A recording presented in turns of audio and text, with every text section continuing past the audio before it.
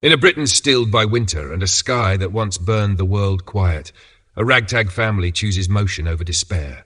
An aging tug, a rebuilt Land Rover, and a handful of hard-won skills are all that stand between them and the promise of home. As Bella and Alex steer their people through frozen rivers, hostile towns, and the uneasy hush of open water, every mile demands a new bargain, with strangers, with the past, with their own breaking points. Engines cough, loyalties shift, and love, stubborn and inconvenient, keeps showing up where plans say it shouldn't. This is a story of found kin and flinty hope, of making shelter from scrap and courage from exhaustion, told at the pace of breath on cold glass. The journey's end is only where the next choice begins. The series closes for now with a question that lingers long after the engines fade. What will you build from what remains? This is Bella, Determination, Born Out of Blood. Written by Barrel Coops. Chapter 1. Snores like a train. Bernard lay crumpled in the snow as if dropped there by a careless sky, the cold leaching colour from his cheeks while a slow, widening halo of crimson spread beneath his ear. Sandra was on her knees before the steam had finished leaving his breath, 2 fingers hunting along his neck for the stubborn flutter of a pulse. When she found it, thin, present, she let out a breath she hadn't known she was holding. "Get him inside," she said, voice steadying into command. Now. They moved as one. Vincent and Theo took his shoulders, Robert his boots, and they threaded him carefully through the doorway, the heat of the house turning the white in his hair to damp silver. Sandra had already swept a path to the bedroom, throwing back duvet and pillows, making a narrow harbour for him. They laid him down with the caution one reserves for glass. Robert backed away with Bobby tucked under his arm, the boy's small fingers fisted in his jumper and tears spilling before he knew why they'd started. Vincent dragged the curtains wide. Winter light flooded the room, brittle but honest. "Theo out for now," Sandra said, not unkindly, already rolling up her sleeves. "I'll call if I need you.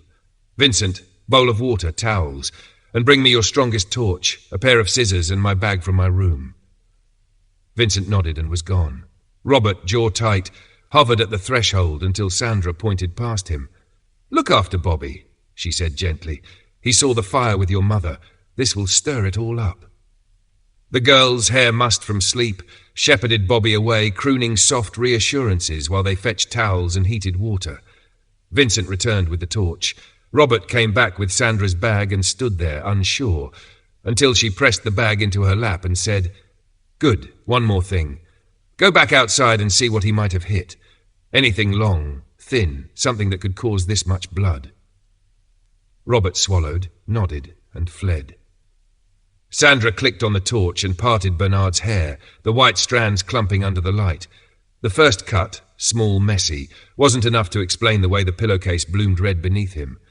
She kept going, combing with her fingers, and there it was, a second, tidier line hidden in the thicket of hair, a vessel sliced just so. "There you are," she murmured, relief tempered by focus. Robert returned, breath fogging in the doorway, a shard of brick turning his knuckles chalk red. "This was under the red snow," he said, voice wobbling. "Nothing else there? Is my dad going to be okay?" "I can't promise anything until I clean him and see what stops," Sandra said, meeting his eyes and holding them. "I'll ring you in when I know more. For now, Bobby needs you." He nodded again, lower lip caught between his teeth, and went. With hands that did not shake, Sandra trimmed the hair from both cuts, cleaned the blood until the skin reappeared, and worked with needle and thread, drawing the edges together in neat kisses. The worst of the bleeding eased. The bed linen remained stubbornly stained but no longer spread. She bound his head, snug but gentle, a white crown laid over white hair.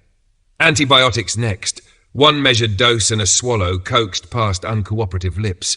Then a long look at his skull, her fingertips mapping for soft spots or steps that weren't there. When she finally stepped out, the house felt as if it had been holding its breath.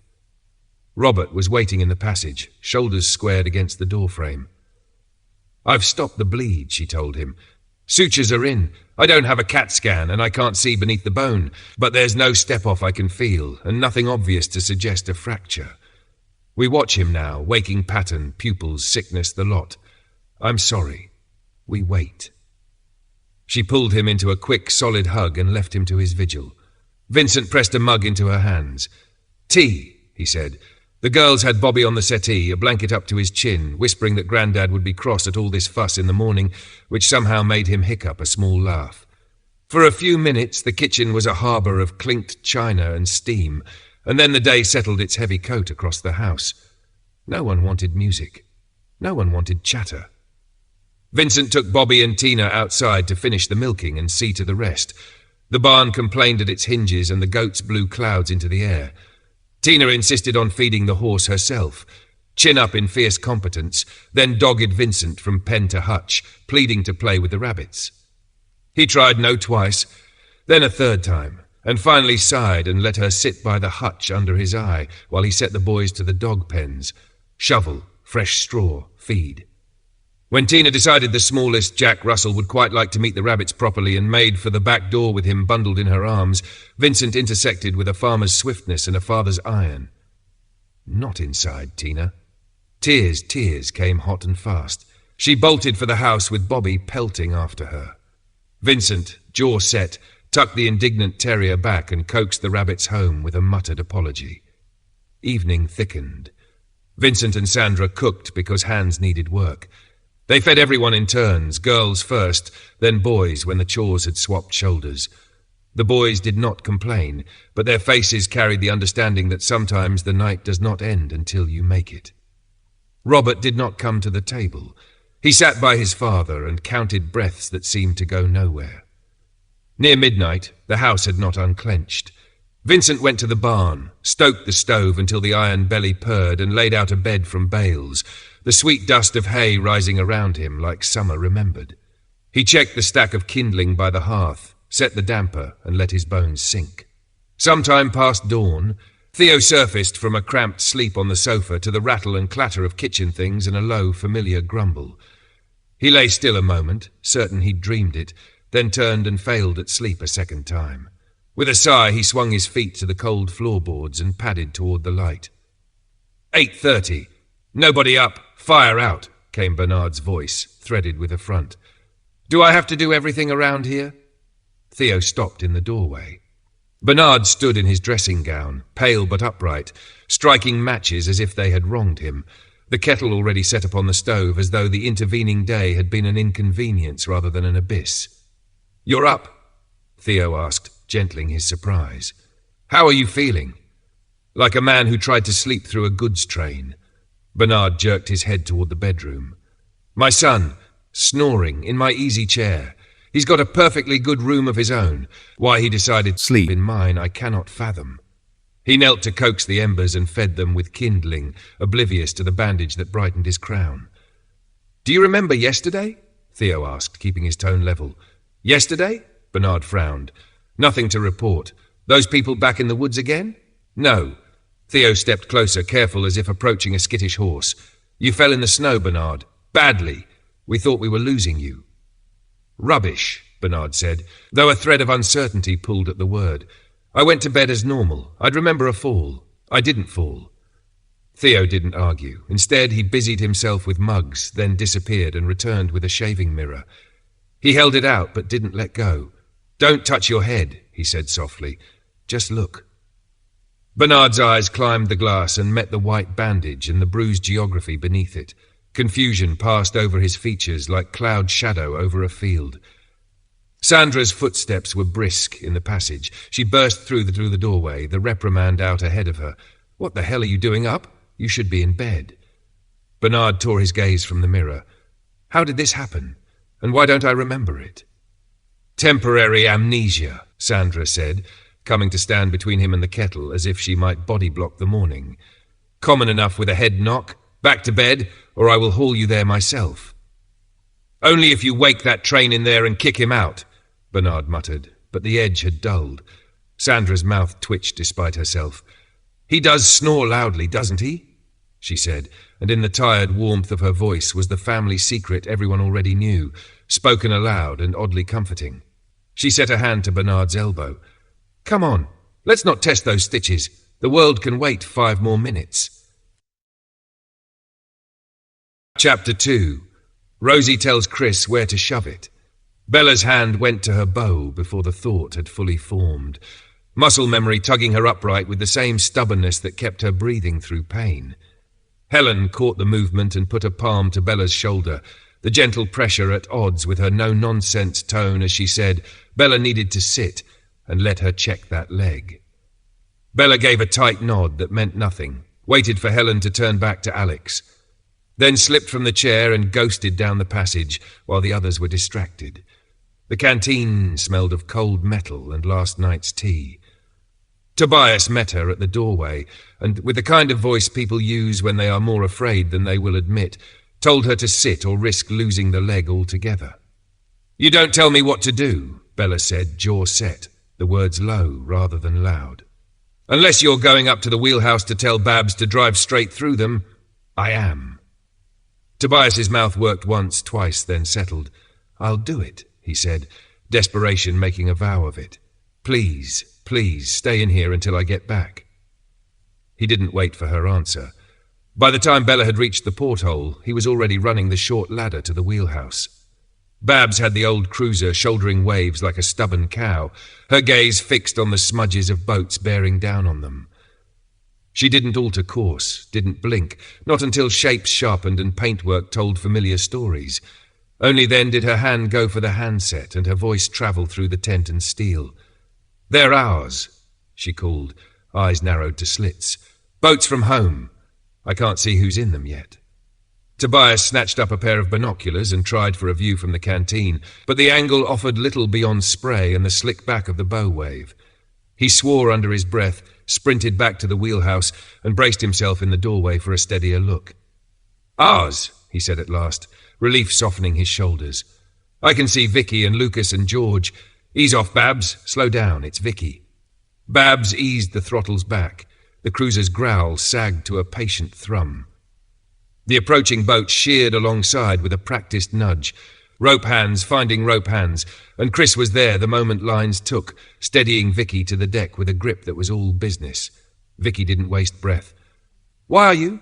"Later." She cut herself off, scanning faces, scanning the deck as if the wood might tell her more quickly than words.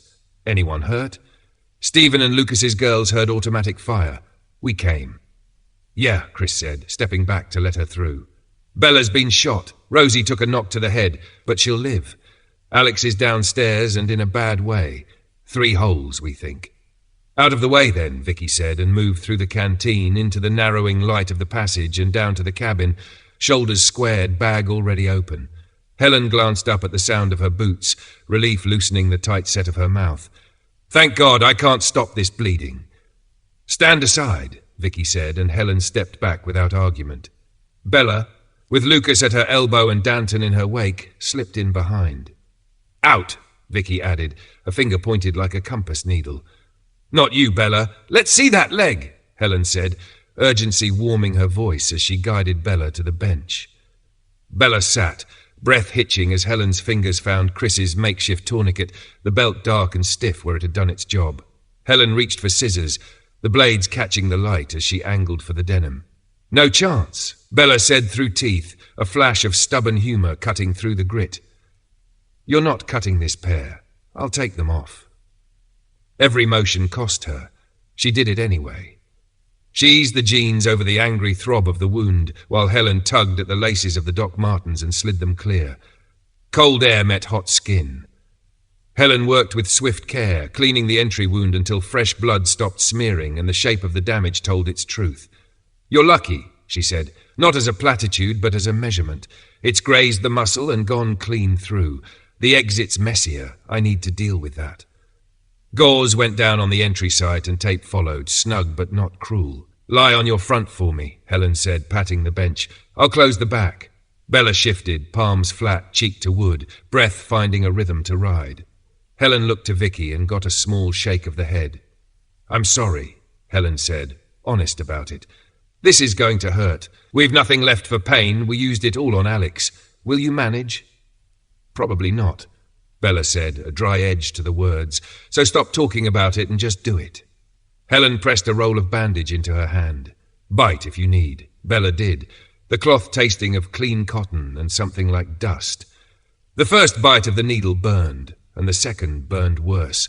She turned her mind toward the slap of water on hull and the faint hum of the engines, toward Alex's breath hitching and evening out as Vicky worked, and she did not make a sound that might pull attention from the man on the table. When Helen tied off the last stitch and smoothed the dressing, Bella pushed herself carefully upright. She was halfway into her trousers when the hairs along her arms rose. Alex's eyes were open, unblinking, fixed in her direction. The shock wasn't modesty so much as the oddness of it, standing there in nothing but smalls with Alex apparently watching and not flushing, not flickering, not anything. "Bella! Hey, Bella!" Helen's voice found her. "You with me? Sit a second." Helen followed Bella's glance and understood. "Don't worry. His eyes might be open, but Vicky's sedated him. It happens sometimes, rare, but he can't see you." "It just caught me by surprise," Bella said, colour climbing, the heat of it oddly comforting. She fished her combat trousers from her bag and hauled them on, breath easing as familiar fabric settled. "Right," Vicky said without looking up, hands already moving to new work. "Helen, if you're done there, I need you. I've got a few fragments of broken tooth to lift before I close his cheek." "I'm with you," Helen said and crossed to the table. Bella sank back onto the bench, the room suddenly too small for her thoughts.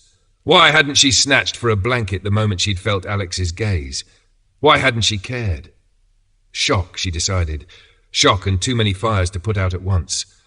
The leg throbbed a warning when she stood again, yet standing hurt less than sitting. Air. She wanted air she hadn't already breathed, and Max needed the truth he'd been pacing holes for. She made her way to the canteen, the corridor wavering once before it steadied under her boots. Max was hunched over a table, elbows planted, head in his hands as if he could squeeze time faster. Bella eased to his side and rested fingers on his sleeve. "Vicky says he's going to pull through," she said, letting the words land with all the certainty she had. "You can see him in a minute." Lucas had drifted close enough to hear and let the news ripple outward, a quiet relay down the boat. He shooed a couple of the lads back to lines and suggested, with a look that brooked no argument, that the mess clear out and give Bella and Max a moment that was theirs. The silence that followed was kind, not empty. Bella let her shoulder touch Max's. "What was all the shouting earlier?" she asked after a beat. "I thought I heard Rosie going off." Max huffed something that was almost a laugh. She smacked her head on something. Felt fine when she came round. Then it started bleeding again. Nothing much, just enough to look dramatic. Chris, in his wisdom, decided to crown her with a bandage the size of a tea cosy.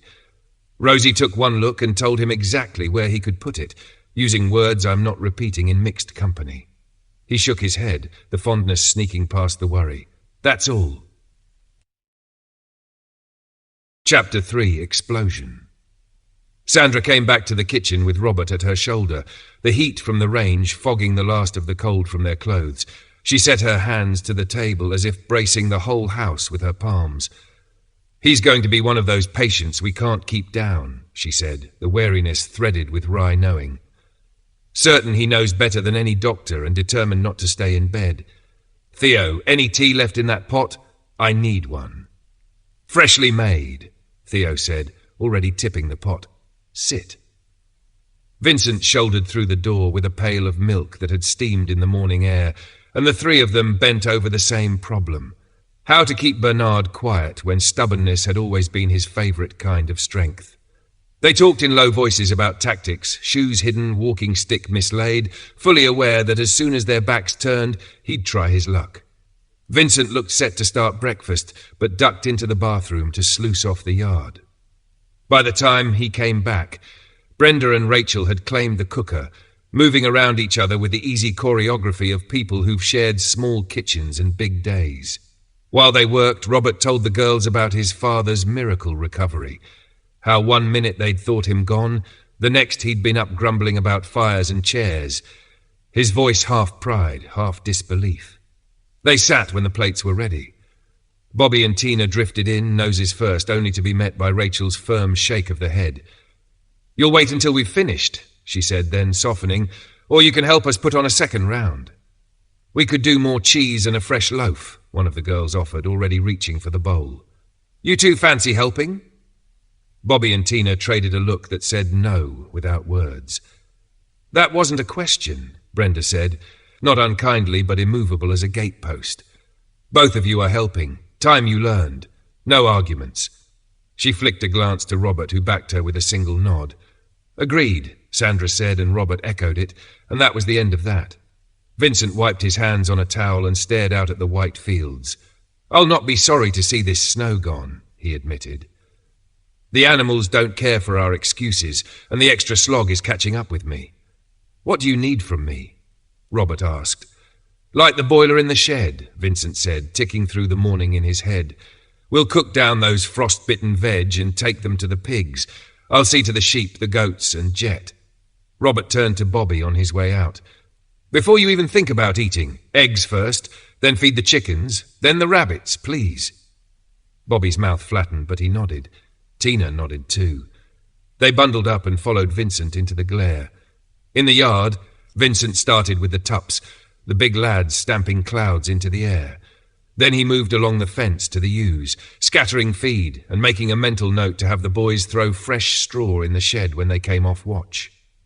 With Bella and Alex away and Bernard laid up, the list never got shorter. He didn't know when Bella and Alex would be back, and even if they could travel, the weather would have to blink first. He took Jet his feed, then let the dogs out into the yard where the snow lay thinner than between the fences. They barreled and circled on pent-up legs, then came to lean against him with guilty joy.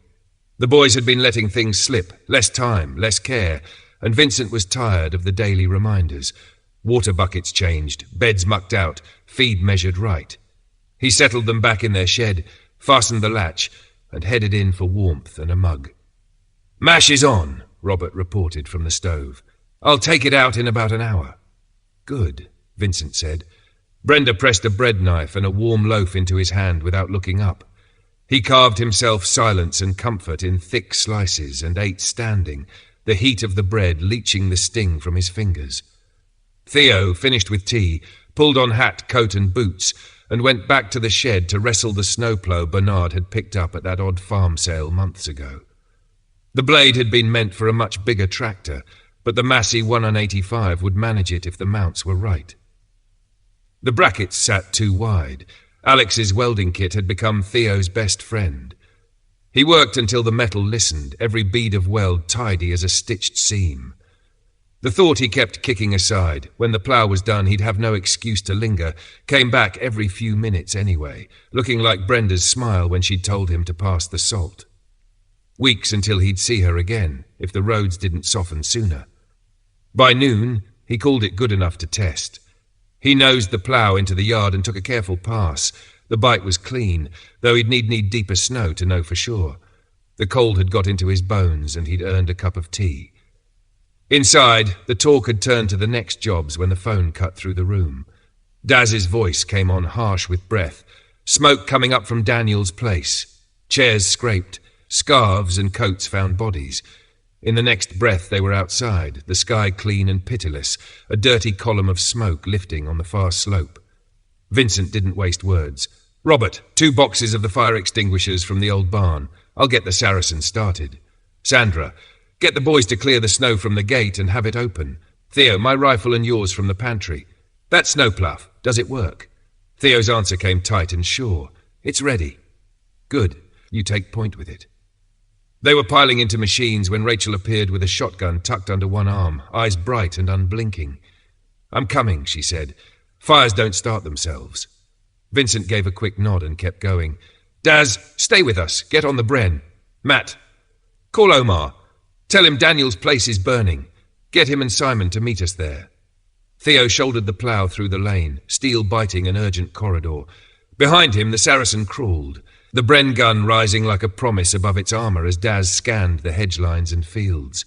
The snow sat unmarked where wind hadn't worried it, and even Daz's suspicions softened at the sight of no tracks carving across the open. They came over the last rise to a house already tasting its own smoke. An old Ford P100 crouched in front, flames working greedily under its bonnet. Heat shimmered, paint blistered, the air stank of burning rubber and old oil. Theo shoved through a closed gate as if it were paper, and Vincent followed with the Saracen, wheels crunching a hard path over drifted crust.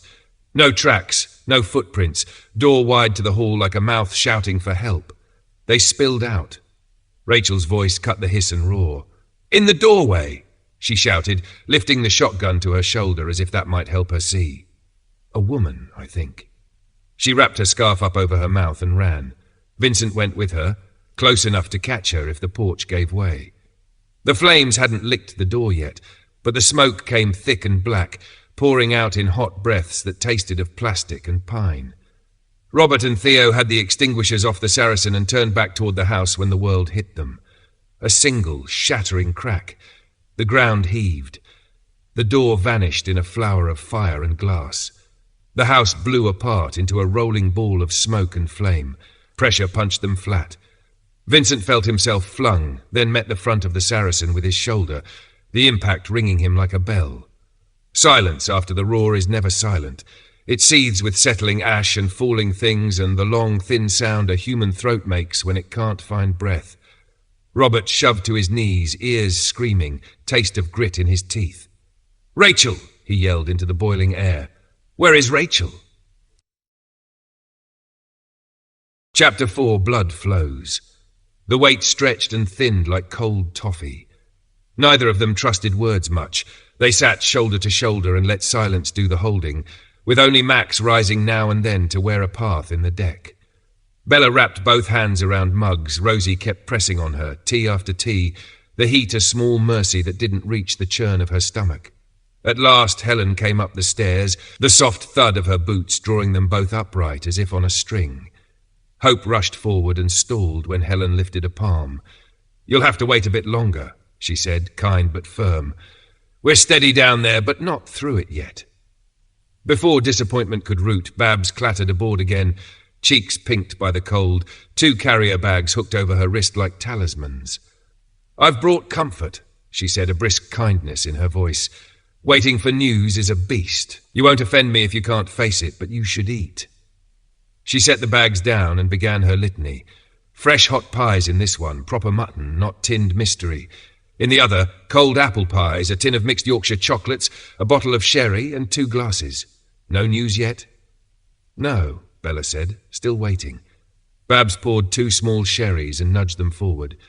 "You know where I am," she added, and left the quiet to settle again. Bella pushed 1 glass toward Max. "Drink it," she said, not unkindly and not as a suggestion. "No arguments. You look like you need it." She took a cautious sip of her own, then tipped her chin at his untouched glass. "Go on, drink." Max threw it back in one go, made a face at the heat, and pushed the empty away when she reached to refill. "No more," he said.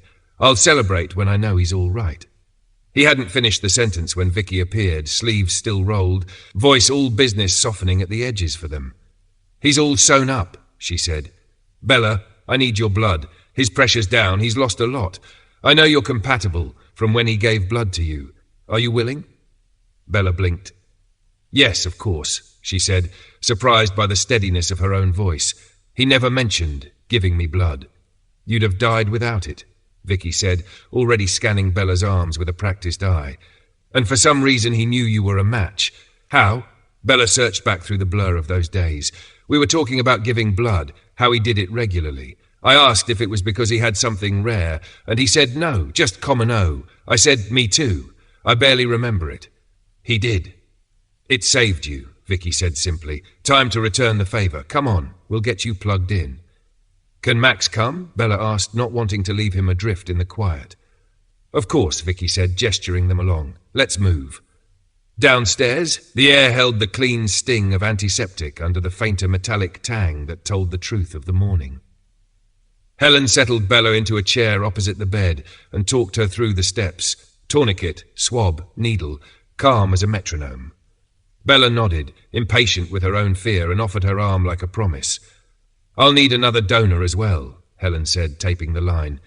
"You two have both lost blood recently. This will buy us time while I find someone else." "Take what you need," Bella said. "I'll recover." "You'll give what's safe," Vicky cut in, a small iron bar under the words, "and I will find another. Don't argue for once." "What about me?" Max asked, half rising. I'd rather someone younger, Vicky said, not unkind. There must be somebody aboard who knows their group. O is common enough. Maybe one of the lads who served. I'll ask Chris, Helen said, already moving. He's not O himself, but he'll know who is.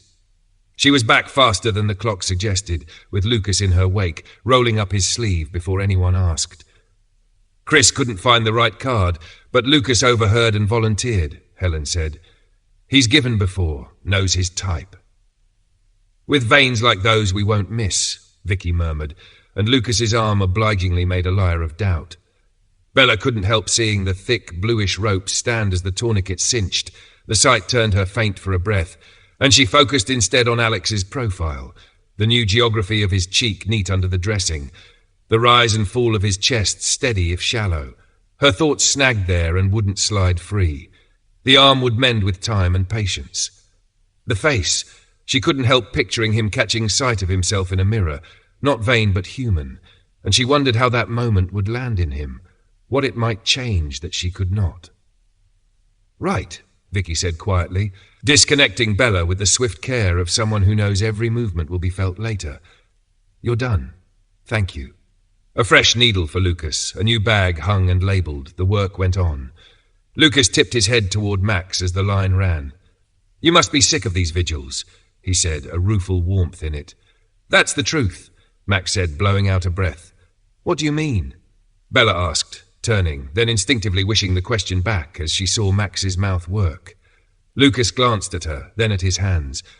You don't know? He sat up in the canteen for days when you were under, didn't budge. Max? Bella's voice gentled, apology already in it for pressing. Max didn't look away. Alex is like a son to me, he said, the words landing heavier and kinder than any toast. He was tearing himself up over you, and I wasn't going to leave him to it. And you. He stopped, cleared his throat, tried again. I've never had children. You two are as much mine as any I could have had. I don't know what I'd do without you now. The room shifted, softened. Bella got up and wrapped an arm around his shoulders and let her head rest against his for a heartbeat. That might be the nicest thing anyone's ever said to me, she managed, and meant every word. Lucas stared at the opposite wall, guilty for having nudged a private truth into the open, and looked palpably relieved when Vicky said, That's you, and set about disconnecting him. He slipped out quietly, leaving the two of them still and close by the bed. It's time now, Vicky said, tidying, the tidy itself a comfort. He has what he needs. It's a matter of time. Helen or I will come up when he's waking. Later, with Max gone to stretch his legs and splash water on a face that had carried too many hours, Bella found herself with questions that had been waiting in the corners of her mind. How is he really? She asked when Helen came back, lowering her voice as if loudness could tilt the balance. He'll recover, Helen said, not dodging. I'll give another antibiotic dose later. Vicky's left morphine for when he wakes. He'll hurt, that's honest, and we'll manage it. If the pain makes him fight the stitches in his mouth, I've a tranquilizer to settle him. How long do the stitches stay? Mouth stitches will dissolve inside a week, Helen said. The ones on his face will take out in 5 to 8 days. Faces heal fast. Blood supply's good. Bella's gaze slid again to the dressing. Will his face be scarred? Yes, Helen said, because there was no use in pretending. It was a wide wound with some skin missing. Vicky's not a plastic surgeon, but she knows enough to lay things well. That's why it took her time. Give it a year or two and it should soften, won't be too severe. It's not for me, Bella said quickly, hearing the need in her own voice. It's him. I'd hate for it to sit in him so hard that it changes who he is.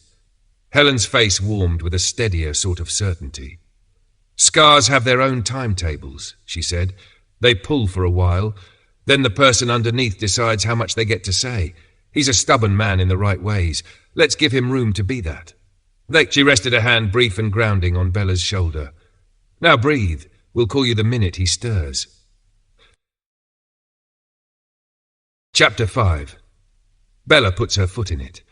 The days blurred, measured not by clocks, but by the slow rise and fall of Alex's chest and the sting of antiseptic that never quite left the air. He surfaced now and then from the dark, only for Vicky or Helen to ease him back under when pain made his body fight the stitches. Bella kept vigil anyway. When she wasn't holding his hand, she'd find her fingers drifting to the back of it, rubbing small circles as if she could smooth the hurt away. On the 4th day, he was awake before anyone noticed. All 3 of them had nodded off in their chairs, exhaustion catching them unawares. Bella, startled first, saw his eyes open and clear, and called softly for Helen. Helen came at once, syringe in hand, and was already drawing the cap when Alex lifted his good hand, palm down, and turned it so his thumb pointed toward the mattress, obedience and appeal in one careful movement. "All right," Helen said, setting boundaries with her voice as much as her words. "But hear me. If you reach for your face, if you try to move, if you try to speak, I'll sedate you again. If you understand, raise your thumb without lifting your hand." His thumb rose a fraction and settled. "And keep your tongue away from those stitches," she added, letting the sight of the syringe underline the instruction. Frustration flared and cooled in his eyes, and Bella felt it as if it were her own. The not speaking would gnaw at him. The lying flat would be worse. "Can't we prop him?" Bella said, glancing at the narrow bed. "We can get someone to help." "Not yet," Helen said. "If he were in a hospital bed with a backrest, I could ratchet up by degrees. That's different. This isn't that." "So if I find a way to make one," Bella said, already thinking ahead, "something we can slide behind him to lift his back safely, will you allow it?" Helen hesitated, then nodded. "If it's stable and we control the angle, yes." "Good."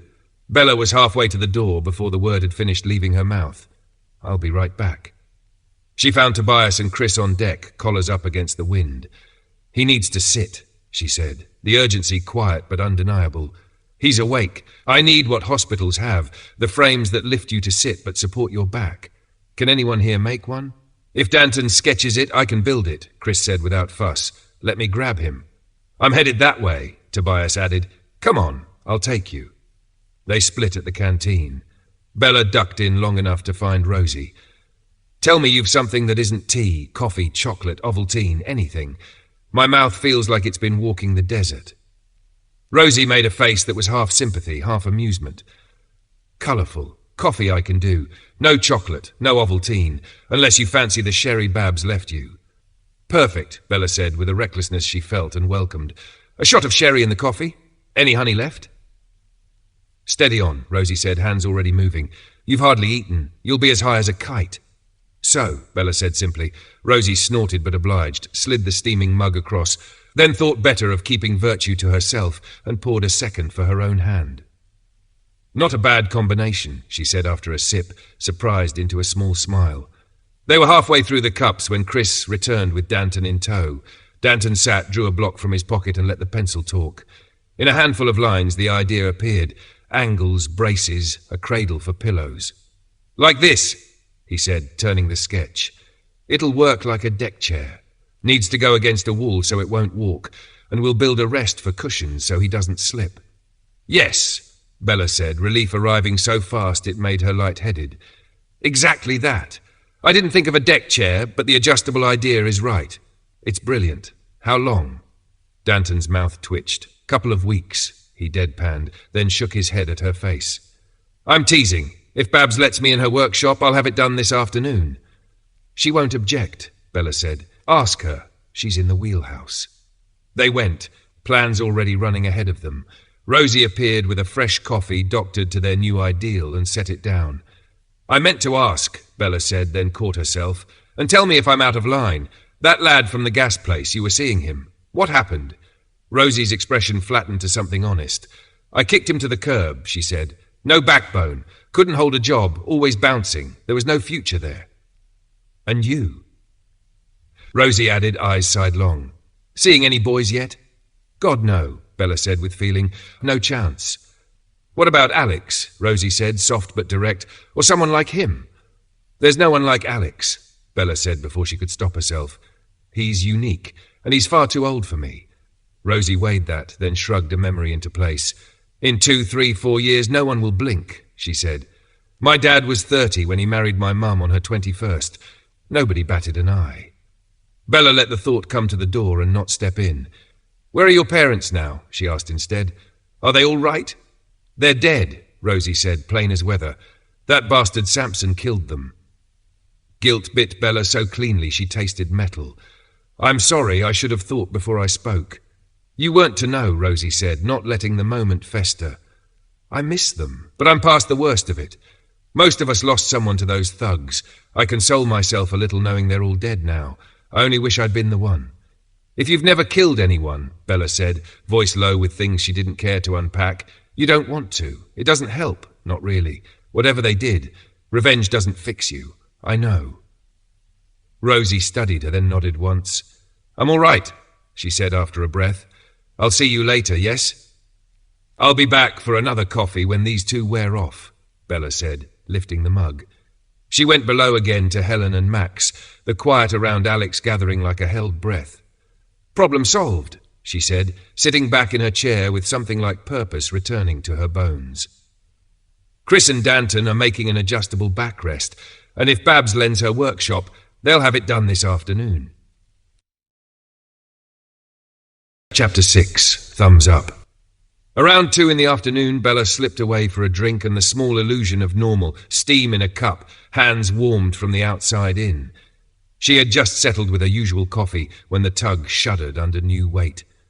Danton and Chris came aboard with the purposeful gait of men carrying both triumph and tools, and shouldered into the canteen, their invention cradled between them. They set it on the next table like a prize fish. "Glad you're here," Danton said, brushing sawdust from his sleeve. "Is this what you needed? We made the back in canvas. Wood was no good once you're living flat. This one goes fully flat."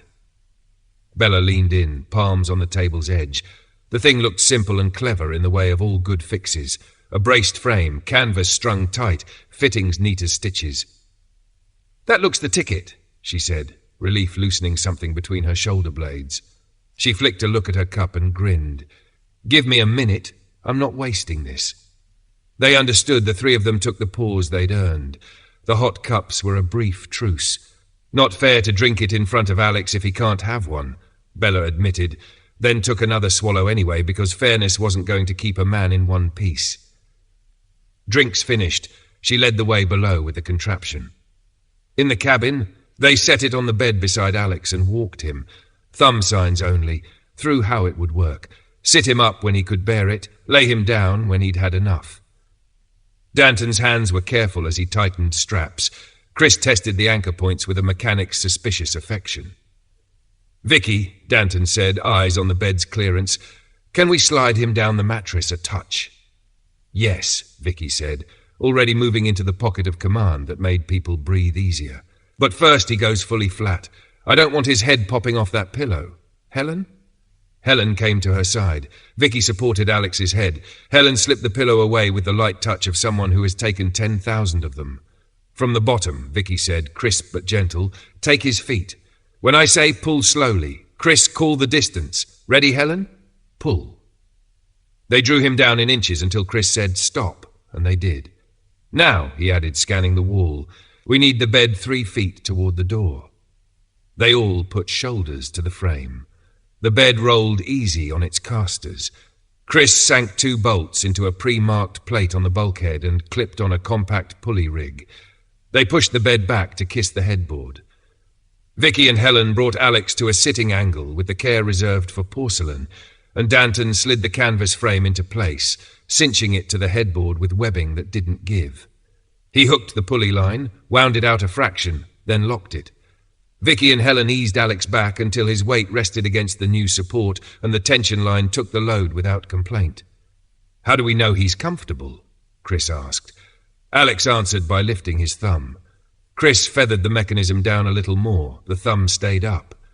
When Alex wanted him to stop, the thumb turned down, clear as any word. "Right," Chris said, pitching his voice to the room so no one would need to ask twice. He held up a compact battery drill already docked to a screw jack hidden in the frame. "This will give you 10, maybe more, ups and downs on a charge. Button to the right selects up, pull the trigger to go up, left for down. Nice and smooth. Questions?" Max shook his head. Vicky's mouth made a small, satisfied line. Helen ran a palm along the canvas, approving the give. Bella just breathed out, something like gratitude catching at the end of it. "The deck chair idea was the lead," Danton said, tapping the frame. But with the drill, these car rear door shock absorbers and the screw jack, it's smoother, felt kinder. Alex's thumb lifted again, a spare gesture that still managed thank you. On the 6th day, Vicky came with her tray and that particular calm she wore when she intended to change a thing for good. "I'm taking the face dressings off," she said. "For good this time." Alex's eyes answered yes, though his mouth was still a territory he dared not cross. She unwound the bandage, eased away the last layers, and studied the neat map of sutures beneath. "Healing well," she said. "Now, you can try moving your lips. Slowly. If I say stop, you stop. If it hurts, you stop." Alex obeyed, testing a careful press of muscle against thread. His brow furrowed at the tightness, but the line of his body didn't flinch. "Say hello." Vicky prompted. "Hello," he read, the word shaped around caution. "Count to 10. He did, slow and even, as if laying numbers end to end to see if they still fit. "How does it feel?" she asked, eyes on the play of muscle and skin. "Strange," he said, "as if my mouth's full, and it feels swollen." "It is still swollen," Vicky said. "That will take longer to settle. Any pain?" "Toothache," he admitted. "Gums sore." "From today," Vicky said, "you rinse with weak salty water every 4 hours. That Helen or Bella will help you. You'll dribble at first until the facial muscles repair properly. Expect it. Don't get cross with yourself. All right?" "Yes," Alex said. "I understand. Do you want anything for the toothache?" "No," he said after a beat. "I can live with it. It's not bad. It's more different. Odd." "It will feel odd for weeks," Vicky said, kind without lying. "Then it won't. It heals if you give it time." She paused at the doorway. "Shall I send Bella back in?" "When she's ready," he said. He glanced at the rinse bottle and then away. "For the rinsing, I'd rather Helen or my uncle, if that's all right." "Of course," Vicky said at once. "And if all goes well, I'll take the exterior stitches out tomorrow." "When can I eat?" he asked, a ghost of impatience that made them all smile because it sounded like life. "What can I eat? I'm starving." "Soup for now," she said. "I'll get Rosie to make something. It won't be very hot. Your cheek needs a little more time before you take heat, but it'll be food." Later, Bella came down. Awkward for him or not, they talked into the evening, the new backrest holding his weight while words held the rest. Outside, the tug's hull ticked as it cooled and warmed, and inside, the little drill sat in its cradle, quietly promising 10 more ups and downs whenever he asked for them with a thumb. Chapter 7. Death Toll High. Theo hauled Vincent upright and into the back of the Saracen, the man moving on stubbornness more than strength. Heat pulsed from the wrecked house in waves that felt like hands pushing Robert back. He couldn't get close. Theo and Daz flanked him instead, steering him away as Omar and Simon appeared on foot, breath ghosting in the cold.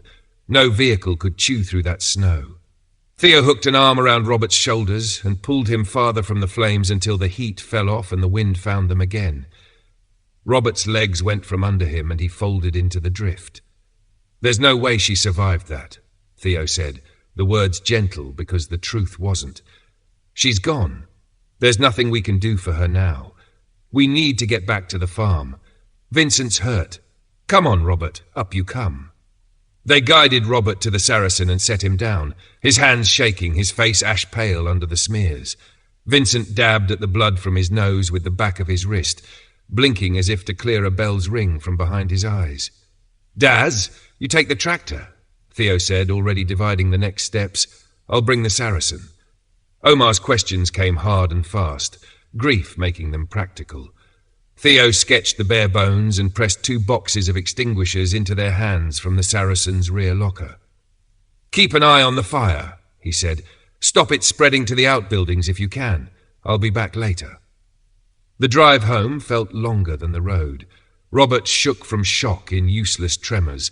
Vincent bled and sniffed and stared straight ahead with the steadiness of a man counting what still worked. As they rolled into the yard, Sandra and Brenda were already at the door, coats half on. "There was an explosion," Theo told Sandra, and the shape of the words wiped the colour from her face. "Vincent needs your hands." He turned to Brenda and drew her aside. "I'm very sorry," he said, and the apology was a bridge he hated to build. "Rachel didn't make it."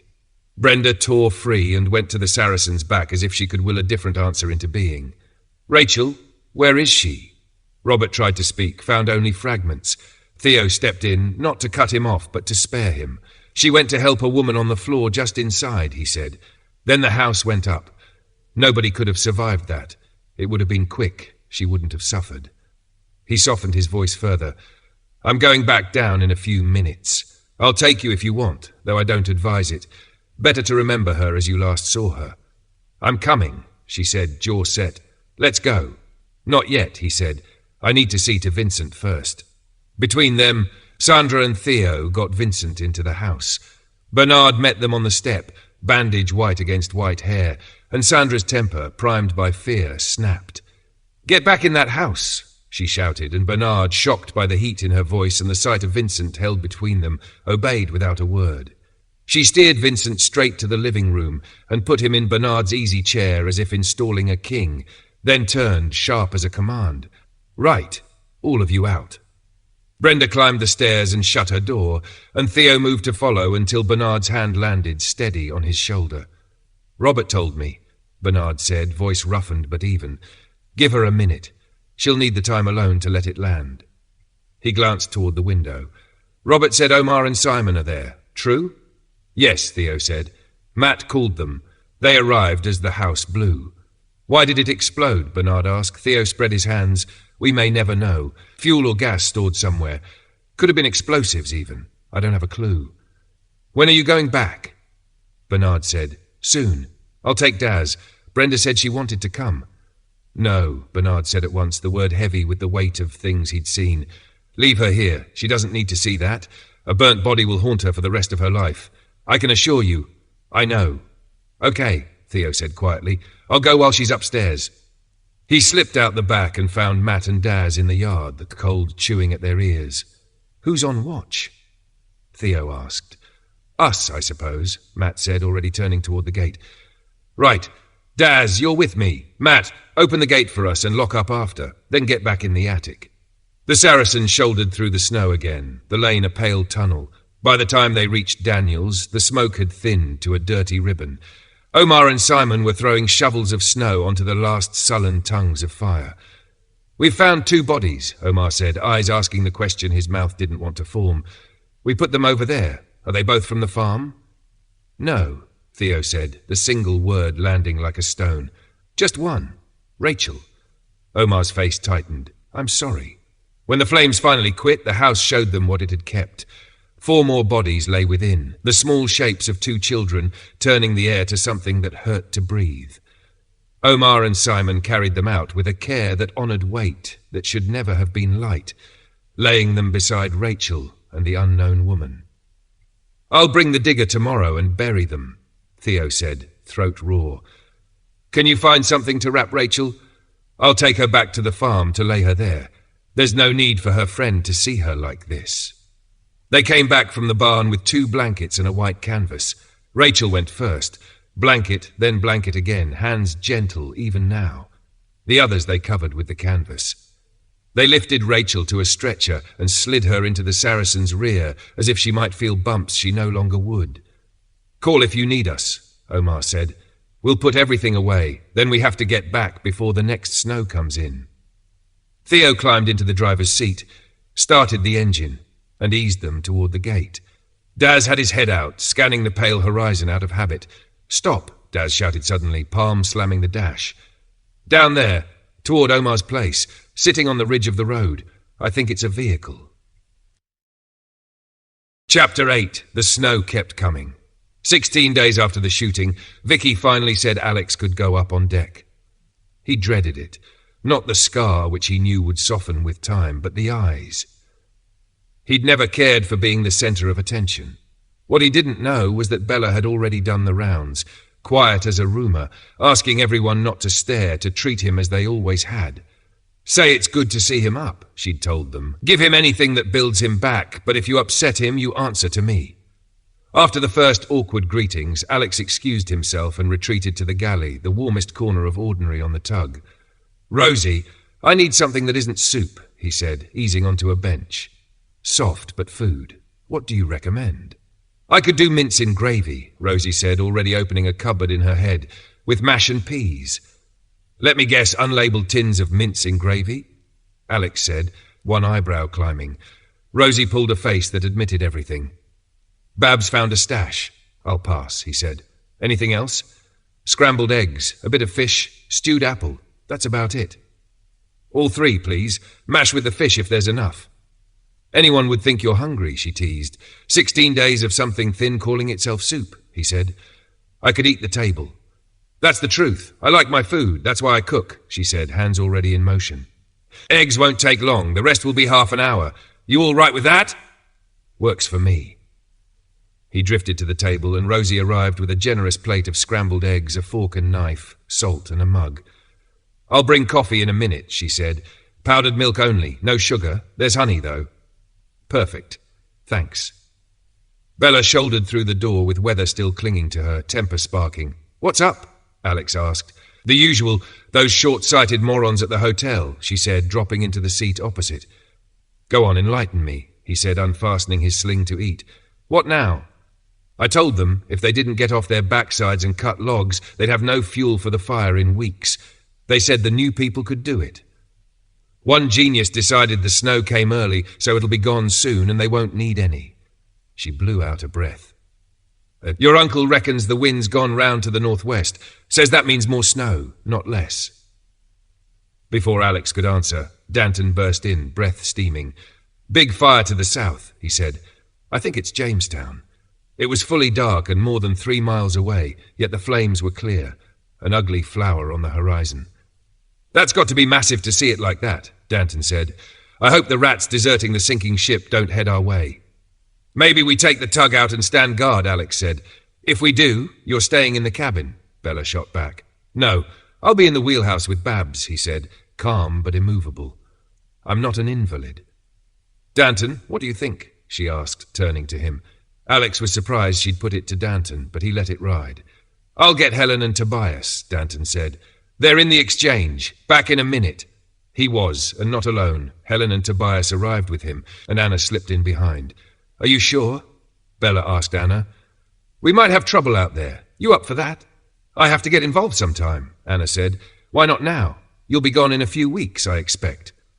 Fine, Bella said, but you do what we say when we say it. That goes without saying, Anna said. Do you still want this fish or not, Alex? Rosie bellowed from the hatch. It's going cold. Alex returned to the canteen, where Rosie set down steamed fish with mash and peas and a small jug of garlic sauce, the scent warm enough to make his eyes close a moment. He thanked her when the plate was clean, then climbed to the wheelhouse to join Babs. They watched in the hush of instruments and glass. Radar sweep, wind numbers ticking, the fire a smear licking the sky. It became clear the blaze wasn't Jamestown, but the marina chewing through itself. The wind freshened and veered southerly, a bad turn that could throw sparks across to the town. Bella joined them, breath fogging the window before she wiped a clear circle with her cuff. Didn't Tobias say it was inland, Jamestown? She asked. Look, Alex said, pointing to the overlay. Marina, radar and thermal agree. If what you said about the government's estimates is true, Babs murmured, eyes on the screen rather than the fire, most down there are already gone. Grim as it is, the fire might help with the bodies. It's one thing that could be counted a mercy. Yes, but it's also burning through anything useful, Bella said, reluctant to yield the point. Her gaze snagged on the scope and tightened. Babs, contacts. 4 of them. She flicked a look at Alex.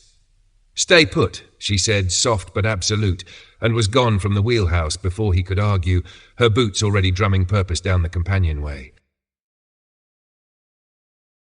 Chapter 9. The water is high. Theo swung the Saracen in reverse and nosed it into the farm entrance, just as Omar spotted them and came striding up through the churned snow, face tight with the kind of questions you only ask when there's smoke on your mind. We've just seen a vehicle down near your place, Daz called, leaning out the back. Hop in. We'll take you down. Theo took the right out of the gate and let the 6-wheeler do what it was built for. Tires biting and shouldering through drifts. At the far end of the road, a glint caught, windshield glass catching a scrap of light, and then, as quickly, it was gone. The disappearance crawled under Theo's skin. If someone had read Omar's and Simon's footprints like a map, they could be walking those tracks back to the farm. He kept the Saracen steady, eyes sweeping hedges, ditches, every low fold where a crouched shape might vanish. They crested the ridge. Nothing. No vehicle. Only the clean stitching of Omar's and Simon's outbound and return prints. No other tires. No other feet. Daz's arm lifted, finger out toward the next field, where a wide, pale sheet thrashed across the stubble like a fish out of water, snagging and snapping in the wind. False alarm, Daz said, breath fogging. Plastic, big bag or sheet blown loose. Theo let the breath out that he hadn't meant to hold. He angled them down, dropped Omar at his track, promised another pass of the lane, and turned back. On the return, he braked at the hill's crown and told Daz to step down with him. The wind paired their faces raw, while he raised binoculars and let the world come closer.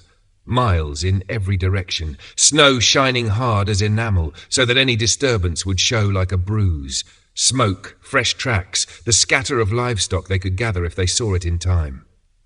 There was none of that today. Only the reservoir glowering dark against its white banks, the waterline shouldered high, too high. Back at the farm, Brenda met him with anger she had no place to lay down. "You left without me." Theo relayed Bernard's quiet advice. The fight went out of her face by degrees and left grief standing where fury had been. He set to the job that would not wait. The mini-digger rattled off the trailer and clanked around to the orchard, the obvious place, because Rachel had loved it there, and because Brenda said yes through a throat too tight for more. Brenda chose the spot herself, hand in her pocket, eyes fixed where the trees made a hush around the fallow ground. Theo cleared the snow with the blade, pushing it back in curling ridges until the earth showed, then cut the grave clean and deep. They brought her on the stretcher, Theo at the head, Daz at the foot, and lowered her in with the kind of care that felt like a prayer. Everyone came to the orchard save Bernard, who watched from the house as if standing guard over the living. Vincent, cleared by Sandra and carrying only cuts and bruises, stood with his hands locked behind his back, jaw set against the ache in his ribs and the one behind his eyes. Farewells were spoken in the weathered language of hands on shoulders and breath held longer than needed. Then came the work of filling. Brenda took a shovel and stood between Theo and the boys until her arms shook. When the last spit of soil fell and the mound was smoothed under the thin white shroud of returned snow, she went inside without a word. In her room she lay on the bed and called for the cat. It sprang up and then, catching the tremor in her, moved instead to curl on Bella's quilt. Sandra came and sat at the edge of the mattress and did not ask a single thing. She simply put an arm around Brenda and made a harbour of stillness until the first tears ran and could run themselves out. Theo wanted to go to her. Everything in him wanted to go. That his presence would not be a comfort yet.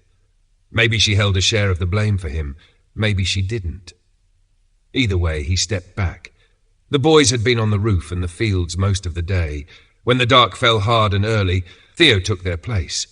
"Sorry, lads," he said when they clattered down, faces raw and tired. "You'll need to be back in less than 8 hours. There's no one else to stand it." "We know," Daz said. No argument, only the bone-deep understanding that this is how it had to be, for now. An hour later, Robert and Sandra came up the ladder with flasks and spare gloves and the sense of purpose that keeps cold out of your bones. "2 keep watch, 1 sleeps," Robert said, setting the rhythm. "You've been going since first light. Get some rest." Theo let himself be steered toward a blanket and the brief oblivion of sleep. He was shaken awake at midnight. The world had shifted only in the small ways. Wind backed off and came on again. The roofs creaked and settled. Sandra curled in his place until 4, then Robert until just before 8 when the boys' boots sounded again on the ladder. They ate together when the day was neither breakfast nor supper, but needed food all the same. Steam rose from bowls, hands wrapped around mugs for the comfort as much as the heat. Theo set his spoon down. "We need to talk," he said. "Not about what's fair, about what keeps people living. Rachel's death was senseless. We can't pretend it won't happen again. We need a way to meet it if it does." "How do you plan for what you can't see?" Vincent asked, the question practical rather than hopeless. "You can't," Bernard answered, voice steadier than his body. "We plan by agreeing we don't rush headlong. We talk before we move. We decide who goes and who stays. That's a plan. Rachel saw someone on the floor and she was the closest, Vincent said. His hand opened and closed once, as if around the memory. She did what any of us would do. Nobody could have guessed an explosion. Who keeps jerry cans in a kitchen? We found the shards in 2 other rooms as well. You can't make a plan for other people's madness. Why did we go down there at all? Robert asked, not combative, just searching for the line they'd crossed and whether they'd cross it again. Bernard looked from face to face. Because when this settles, and it will, one way or another, that place might matter. Extra rooms, barns, fields. The chaos is not forever. Rachel had even said once that she and Alex might take it on. It could have been a home for you two, or for Theo and Brenda and their family. You don't let that burn if you can help it. And she was right about one thing. Fires don't start themselves. Robert and Sandra traded a look, a private truth briefly surprised to find itself seen. I hadn't thought of it like that, Robert said at last. We've lost more than a building. Rachel wasn't just resource. She mattered. Silence drew up chairs around the table. In it, something tapped at Theo's mind insistently until it found his mouth. God, he said, sitting forward. With everything else, I forgot. The dam. The water's almost at the top. When this snow lets go, if it overtops or the spillways can't take it, my dad's place and everyone downstream will flood. We need to warn them now. And if we can, we need to drop that level before the melt.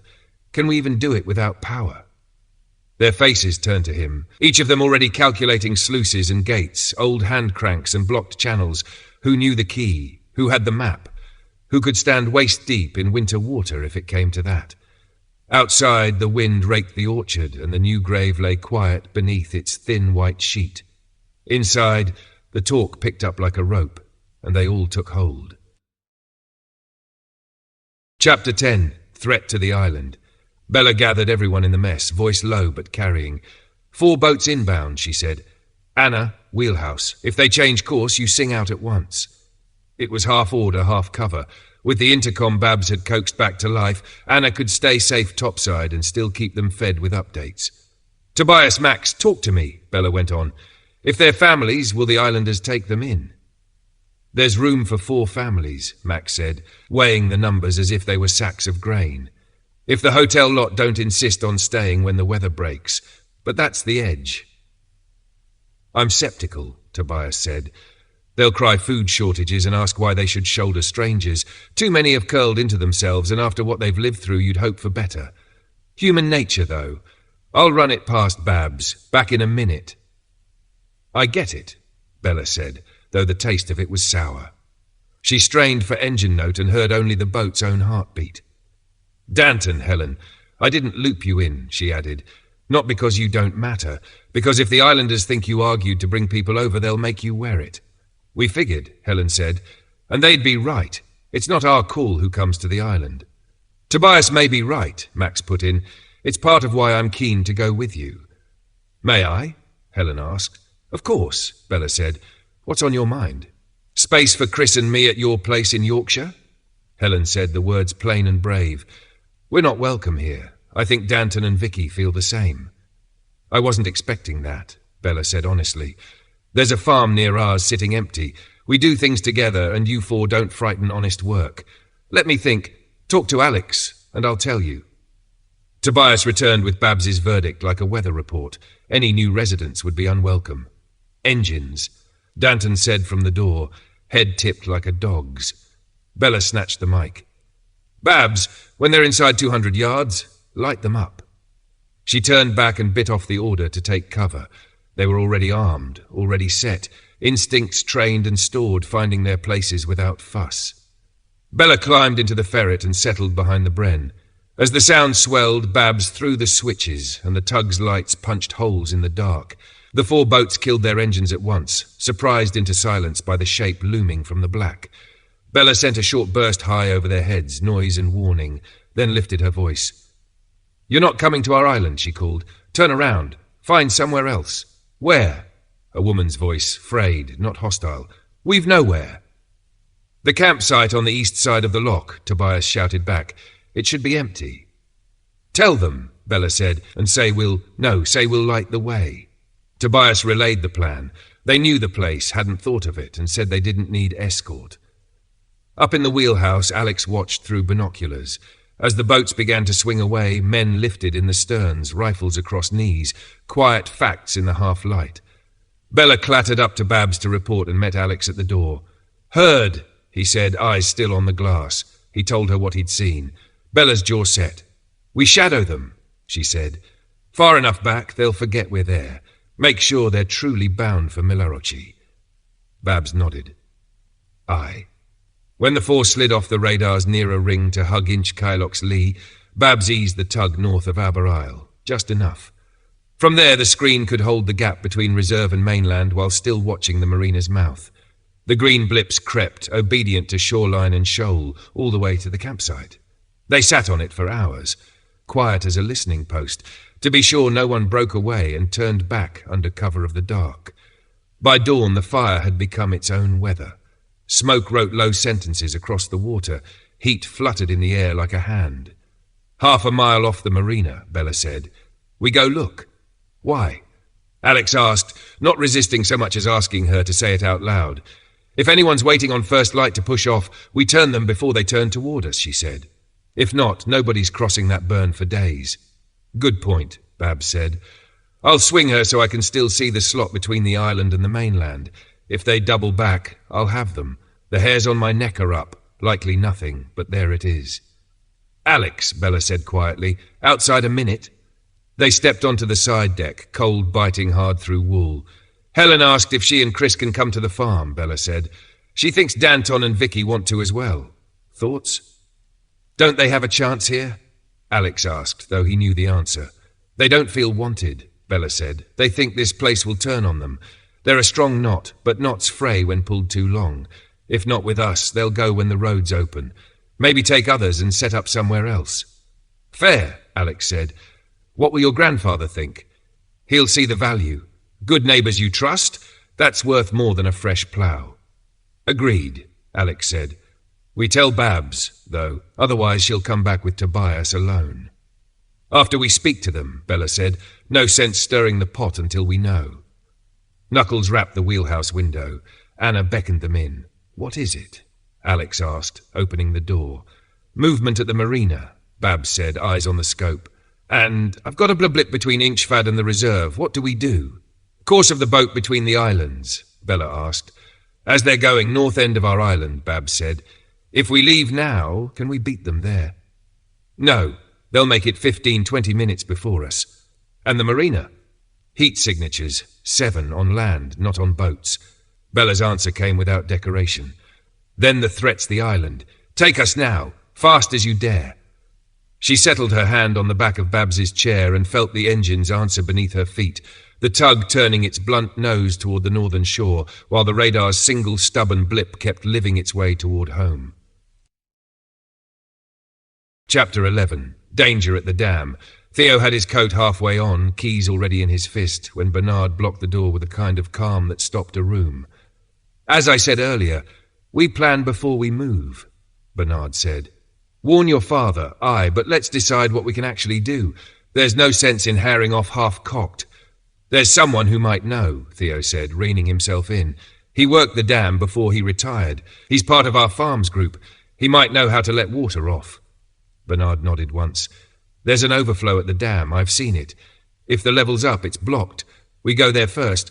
Chainsaws in case trees have jammed it. We look, then we plan." "Being on the doorstep," Sandra said, "you must know more than that." Bernard spread his hands.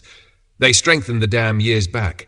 Months of work up top, water lowered till it was less than half. How they did it, I didn't follow. When they put those monitoring sheds in, I paid no mind, didn't interest me then." "Right," Theo said. "If we're looking first, who's coming?" "We need me or Vincent here, and at least one of the lads to defend the place," Bernard said. "I've more chainsaw time than most, so I'll go. Robert, if you're up to it. Daz as well, he knows the Bren." "Tractor to break trail, Saracen behind," Theo said. "Ropes, saws, weapons. Load up, we go now." They moved with purpose. Snow billowed off the tractor's blade. The Saracen's 6 wheels chewed a firm seam behind. It took less time than Fear had promised. The problem was plain the moment they climbed the crown. The overflow ran black, still. and far below a sheet of water riding high above the outlet. Theo slid down the flank for a closer look and came back, the cold in his voice. Jammed solid, trunks, brush, anything that floats, all frozen into one. There's no clearing that. Chainsaws? Bernard asked, even as he knew. If you cut from that side and it goes, you're dead, Theo said. He jerked his chin toward a hut crouched in the wind. Look at that. The control shed was locked and mute. They turned latches that didn't turn and labels that told them nothing. The reservoir heaved dull and heavy against its banks. The level was wrong, simply and dangerously wrong. Come on, Theo said, climbing back into the tractor before anyone could argue. No choice, we go to my father's. It took over an hour across hard white miles. At David's farm, Theo's mother, Helen, had him wrapped in her arms before he'd shut the cab door. News tumbled out in the kitchen fug, dam high, overflow blocked, and Bernard, steadying the pace again, said, Theo, fetch Mr. Calder. He'll know the bones of it. He sent Frank in the same breath to bring Wesley. The man had done demolitions in the army. I've some plastic down in the store, David said, almost apologetic. Picked it off a burnt convoy near Skipton. Ammunition, sachets of coffee, rare treasures, tea bags, and a pile of MREs. Drink while we wait. I won't say no, Bernard said. We're rationing our last box. Coffee, Robert said. And me, Daz added. While the kettle argued itself hot, Bernard and David caught each other up. Bernard spoke of Daniel's place burning, of Rachel, his voice failing briefly on her name, and of Alex and Bella not yet back, then added, as if daring himself to believe it, that they were managing. David nodded, then gave his own ledger. They'd run fences tight to wrap all the farms, scrounged posts and wire from the edges of Skipton, but the setting would wait till the thaw. They'd had 3 raids. One lot managed to lift sheep. Another became a siege that lasted 5 days, 2 of theirs dead by the end. They lost more, David said, the words flat. Then, as quick as they'd come, they gave up and moved on. His face eased when he spoke of Wesley's girl. Patsy's come on, taught herself to shoot. I'll tell you, she's a crack shot now. 2 slogging hours later, Wesley swung back in with Frank, and after another long hour of track and drift, Theo returned with Mr. Calder, who waved off the title the moment his boots hit the step. Sean, he said, please. He took his tea standing, eyes already on the window as if he could see water through walls. It's pushing a decade since I worked the dam, he said. But they couldn't have changed the sluice without pulling the whole lot apart, so it'll be as it was. The dam won't break, not at first, but water going over the crest will eat the backside. Soft soil goes, then more, and you've an earthwork begging to fail. It stood 180 years because it was tended. With no overflow and no draw to leads any longer, it'll fill quick. They ran in convoy. David's Land Rover behind the tractor, Wesley and Sean inside, boots drumming the floor with impatience. At the dam, Wesley studied the logjam and swore under his breath before joining the rest at the shed, where Robert and Daz were working a pry bar and a will against the lock. No explosives, Wesley said at once, hands on hips. Not with that head of water bearing on it. You'll take out the pillar that holds that end of the dam and shorten the road to failure. David looked to Sean. No pressure then, all yours. Sean blew out a breath that fogged and vanished. I can do it, he said, but it won't be now. We're talking millions of gallons to fall to below the overflow mouth. The level's what, 8 feet high? That's 8 feet across 4 miles by almost 2 wide. I'll open the sluice as far as I dare, and even then you're looking at 2, maybe 3 days to drop it enough. The lock finally gave. Inside, the smell of old oil and cold iron, a wheel and a rack that had not turned in too long. Sean ran his hand along the gearing like a man greeting an old horse, then set to with care that looked like reverence. On the way out, Theo tugged Bernard aside.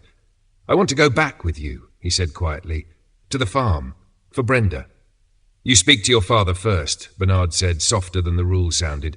Make it square between you. I already told him, Theo said, face earnest. I'll come back a bit, if that's all right with you. Bernard found David by the Land Rover, the sky grinding toward evening. We're leaving, he said. Little we can do here now, but you know where we are if you need us. He paused. Is it all right Theo comes back with me? David's expression folded around the truth of fathers and sons. No, he said, and let the word hang a beat before he added, but it's his life. I know what love can make of a man. He won't be staying here. I can see that. Tell him when the snow lifts his mother wants him a few days at least, not a flying visit. Let us have him under our roof for a little if we can." "I'll tell him," Bernard said. "Believe me, I know the Space family leaves when they go. With luck, Bella and Alex will come through that door before long." He gripped David's shoulder. "Till next time, take care." Behind them, down in the cold heart of the spillway, metal began to move, stiff at first, then with a grudging will, while out across the reservoir a long, low groan rolled back from the water, as if the whole valley had let out a breath it had been holding for far too many minutes. Chapter 12, Improvised Flag. They pivoted the tug and set a course for home waters, the wheel a quiet weight under Babs's hands, while everyone else did the private arithmetic you do when a plan could split in 3 directions at once. Bella stood beside the chart table, brow furrowed, testing paths in her head until one held. "Babs, can you nose into Max's jetty to drop someone?" she asked, urgency tucked under a steady tone. "Aye," Babs said. "Locks high, the depth'll take us, even this old girl." A beat curious. "Why?" "Anna," Bella said, turning. "We'll put you ashore. I'll send you with a note from Babs so nobody argues the toss. You tell them what's moving out here. Get the exchange flashing Lucas, Bill, George. Keep at it until someone answers. Make them ready for visitors and keep both hotel and harbour tight. I'm asking you because you're the fittest of us. You'll cover it faster than Alex's uncle. Are you up for it?" "Yes," Anna said at once, eyes bright with the relief of being useful. "Absolutely." "Babs, will you write it up?" Bella said. "Alex, take the wheel for her." She didn't wait for yes. The plan had already moved on in her mind. She dropped to the deck and rounded everyone up in the canteen, the stove's heat holding the cold at the door.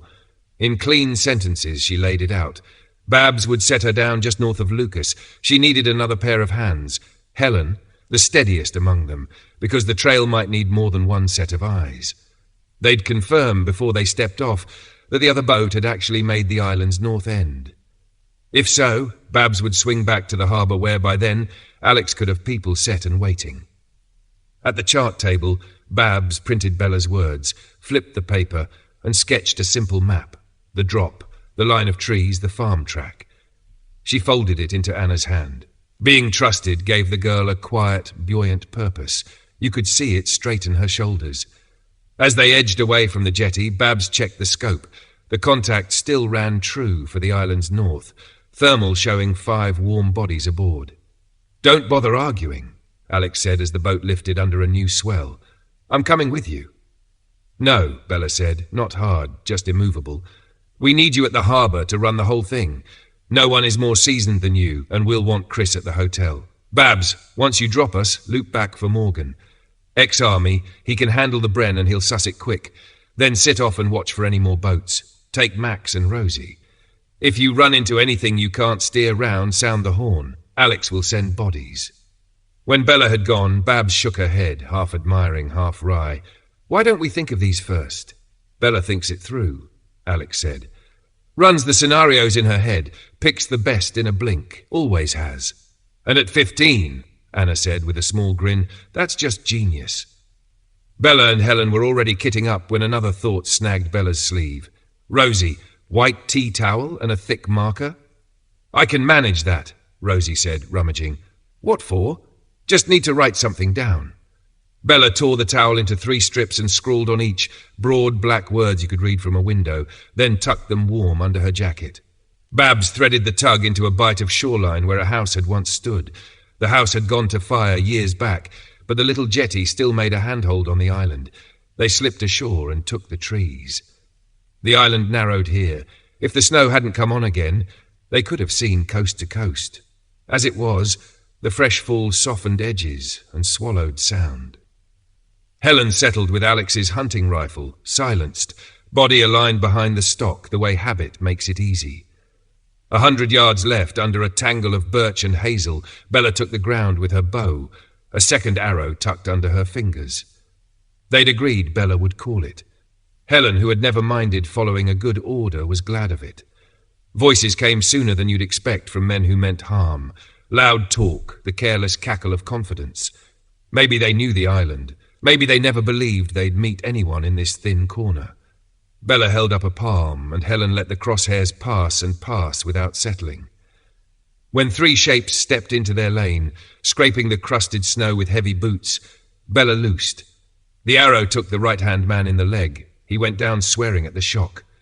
"This is your only warning," Bella called, voice steady and carrying. "You're outnumbered and outgunned. Turn around. Go now." They chose badly. The answer was gunfire, rough, hurried. Bella read them in a breath. 2 shotguns, 1 rifle, all 3 firing wild. "Pick," she told Helen low. "No heroics. Then shelter." The flurry burned through cartridges faster than sense. "Down," Bella signalled, and they flattened into the snow's cold embrace, letting noise waste itself. Silence broke in a different key.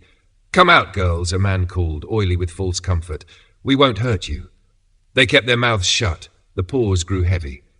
Someone decided the girl who had spoken must be dead, and that there were no others. A figure rose and moved forward, rifle low. Bella flicked 2 fingers. Hold, play weak.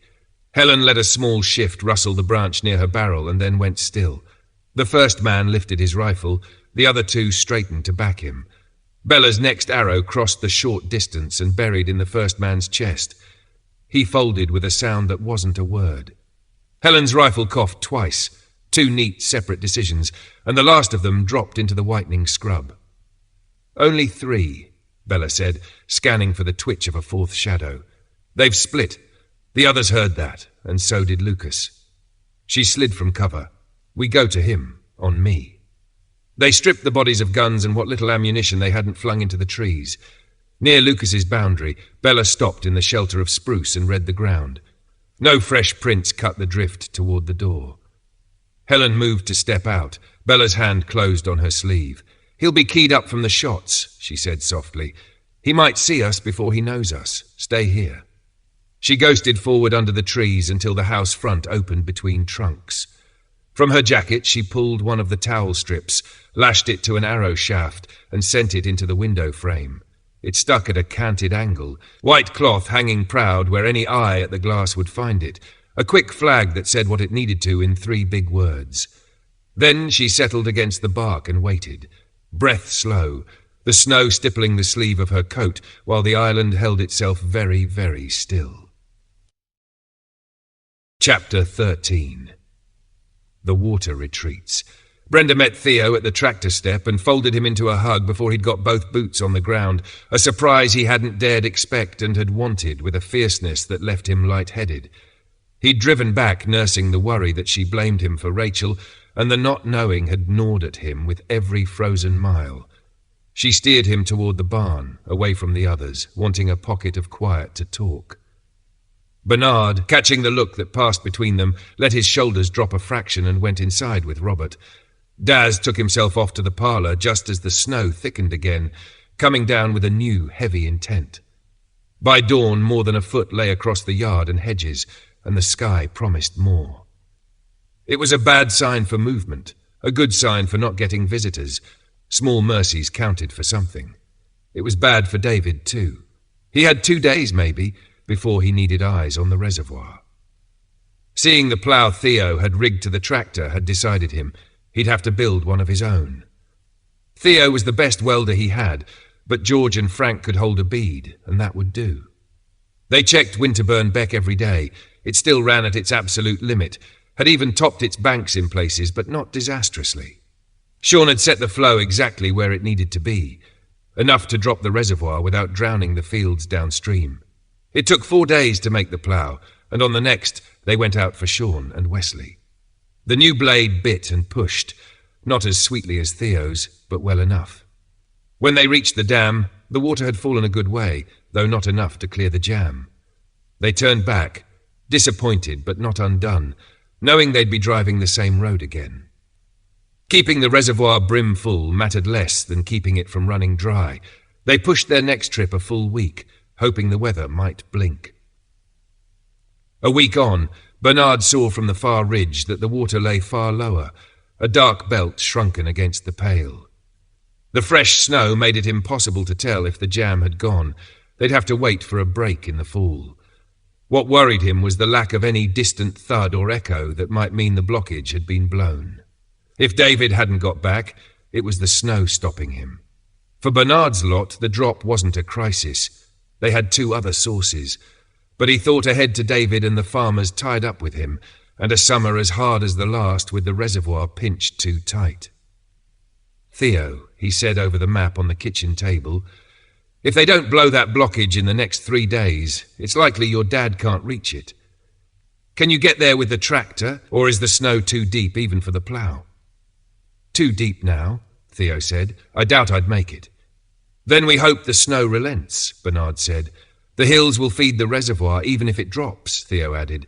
"The melt will run for weeks, months. It'll be okay, I expect. My dad'll find a way back up, whatever it takes." "I hope so," Bernard said. Vincent came in with a basket brimming brown and cream. "I thought hens went off lay in winter?" "As long as they've got food and water, most keep laying," Bernard said. "Some stop a bit, but if they see others lay, they come back in.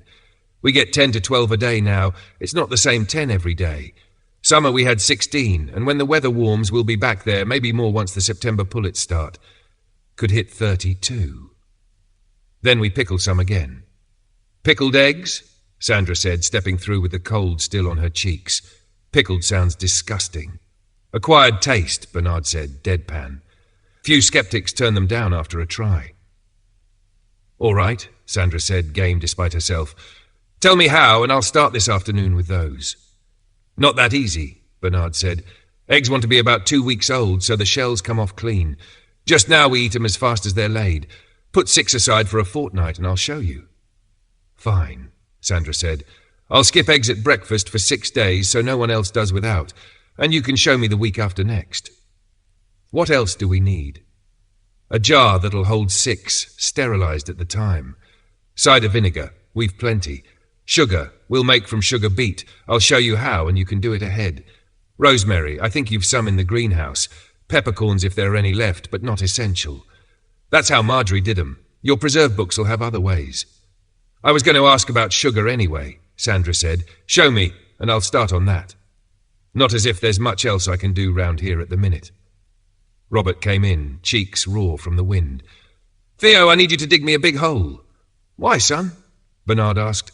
"The donkey's dead," Robert said. "We don't waste anything," Bernard said, and paused while the room caught up. "We're not eating that old nag, are we?" Robert said, face grimaced. "The dogs," Bernard said. "Coal shed's empty. Put 2 feet of snow in and tramp it firm, then another foot. I'll joint the carcass, and we'll layer it between snow, stomping each layer down. Then we fetch ice from the reservoir and cap it. It'll keep for months, old school, before freezes." "How do we get the ice back?" Robert asked.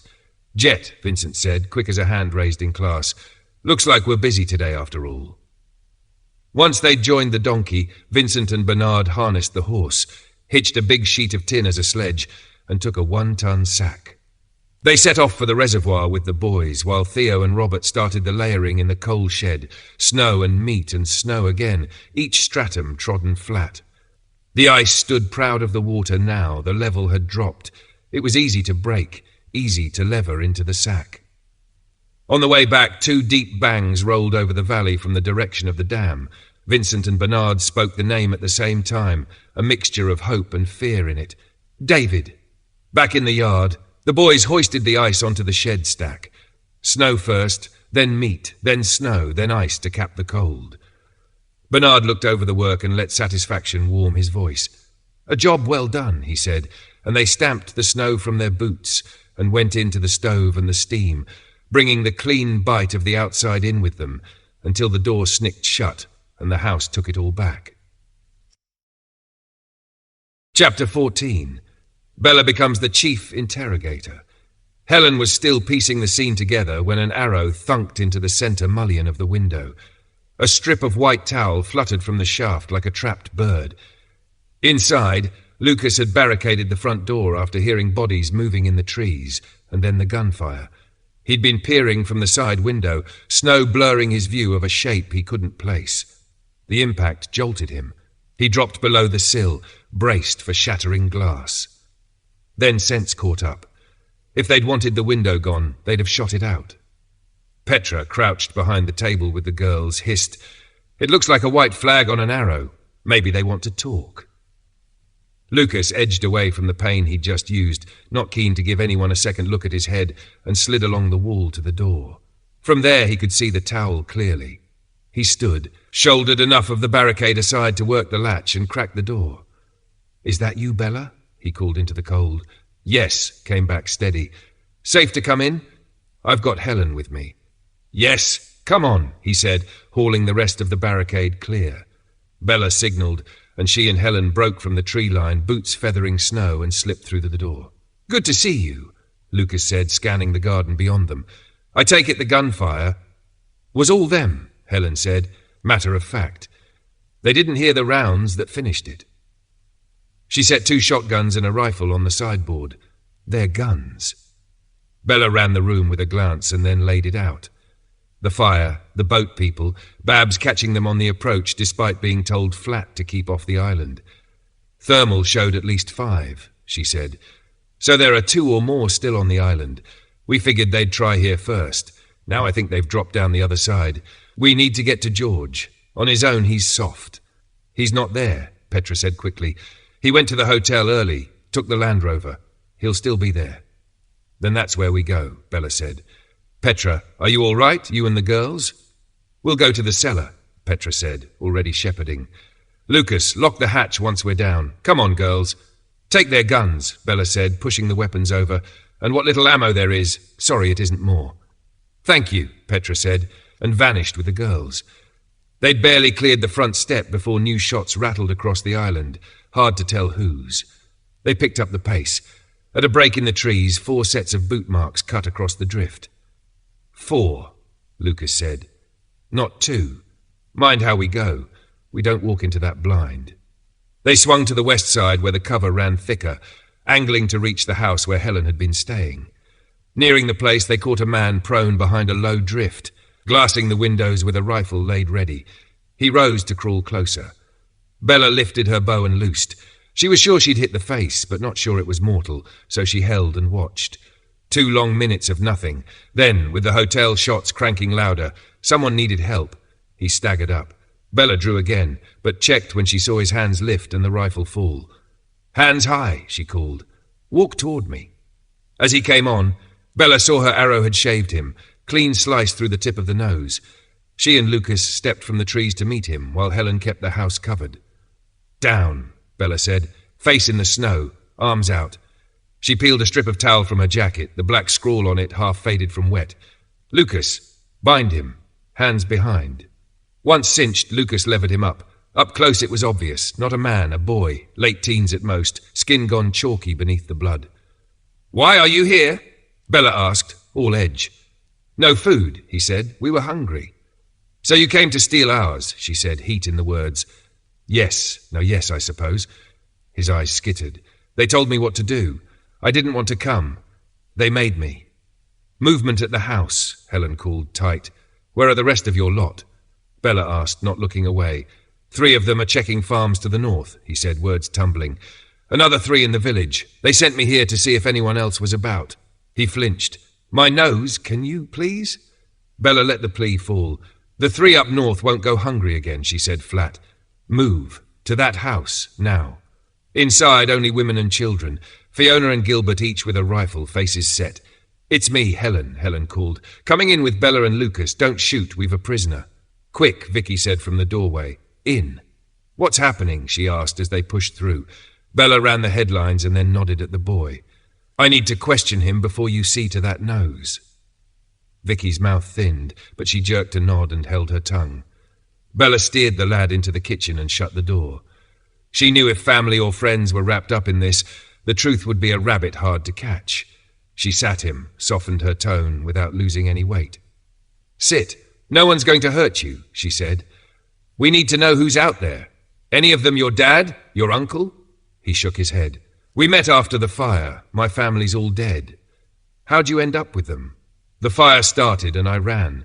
The river was the only way. I followed it to the marina and found them." "So why go along?" "They said come or starve, said they'd leave me. I didn't have a choice." "Okay," Bella said, letting a little of the flint ease. "Where exactly are the other 3? "I don't know," he said, panic brightening his eyes. They sent me this way when they hit the first house. After that, I kept my head down. Please, my nose, can someone— Vicky, he's yours, Bella called, opening the door. Vicky was there at once. She must have been listening with her ear to the wood. He stays tied, Bella added. Eyes on him every second, even in the bathroom. If he slips you, one of ours pays for it. Back in the main room, Bella gave the short version of what the boy had said. We find them and come in from behind, she said. It won't be easy, but this is our ground. We start by walking our track back, use the gunfire to fix their line, and shape a plan to roll them up. Questions, she asked. Two heads shook. Right, Bella said, already moving. Let's go. Chapter 15. New Neighbour. After 2 straight weeks of snow, with the boys hollow-eyed from long watches, Vincent agreed to a bargain. If they kept the yard cleared every day and saw to the dogs, feeding, water, a proper clean-out, he'd stand them down from guard for a while and let the dogs earn their keep. What he didn't say, though it arrived folded into the deal, was that the boys would also muck the goat, tup and pig pens, just once for now, because there was nowhere to tip the muck but the garden, and that would have to sleep under its white blanket until thaw. Brenda and Theo drifted back into each other, as if the cold itself had nudged them closer. The promise of spring seemed to lift the corners of everything. Robert and Sandra stopped pretending they weren't together and spent long hours under the plastic hush of the polytunnel, pricking out and potting on, hands in warm soil while the world outside stayed iron. Bernard and Vincent made work of taking stock, the kind of winter work that steadies a place. They turned softening veg and frostbitten spuds into pig swill, pressed apples for juice and for cider, and every few days cooked a joint from the coal-shed cache for the dogs, layers of meat and snow and ice paying them back in slices. When hands needed a different rhythm, they tackled the C-shaped barn nearest the house, clearing and sorting with spring and summer in mind. They meant to make rooms there, space for Sandra and Robert, perhaps for Theo and Brenda if they chose not to shift to David's, enough square and quiet for the boys to split into their own rooms if they preferred that kind of peace. Bernard kept unearthing things he'd forgotten he owned, which slowed the work, each rediscovery a small detour. But by day's end they had a decent heap of what would be firewood and a larger stack of what would go to the quarry when the tracks opened, broken, bent, or simply past the point of use. That afternoon, in a warm pocket of time, Bernard taught Sandra how to pull sweetness from sugar beet using the old boiler in the shed. She hadn't expected how long it would take, but Robert's steady help turned hours into a thing they shared. By lamplight, they watched the liquor thicken and darken until, at last, they had a little over a gallon of syrup, strong and clean, easier than driving it all the way to crystals, and good enough for tea, for preserving, for the taste of summer in winter's mouth. 2 days with no fresh fall changed the air. A gentler warmth crept in at noon, edges softened, the reservoir shrugged off its ice, and water showed again, dark, moving, alive. They were still snowed in, but less so. The melt had begun its quiet arithmetic. Bernard, who counted seasons with his hands as much as his eyes, let himself want the thaw to hold. 8 to 10 weeks and the sheep would be lambing. Grass would be a better nurse than hay. The change brought its own chores back into focus. If people could travel, people could come, so watches would return. The sun, brief as it still was, slid enough heat through glass to wake the greenhouse and the polytunnel. That meant seed trays could multiply, varieties widen, hopes climb a little trellis of their own. Brenda, who'd allowed herself the luxury of a late start, stood at the window with a mug cooling in her palms and watched sunlight skate across the reservoir. The pleasure of it snapped when a tractor appeared on the far bank and jogged toward the water with a clear purpose. She ran for the stairs, words tumbling as she called the others, who clattered up to take her place at the glass. Vincent reached for the binoculars as if they were part of him. "One person," he said after a moment. "Looks like a man. I'll know when he climbs down." The figure did, proving Vincent right, then pulled a hose from the trailer and dropped it into the water. When the tractor coughed a little smoke, Bernard nodded. "Pump on the PTO," he said. Vincent, tracking, picked out 2 IBC cubes strapped on the trailer. The man worked the hose from one to the other, turned valves, and tidied away with the economy of habit. Then, to their surprise, he lifted a hand and gave a short wave toward the house before climbing back into the cab and taking the rise out of sight. "What's beyond that hill?" Vincent asked, lowering the glass. "Small holding," Bernard said. "Turned into a recording studio some years back. I'd taken it for empty, no smoke, no tracks I've noticed. They had a decent field of solar panels and, if it's still spinning, a domestic wind turbine big enough to count." "Sounds like we've a neighbour we didn't know about," Robert said, half lightly, half measuring the idea. "We do," Bernard said, not smiling. "And from that wave he knows we're here. We watch that way now. We've no notion yet how many are there." 2 days later, Brenda spotted him again. Theo was already moving as she cooled down. Vincent and Bernard were the only ones in and came up at a clip. This time the man dropped a canoe from the trailer, slid it to the water, and paddled out with an easy, practiced stroke. The three of them traded a look and, without a word, went for their guns. They returned to the window as the canoe nosed the near bank. The man stepped out into the shallows, empty-handed, and dragged the boat clear. He looked unarmed, but none of them mistook seeming for truth. He bent, strapped on a pair of snowshoes with quick, sure motions, and set off toward them across the white with a purpose that said, neighbour or not, he intended to knock on their door. Chapter 16. Bella saves Alex. The snow thickened into a steady white roar, falling hard enough to blur edges and swallow tracks as soon as they were made. Bella weighed the shift, knowing blizzards could be allies if you learned the rules they set, even if she hadn't quite seen how to spend this one yet. The three of them stopped at the tree line, breaths pulled short and quiet while they let the sound of the fight arrange itself in their ears. From here, the shooting clustered mostly at the hotel's front, sharp reports popping and skittering off stone, yet every so often a shot cracked from the east wall too, and Bella couldn't be certain if that rhythm belonged to one of theirs or not. "Hold this ground," she murmured, eyes never leaving the hotel. "I'll go see. When I'm on my way back, I'll plant an arrow in that sign. My mark. If you see it, it's me." She slipped away like she'd been poured into the trees, the snowfall swallowing her in 3 paces. At the rear garden, Bella sank into the lee of a low wall and let the cold do its work of numb and still. She listened for the lone shooter she'd heard from this quarter, but his fire had gone quiet. Had he shifted? In this white weather, a man could move 30 yards and vanish into the chalk of it. She decided to give the moment time. Patience could be a sharper blade than panic. A gust shouldered the squall aside just long enough for a dark line to appear where there'd been none, a rifle barrel nosing from the wood store lean-to. It spoke once, the report hard and close. Not at the hotel. He was angling at something or someone beyond it. The wind clawed back, and Bella used it, sliding low around the rear of the wood store, the breath of snow and air a curtain she could borrow. She settled into a pocket where the angle was hers, and waited. Another brief easing, another thin window of sight, and a familiar outline set itself like a memory. The stance, the balance, everything in the figure's shape, said Alex, and crucially, his muzzle wasn't addressed to the hotel at all. She took the risk. Allowing for the gusts as best she could, she lifted her bow, judged the windage by the way the flake skated, and let the string go. The arrow thudded into the timber about a foot above the shooter's head.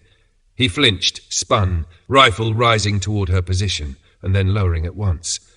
"I hope that's you, Bella," he called, voice low and fierce across the drift, "or I'm dead." She ran to him, keeping the woodpile between them and anything that might be watching. "Why aren't you at the harbour?" she said, the urgency no reproach so much as triage. "All of it's here," Alex said, clipped and grave. "They've got the hotel under siege." "Where is everyone?" "Stevens and Stanley are holding the food store. Harold."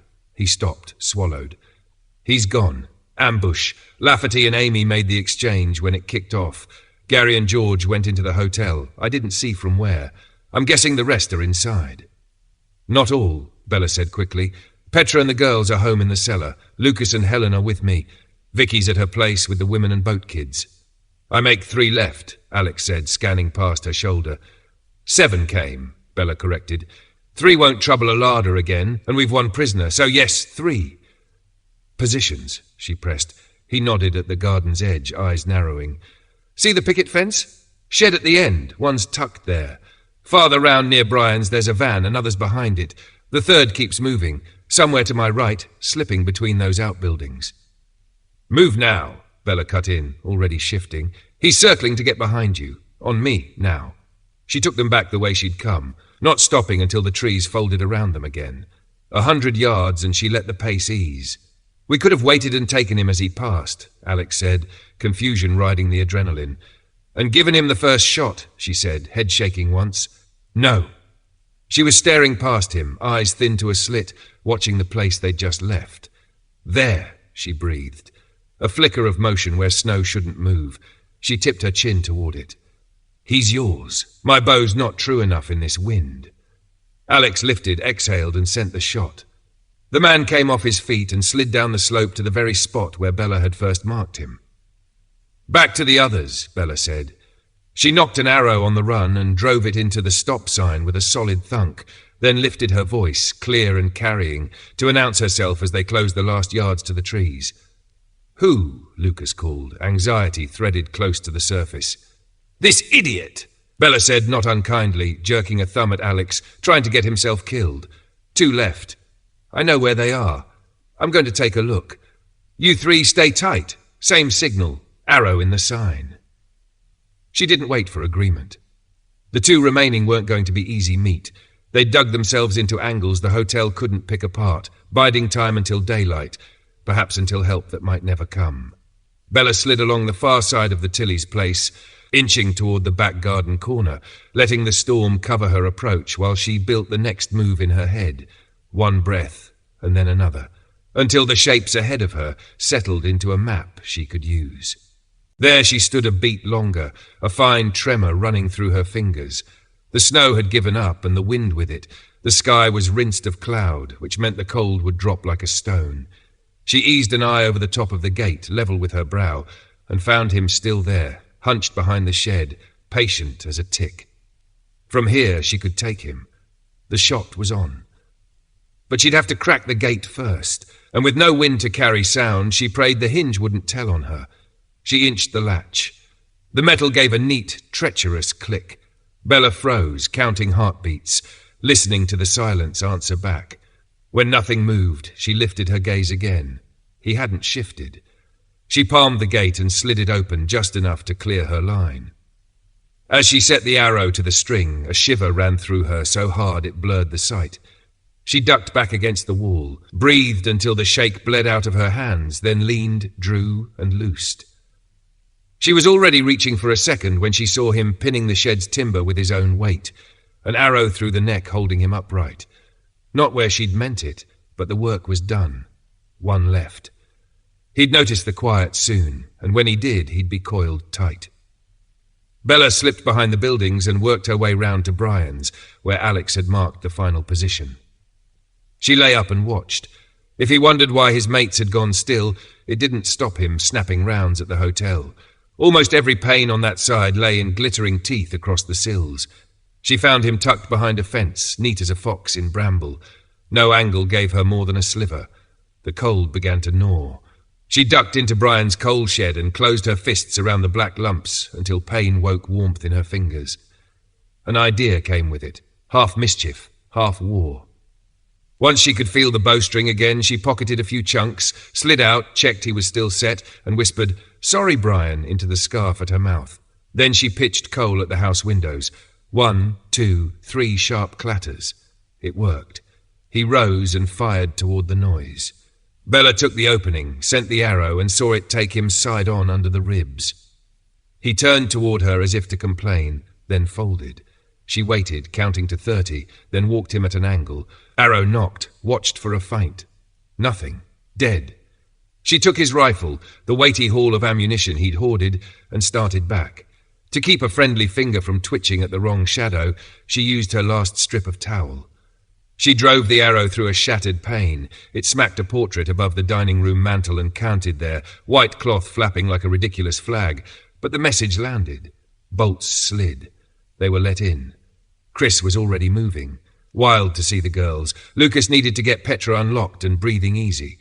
Back soon. Both threw over their shoulders and were gone. Alex thumbed the generator, then sagged into a chair by the fire where the last of the heat licked low. George fed the stove and Bella and Helen took the front of it, hands out to the small, clean burn. George's voice was rough when he listed the names. Old Mrs. Tilly, Kim from the boats, Maud. "You can add Harold," Alex said, and the room lost another inch of light. "Where's Anna, George?" Bella asked. "She's locked herself in their old room." Bella was on the stairs before the answer finished. She knocked, knuckles smarting in the hallway chill. "Anna, it's me. Bella. Let me in, please." "Go away," came back, flat as a slammed door. Bella leaned her shoulder to the frame and slid down until she was sitting on the bare board. "I'm not going anywhere," she said, calm as a hand on her back. "I'll sit right here till you open it." Chapter 17. They hit the booze. Bella spent the night on the landing boards, back to the wall beside Anna's door, talking through the dark. When Anna's answers shrank to single words, Bella filled the gaps with quiet stories. When Anna's voice broke, Bella let silence be the blanket. At last the latch clicked. Anna opened just enough to let Bella in, and Bella crossed that small, important border, slid down beside her on the bed, and stayed.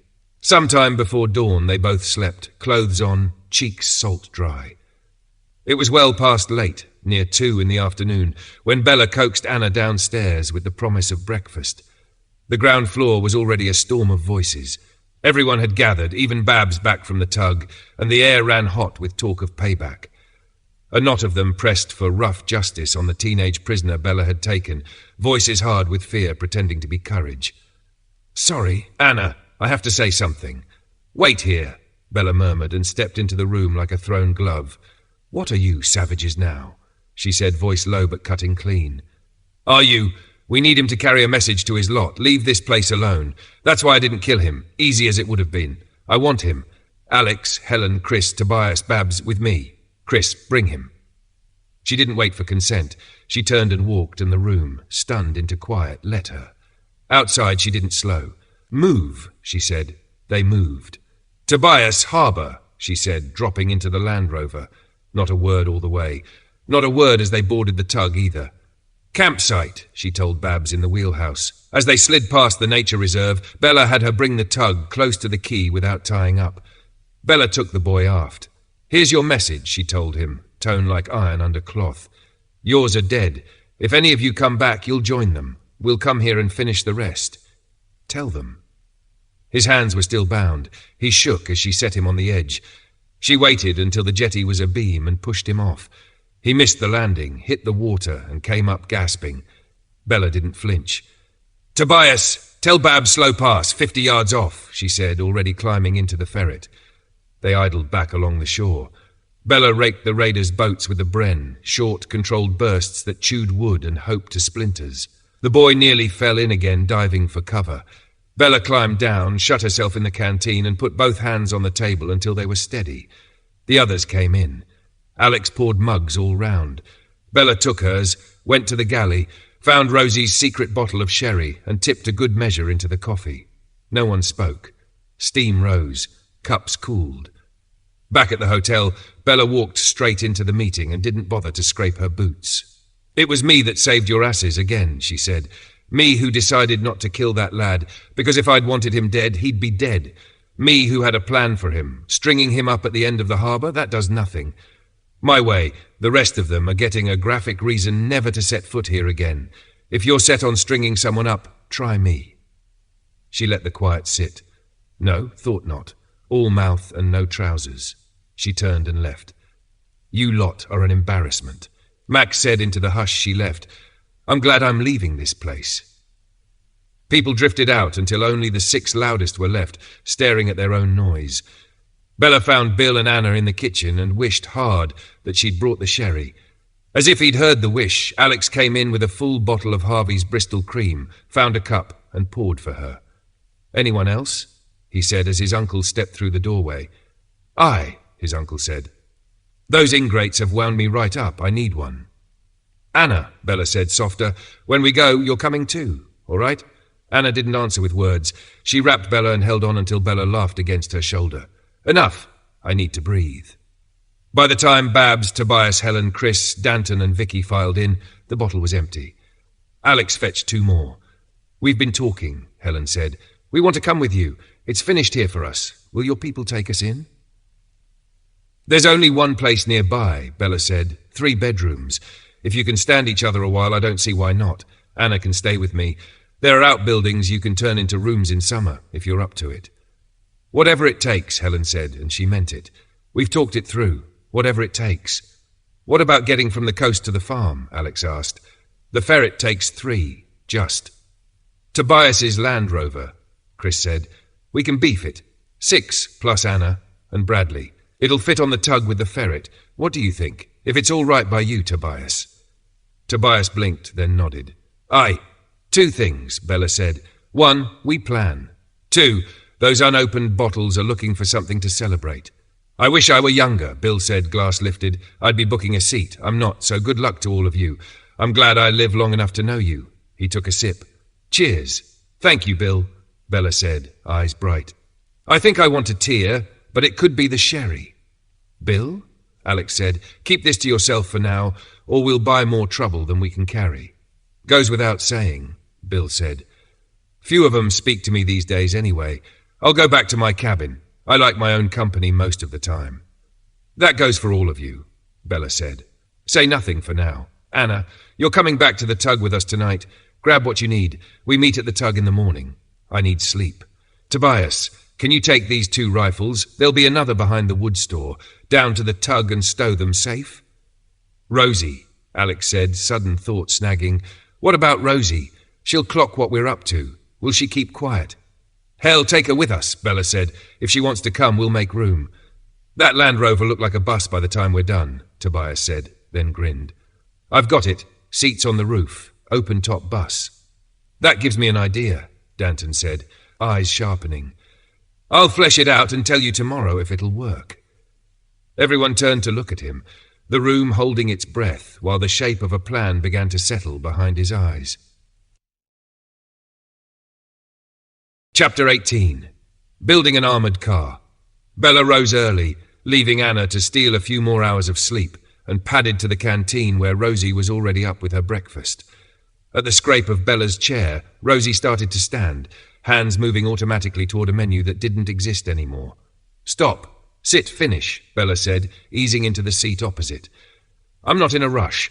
I wanted to talk, if you don't mind me nattering while you eat." "No, go ahead," Rosie said, settling, fork poised.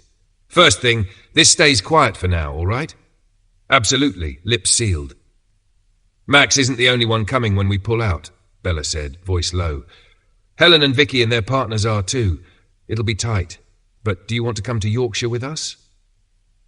Rosie's face lit like someone had opened a stove. "Of course I do. I was going to have the nerve. There's nothing left for me here. Yes, thank you." She caught herself and grinned. "Now, what am I feeding you?" "Something hearty with eggs. I forgot to eat yesterday." Rosie made it hearty, and Bella cleared the plate just as the others began to drift in, everyone but Danton. "Vicky, where is he?" Bella asked. "He went to measure something," Vicky said, amused. "Said he wouldn't be long." Anna slipped into the galley, lured by warm smells that made her stomach speak up. Rosie set 2 big pots of tea on the table, lids clinking, just as Danton came in, with a fan of papers clamped in one hand. "All right," Bella said, eyebrows up. "You've got us curious. What's the play?" "The Land Rover's too tight for 7 in the back," Danton said, laying out sketches. "And its aluminium skin wouldn't stop an air rifle pellet, never mind a bullet. So, different plan. The new fuel tank sitting on the dock, the one we're never going to use, is slightly wider and 1/2 metre longer than the Land Rover and about 1.5 metres high. We strip the pickup bed, reinforce the chassis with the I-beams that are holding the tank right now, cut a door in the back, add firing flaps, good for ventilation too. The craft store where you got the gas has an old bus. We pull 4 pairs of seats and bolt them inside the tank. Front end gets plate. There's steel all over this place if you know where to look. That big engine will haul it. Result, an armoured car. He tapped the last drawing. Thoughts? "My poor Land Rover," Tobias said, mock mournful. "She'll never be the same again." "I have to ask," Danton said, grinning. "Why the massive Cummins? Bought it at a lifeboat sale in Glasgow, Tobias said. They used it to haul the boat up with a pulley system. Blue, the original, needed serious grunt. I always reckoned she could tow a tank. He chuckled. Didn't expect her to carry one. They bent over the sketches. No objections came. Welding gear? Alex asked. Plenty of gas and a full set in my boathouse, Babs said. I can weld, I'm not half bad. As you know, I can weld, Chris put in. Me too, Rosie said. The room paused, surprised. What? Rosie said, chin up. I wasn't always a cook. Did a stint on the rigs. They taught me. I was good at it. Right on, girl, Bella said. I thought you didn't like getting dirty, Tobias teased. Thought that's why you took up cooking. So what? Rosie shot back. A girl does what a girl has to do.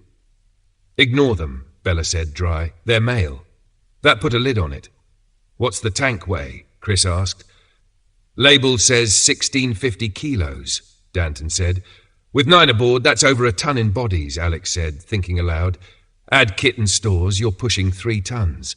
Will the springs take it? We can use the springs off that burnt-out lorry behind the exchange, Danton said. Might have to tweak the mounts on the Land Rover. Get that wrong and it'll swerve like a drunk, Alex said, but it's doable. What's your background, Alex? Danton asked. Engineer, Alex said. Commercial vehicles, council fleet. Then we've got what we need, Danton said. Let's pick our start point. In the boat shed, Babs said at once. Out of sight, and it's got the gear and the room. Then we've a plan, Bella said, feeling the room lean the same way. From the galley doorway came a small voice. How can I help?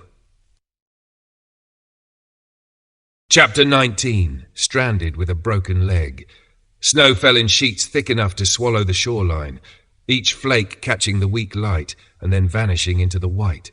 Babs led the way to the boat shed, shoulders hunched against the cold, while Alex, Tobias and Chris tramped behind, breath smoking.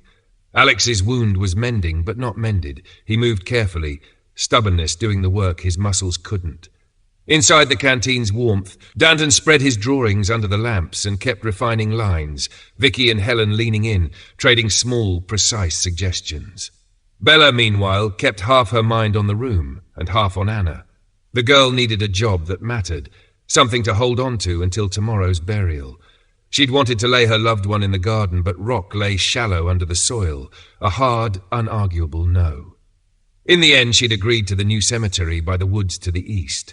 Quiet, close to most houses, a place folk could reach in any weather. George would put the digger on Lucas's tractor and cut the 4 graves before the light went, work that felt like respect. At the shed, they winched the Land Rover round and backed it into the doorway. Alex snapped the airline onto a blowout gun and drove snow from every seam and sill. He hated a job that started wet. Once indoors, they swung the space heater to life, plenty of gas, and the generator already running lights and tools. The pickup body came off and went to rest in Babs's compound. The inboard hoist took the weight of the rear end so they could get clean to the fixing points. Alex bent to the chassis and blinked.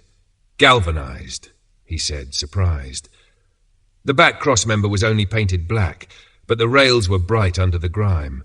He'd been braced for the usual rust-scabbed frame these old girls wore like a uniform. Leaving Tobias and Chris to the unbolting, he tramped the yard for steel. He turned up plenty of plate under 2 feet square, useful for brackets, not for armour. For the front and the doors, he wanted sheets at least 6 by 3. He marked a likely stack with a gloved hand, but didn't shift any. His arm reminded him who was boss when he even thought of it. The foghorn split the air like a knife. Alex straightened, snow already bearding his coat as he pushed out through the drift and slogged toward the exchange. The panel lights told the tale even before the words did. Lucas's place. When he turned back, everyone else was already running, faces set. It's Lucas's, he called, and the group altered course as one. A glance at the drifts between hotel and track told them land was a fool's choice. I'm going through the trees, Bella said, bow across her back. Beach where the cover breaks. Helen nodded. With you? Babs lifted a hand. I'll take the tug. The Bren's on board. Helen ducked into the engine room and came out with Alex's hunting rifle.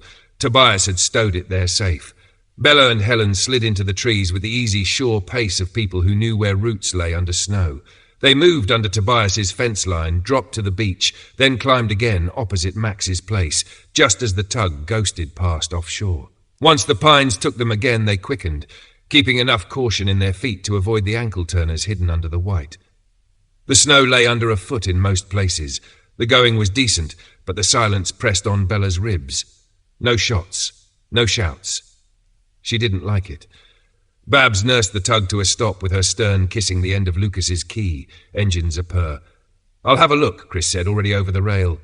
"Wait off." He kept off the track and wove through the trees, the snow there firmer, the way kinder on the legs. The farm came into view without a single boot mark to greet him. He circled 2/3 of the place and saw nothing but wind scrawl. Opposite the front door he hesitated. The last thing he wanted was to spook Lucas and catch a round for his trouble. He packed a snowball, then another, and sent them thudding against the stone. The door cracked. Lucas beckoned sharply. "Isabel's fallen down the stairs. Bad break. I couldn't fight the snow. Had to hit the button." "No one will mind," Chris said. "We came by tug.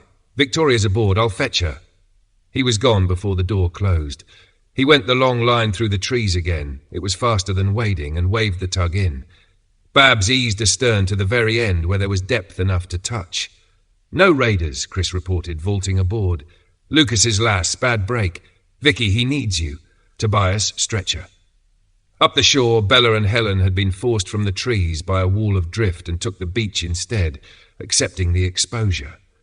When they came out at the fringe of the pines again, the tug's stern was snug to the quay, and what made Bella frown was the picture of Alex and Rosie leaning easy at the transom, chatting as if the world weren't in its usual habit of ending.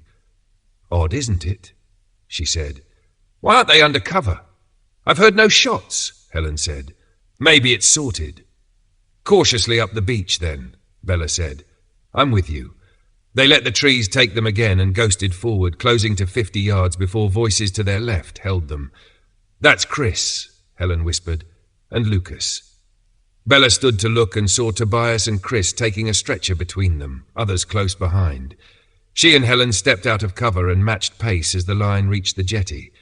Petra filled them in with quick, low sentences as they boarded. Lucas, giving the animals a last look, shook his head.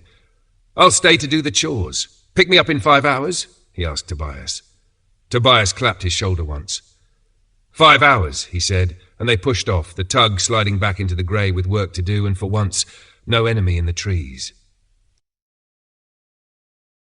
Chapter 20, Bodget Central. Vicky dosed Isabel for the ride back, gentling the sharp edges of pain until her face loosened, then set herself to work the moment they docked. She asked everyone but Helen and Petra to clear the room so she could set the leg without a crowd pressing at her shoulders. From the livid spread of bruising up Isabel's side, Vicky guessed there were broken ribs riding with the break. She kept that thought behind her eyes and let her hands do the calm, practiced talking. The rest of them drifted to the canteen and waited with the kind of quiet that makes crockery sound loud. Back on shore, the men turned to the Land Rover and the cold turned back. The pickup tub fought them like it had a say in its future. An hour of swearing, levering, and bolts that thought they were welded rather than threaded finally got it clear and dragged to a corner of Babs's compound. The plan said next they'd rob springs from the burnt lorry by the exchange. But first they had to dig it out, and the sky was thickening and the wind coming up, and dark wasn't far. Another foot of snow overnight would turn any hole back into a memory. They needed a different way. Alex and Danton found it. It wasn't quick, but weather couldn't cancel it. They stripped the chain winch from its beam in the boathouse, carried it, 2 men, 4 hands, 1 steady pace, to the hotel road where they could see the stranded lorry, and choked it to a big tree on the far verge with lifting strops. A sheet of ply went under as a shoe. The winch wasn't built to pull on the skew, but if they fed the chain slow and straight, they could keep its temper. When the chain ran to the last link, they hitched on a rope to gain length, tied the far end to the lorry, cleared snow from behind its wheels and started to heave. Snow slowed from the body. The winch grumbled but took the strain. Each time they reached the limit, they wound back in, took up on the rope, made it fast, and went again. 11 pulls later, the lorry's rear axle kissed the edge of the metalled road. Babs and Chris took turns with the gas set, cutting the chassis clean while leaving the wheels on. A rolling axle is a willing friend. They trundled the axle and its short slice of chassis back toward shelter, then ferried the oxy gear and the winch home ahead of the dark. Under cover again, Alex oiled the winch until it looked like it could purr, because Rust is a thief that works nights, then called it enough. The tug's lights were a promise across the ice-cold air, so were Rosie's hands. She had mugs in fists before coats were off, soup down to buy her time, and a mutton hot pot big enough to make the table breathe. The shoulder had come with Lucas when Tobias fetched him. Payment, thanks, a neighbour's old language. Bella's cabin served as a ward again, so with beds short, she and Anna took the luxury cruiser for the night. Tobias went to his own door. Chris and Vicky headed home. Naomi and Amy had done their shift with Bradley and needed relief. Helen kept her station by Isabel with Petra and Francis close by, the room soft with low voices and sleep and the small, important sounds of breathing. Bella and Anna woke early to a cold so sharp the air in the cabin made steam of their breath. They layered coats over jumpers, hats over hair, gloves over cold fingers, boots laced hard, and went to slide the door, frozen to its runners, immovable. Bella tried persuasion with a meat tenderizer she found in the galley drawer. The ice was unimpressed. The skylight gave a grudging inch and no more. Bella sat on the galley bench with her jaw in her hands, and then thought of heat. The hob's spark clicked without reward. The cupboard below showed a gas bottle sitting pretty and unconnected. Anna's hands knew that work. She'd helped her aunt swap bottles more times than she could ever remember. So in a moment the rubber bit the brass, the valve opened, and all 4 rings breathed live. They cracked the skylight a sliver to let the bad air up and felt the good heat push the frost back from the glass. They'd just decided a kettle of warm water might be the day's first good thing, nicked from the little stash in the fridge where it had kept just above freezing, when the hatch rasped and slid and Alex's face looked in from the deck. "You two all right? We were wondering where you'd gone," he said. Bella and Anna traded a look and let silence answer. Bella thumbed the hob off. Anna closed the bottle like she'd never opened it. Outside, the world explained itself. Another foot had fallen in the night. The harbour wore a hard skin of ice. Back in the tug's canteen, Rosie had breakfast on quick as a blink, and Alex ate standing and left early with his mind already at the boathouse. Danton measured the springs like a tailor, length and width, then measured again, chalking where the new mounts ought to land on the Land Rover's chassis, so the rear axle would sit square and stay there. Sideways wander, snaking, Alex called it, kills faster than a bad map.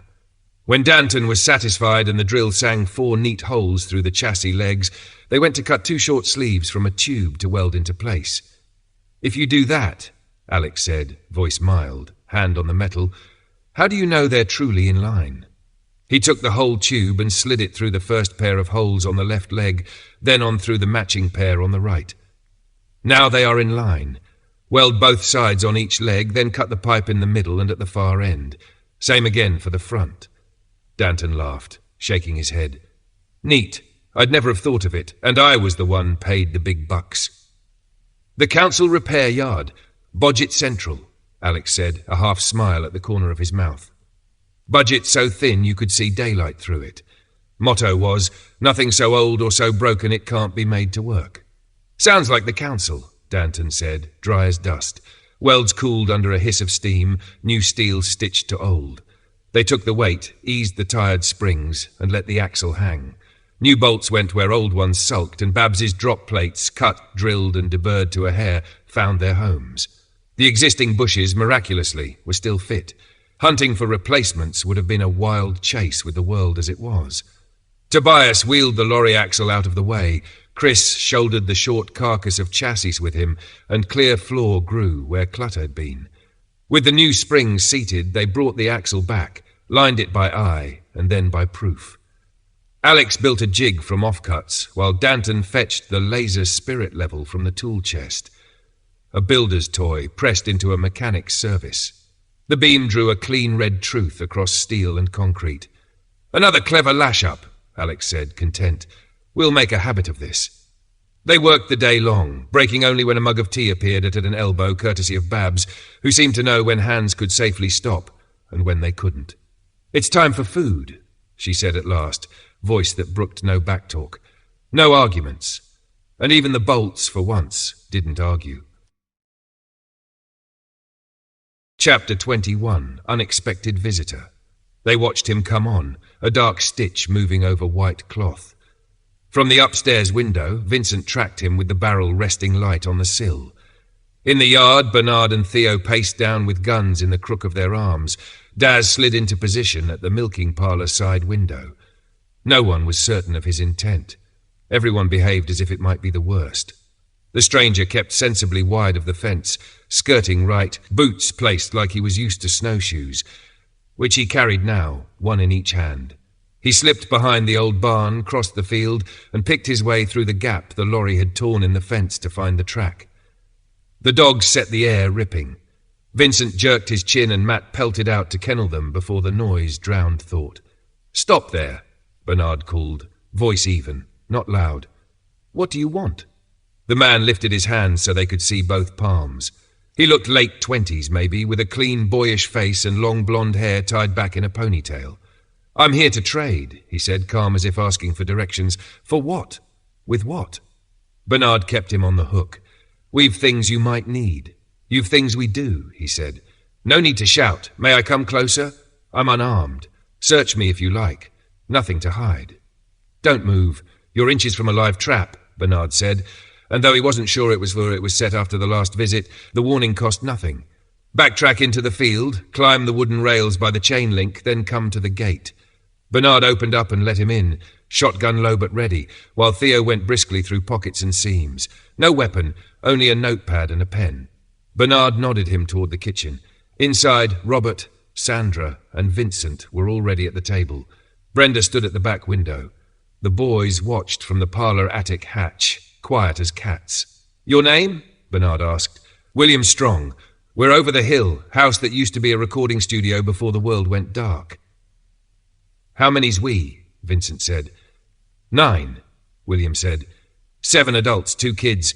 We've seen you've had your share of trouble. We've been lucky.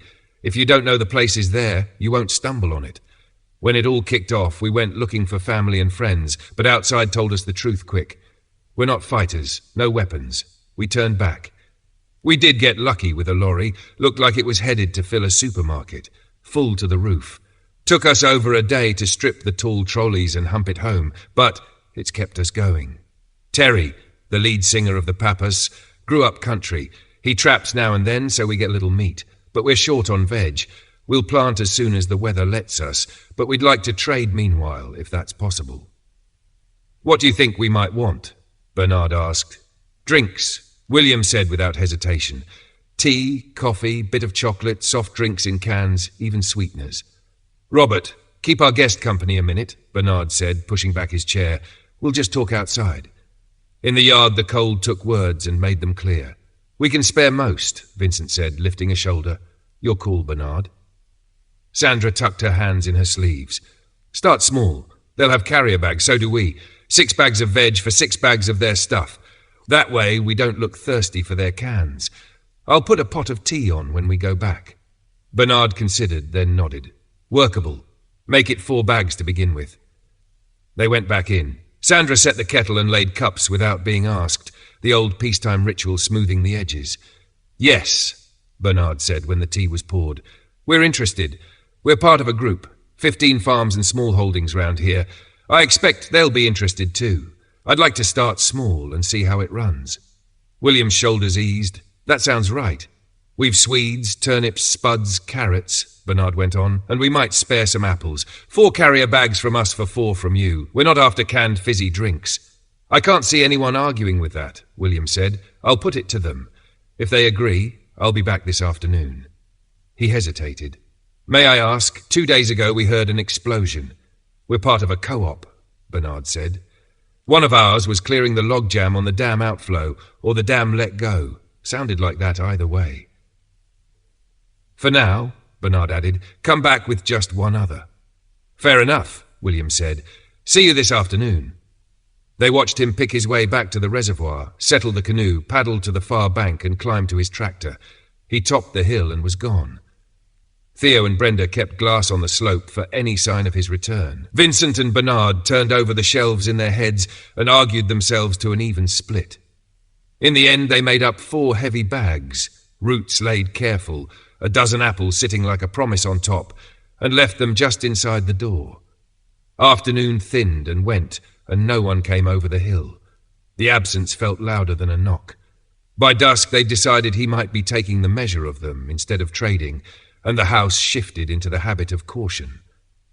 They set a night watch, back bedroom and attic both, and let the dogs out in the yard again, the low rumble of their voices saying what everyone was thinking. Be ready. Chapter 22. The Missing Key. Alex let himself sink onto the bench, steam rising from the bowls as everyone tucked in like people who'd earned it. "Where's Bella?" he asked around a mouthful of hot pot. "Exchange," Max said. "She and Anna took a watch to keep busy. Richie and Brian have been up there all day. They'll sleep in the cabin next to Rosie's tonight. Babs is bunking with Rosie.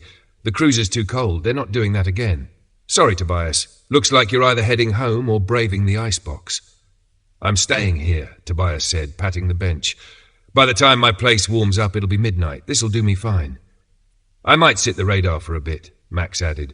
"Ice is thickening. If this keeps up, folk could walk to the island. Never seen a winter like it. Worse than 95, 96. The lock freezing live? First time." "I'll come up and keep you company," Babs said. "Alex, enough diesel for the Jenny?" "Plenty for tonight," Alex said, standing. "Nudge me in the morning. I'll top it." He stretched. "Bed for me." "I should find Vicky," Danton said, shrugging on his coat. "We need to head back." "They went with Bella to the exchange," Rosie said. "Bradley and Kim have been here all day. Helen's staying in the cabin again." "Then I'm staying too," Chris said, grinning at Tobias. "I'll take the other bench." Just after midnight, Gary and Morgan relieved Bella and Anna, who came in with snow on their hats and fell straight into bed. Morning woke Tobias and Chris the hard way. A cascade of pans crashed off a shelf and clanged across the floor. Both men jolted, arms windmilling, nearly rolling off their narrow beds. Helen came fast from the cabin. Bella, Anna and Babs piled in a heartbeat later, answering the racket like a bell. Only Alex, dead to the world, missed the fanfare, until he wandered in, blinking, oblivious. Rosie popped her head from the galley, palms up. "Sorry."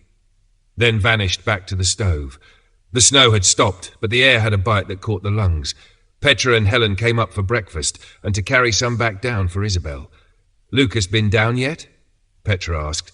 "Doubt there's a way from your place unless he walks the ice," Max said. "Snow's too deep on the island. Lock's skinned over." Lucas and Frankie had left Isabel still out cold and were gnawing their worry. Petra gave the update anyway. "How is she?" Bella asked.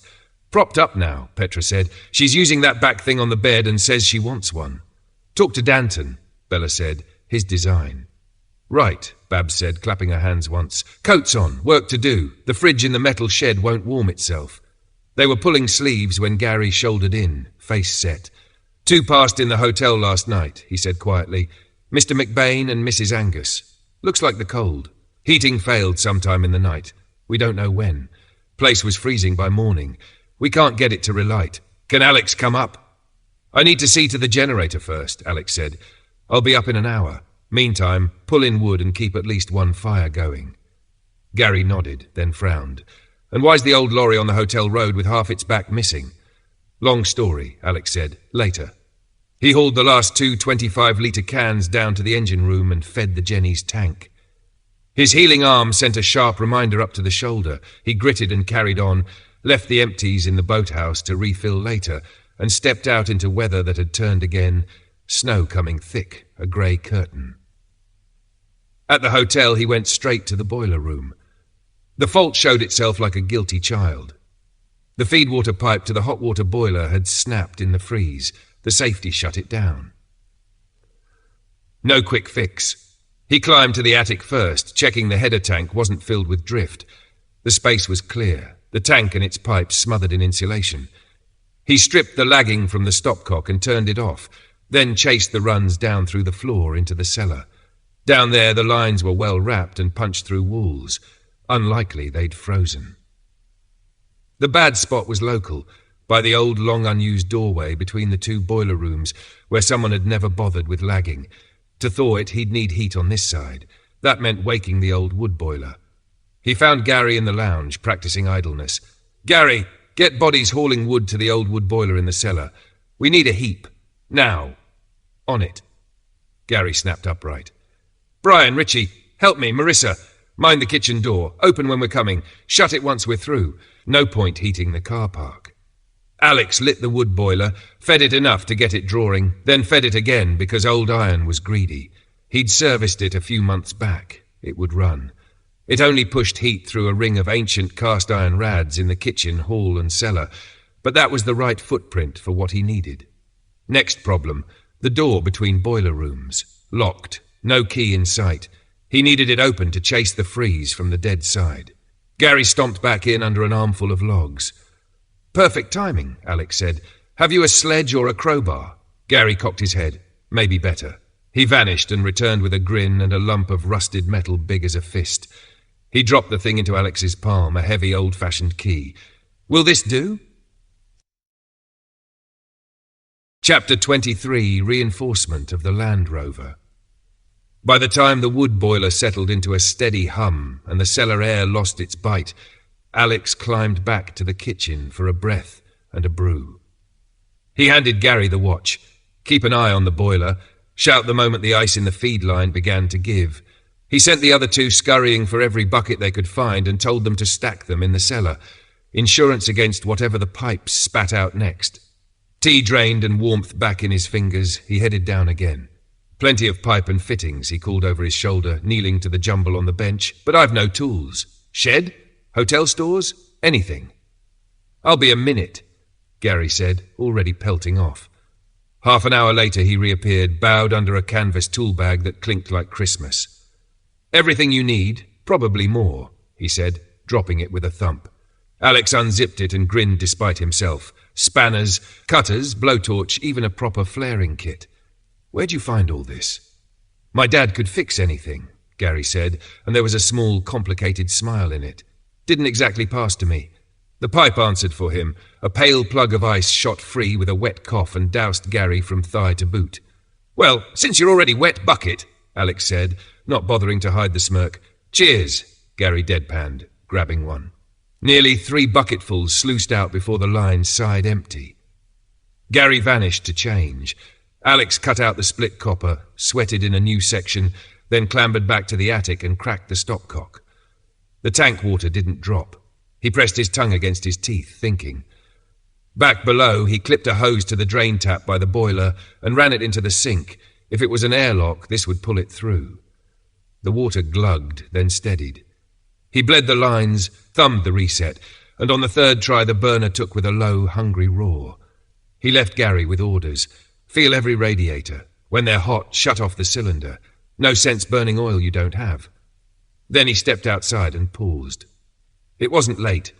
2, 3 in the afternoon at most, but the world had gone twilight under a hard, thick fall, flakes driving slant and fast, so the hotel blurred at the edges. He shouldered into it and found the dock by memory more than sight, slipped into the boathouse, and stood a second over the space heater, palms out. They'd made headway. Welds were ground smooth and flashed with paint, the cradle for the big tank nearly finished. "Alex," Danton said, eyes bright, "I think I know the answer, but I'll ask, can we lift the tank from where the tug sits now?" "No," Alex said, "needs to be right alongside." "Babs," Danton pivoted, "can the tug break this ice?" "We can try," Babs said. "Depends how thick it is." "If we can't move it," Danton went on, "we're stuck once we finish these welds." "Tomorrow," Babs said. "It'll be dark soon and we've other boats to mind." "Then we need more steel for the front," Danton said. "Alex, any luck?" "Bits and plates," Alex said. "Nothing bigger than a couple of feet." "I've a thought," Tobias said. "Old oil tank at Maud's. Plates decent on those." "Any oil left?" Alex asked. "A bit," Tobias said. "We can pump it up to the hotel tank first." "We go, and how do we get the tank here?" Alex said. Tobias spread his hands. "I never claimed the whole plan." "Tea," Babs ruled. "Then think." Alex wrapped his hands round the mug and let the steam work up his nose. We take a couple of the smaller gas bottles and Babs's cutting torch, he said. Cut the tank where it is. Smaller sheets we can drag or sledge back. Cold'll be murder, but it's doable. Could work, Babs said, looking to the others. Anyone? We'll freeze, Tobias muttered. Light the fire at Maud's, Alex said. Kettle on the hob. Warm fingers, warm pipe. I'll have Bella ask Anna if she minds. We ought to. It's hers now. Right, Babs said, clapping once. We finish this frame, paint it, eat, sleep on it. Tomorrow we cut. Best idea I've heard all day, Chris said. Over supper they sketched the raid on Maud's store. Alex found Anna and asked if she'd object. She shook her head at once. I'll never need it, she said simply. Bella, brow furrowed, leaned in. Why another tank, though? We need big sheets for the front end, Alex said. Best we can think of for plate. Bella tipped her head. There's a stack of corrugated sheets by the exchange. Double them, 2 layers, fronted right, that gives decent protection, doesn't it? Danton looked to Alex. Alex looked to Chris. Both nodded. Not as good as solid plate, Chris said, but bolted on. Doubled up, it'll stop .22 and shotgun at usual ranges, and it's simpler than welding heavy plate onto aluminium wings. Use the heavier bits for the doors and the windscreen surround, Danton said, already reaching for a pencil. And if you've proper heavy stuff, Bella added, make louvers for the front, like the Saracen. Slats to shield the radiator, still let air in. Leftover I-beams can brace the bumper, Alex said. Stop it folding if we nudge anything. And we fix the corrugated with wing nuts on the wings, Babs put in, seeing it. Let it overhang half the wheel. If we need to change a tyre, spin off the wing nuts and lift the sheet. I love a good brainstorm, Danton said, grinning as he began to rough the new nose, louver by louver, the lines taking shape. It had the feel of a late one. Bella squeezed Anna's hand and rose. We'll leave you lot to argue over bolts, she said. Good night. They went out into a cold so clean it rang, leaving pencil scratch and low voices to stitch the armour they'd be betting their lives on. Chapter 24. A good day trading. They kept a careful watch through the small hours, peering into the white hush until their eyes ached, yet nothing stirred. Even the dogs, pricked ears fading to drowsy yawns, found nothing to growl at. By breakfast, the edge had gone off everyone's nerves, and the house slipped back into its workaday rhythm. The sky held hard and bright. No new snow sifted down, and that simple mercy lifted tempers as surely as a fresh log lifts a fire. Even the hens think spring's sniffing around the corner, Robert said, setting a basket on the table with a little flourish. 14 today. 2 are dinky, new layers finding their feet. Sandra and Robert slipped away to the greenhouse with that conspiratorial ease they no longer bothered to hide. In the damp green hush they shook out compost and shouldered trays, marking rows for herbs, pressing in the first broad beans, setting mangittout and early greens in waiting beds. When the air fogged the panes, Sandra cut the last of the rocket and pak choy, peppery and crisp, to lay alongside goat's cheese in the sandwiches she'd promised everyone later. She had barely buttered the first slice when Theo's voice boomed up the stairwell. He's back! Bags into the canoe! Chairs scraped. They crowded the back bedroom window in time to watch the small figure feather strokes across the reservoir. Bernard and Theo headed for the gate, boots ringing on the flags.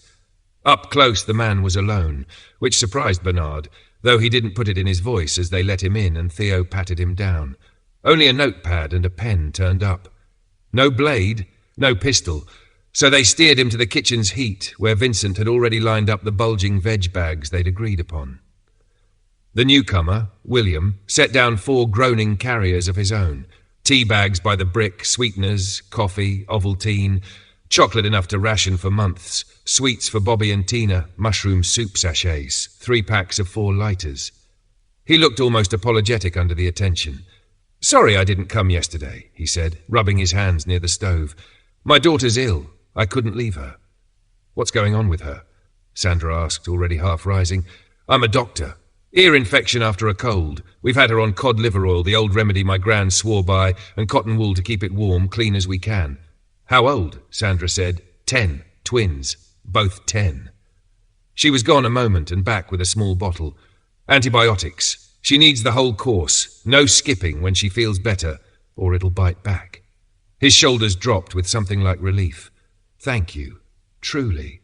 Her mum's been at me to risk the town for medicine, but I've no idea what I'd be looking for, and I doubt a chemist has much left. Truth be told, I've not the stomach for town now. Seeds for spring? Robert asked, businesslike but not unkind. We let the garden go last year, William admitted, but we've been on that place 5 years. It's good land. Now we've 5 extra mouths. Who? Vincent said. A folk trio, singers in their 60s, one of their sons and their manager. The other 2, late 20s. And skills? Vincent pressed, gentle only in tone. This is all skills now. Terry, one of the trio, grew up on a Scottish estate, blacksmith by trade, William said, warming to the inventory. He snare traps rabbits, keeps us in meat. His lad's learning fast, and he'll turn his hand to anything. Terry can cook too, which gives my wife Linda breathers, Jacob and Sheldon. He hesitated, searching for a generous word and finding none. They don't bring much. Jonathan, the manager, tries, says he's a good gardener, we'll see. Something about him, can't pin it, and I won't throw a man out into this. Nobody eats for free, Vincent said, not unkindly, but with the weight of a new law. Make that clear. How have we not seen a curl of smoke from you? He added, curiosity finally letting itself be heard. We reckoned that place empty. We saw you, William said, a rueful smile. Heard shots now and then, watched the fences go up, the dogs patrolling. First months, most of us thought you'd be trouble, but time shows habits. You defend, you don't raid. That's why I came. As for smoke, we've a big run of solar, a wind turbine, hefty lithium batteries. Power's covered. We keep the oil for true emergencies. There is a stove, but we burn only bone-dry wood, and only after dark. Bernard nodded, almost embarrassed. I never imagined anyone still up there. We've had our share of folk trying for what's not theirs, Vincent said. We've held so far, not without cost. If I may, William said, lifting his pen, tell me who I'm carrying news of. They'll ask. Bernard counted on his fingers. Here, the 5 of us, Robert's 2, one's away with our wider group, Brenda upstairs at the back window, Tina who chose us, 2 on watch in the parlour attic, and 5 more down the lane. That's a crowd, William said, though not disapproving. And we're only a slice, Vincent said. Our larger lot, Theo's family among them, make 70 odds spread across farms and small holds. What else can you spare to trade? He asked. When the snow breaks, we'll pass word. Tea and coffee still, William said, flicking pages as he took their measure. Toiletries, kitchenware, laundry detergent, sanitary pads, lots of dish soap, kitchen foil, rubber gloves, the little things that make a day easier. Sanitary pads, Sandra said promptly, and toilet roll, tissues, rubber gloves, kitchen towels. Add laundry and dish soap, Brenda said from the back, and foil. He wrote it all, neat hand, careful lines, and promised to bring what he could in a week. Theo walked him down with the bags, saw him steady the canoe's nose, watched him cut a quiet V into the grey water. On the bank he hoisted the snowshoes, gave a quick, human wave, neighbourly and wary both, and shouldered back over the hill. Inside, the house breathed out. 4 brimming sacks leaned against the door. Bernard topped the kettle. The dogs dozed. And for the first time in days, the talk around the table sounded almost like the old world. Meals and seedlings and who would fetch what where. Simple plans spun under a hard blue sky that, if you squinted, could be mistaken for spring. Chapter 25. Someone new wants to join. Bella was up with the grey smear of dawn, breath fogging in the chill as she crossed the quiet canteen. Chris and Tobias still sprawled on the benches, boots dangling, the picture of 2 men who'd fallen asleep mid-sentence. She slipped into the galley where Rosie was already coaxing the kettle and stacking pans with that brisk competence Bella had come to lean on. You remind me of my grandfather, Bella said, perching on a stool. Always up before the rest of us, breakfast happening like magic. As long as you don't think I'm old enough to be anybody's grandparent, I'll take it, Rosie said, smiling over her shoulder. Tea? Food? Both, and if it's all right, I'll eat in here. Pull up a chair. The scrape of another chair leg woke the sleepers. Alex eased down with a wince, the arm still not right, and the sound made Chris and Tobias jolt, blinking at the light like men surfacing from a deep pool. Helen drifted in behind them, tightening her scarf at her throat. Isabel and Petra want to get home, she said by way of greeting. Any bright ideas? Have you looked outside? Alex asked. Arctic. No way through that, not on foot. This could sit on us for days, Max added, appearing as if the snow itself had shaken him loose from the wheelhouse. Babs came in last, dusted white to the eyebrows, the kind of white that means a true whiteout. Even so, the bank drifts made the cold feel less like teeth. "It's bad," she said, "but the snow's muffling the bite. After breakfast, I'll try to move the tug. I'll need eyes in the engine room and on the dock. Any hint the ice is chewing at us, we stop. Deal?" "I'll take the engine room," Alex said, already half-turned, automatic in the way of a man who knows the sound of a gearbox better than his own thoughts. "We'll watch from the dock," Chris said, Tobias nodding alongside him. "If anything looks off, we wave you down." Engines coughed to life and settled to a low thrum. Babs nosed the tug forward, and the ice sheared away with a brittle complaint. Straightening, she feathered reverse and inched for the dock. It wasn't the tug that failed them. A ridge of ice at the stern lifted, tilted, and then punched like a pile driver through the old riverboat moored behind. They registered the sound, a heartbeat before the sag, metal protesting, wood giving way, and in minutes the riverboat took water, rolled to a stubborn angle, and went under. There was no saving it. Babs kept head and brought the tug back as far as Danton's hand signals dared, then let the anchor drop. Alex surfaced from the engine room, thumb up. System steady. Thank God he was aboard. No one else could thread the Hiab inside that tight doorway with inches to spare. The price of their careful ballet became clear as they looked back. Ice had sealed them off from the jetty and dock. They were afloat and alone. Danton, Tobias, and Chris trudged to the tank, or rather, to the vast white hump where the tank was buried. There was no getting a sling under that until they'd shifted a small hill. They were one rueful thought too late, realizing that if they'd berthed bow in, the forward water cannon could have carved the snow away in minutes. As it was, it would be shovel work and patience. Babs and Alex exchanged the same look and decided to save their breath for the long haul. Tea first, then the long haul. During the break, Morgan drifted down, hat in hand, eyes flicking from faces to the half-dug mound. "Need a spare pair of hands?" he asked, already reaching for a shovel. Tobias, perhaps too blunt, said, "We're turning my Land Rover into an armoured car." Chris stepped in quick, steering the talk. "If we ever have to cross to the mainland to scavenge, it'll keep us safer." "How are you getting it across?" Morgan asked, more measured than his years. "On the tug," Chris said easily. "When she's back and free." Nothing more was said, but Alex clocked the exchange and filed it. By the time the last scoops of snow sloughed off the tank's base, Alex was back at the controls, the Hiab whining into place. He swung the hook over, Chris clipped the slings, and the tug listed hard as the frozen belly refused to budge. Then the bond broke with a wrenching crack, and the tank surged free, penduluming. Everyone had the sense to be well clear, but the lurch still dragged a gasp from every throat. Alex steadied the sway, slewed the boom, and Danton, seeing the play, ran ahead to open the boathouse doors. The boom reached, and the tank kissed the sill by a whisper. Alex eased it in, telescoped that last precious foot, and set it down just inside. Disconnected, stowed, a nod to Babs, anchor up, and the thrusters pushed them crabwise back along their own broken channel until the jetty took shape through the snow haze. Alex hopped ashore and legged it for the boathouse, barking, "Leave the straps, winch it further in, and close up before the next squall." By the time Babs shouldered in with an armload of heat, the space heater rumbling to a brighter roar, the tank was swung from the gantry and the Land Rover eased under its shadow.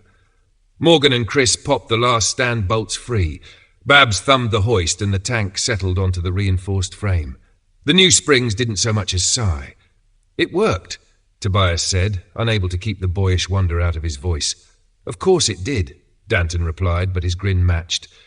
"How many spare wheels you got, Tobias?" Alex asked, eyeing the ride height. "Loads," Tobias said, almost sheepish. "Hate paying full whack, so if I saw a deal, farm sale, ferry back, bought them. Folks called it an obsession. Saved a fortune, mind." "What's in your head?" Danton asked Alex. "The springs barely moved. She's sitting too high at the back. Rough ride inside if we leave her like that. We can hang 4 spares on the roof, 2 on the flanks, another on the rear door. Plenty of rubber if we need it, and it drags the centre of mass down."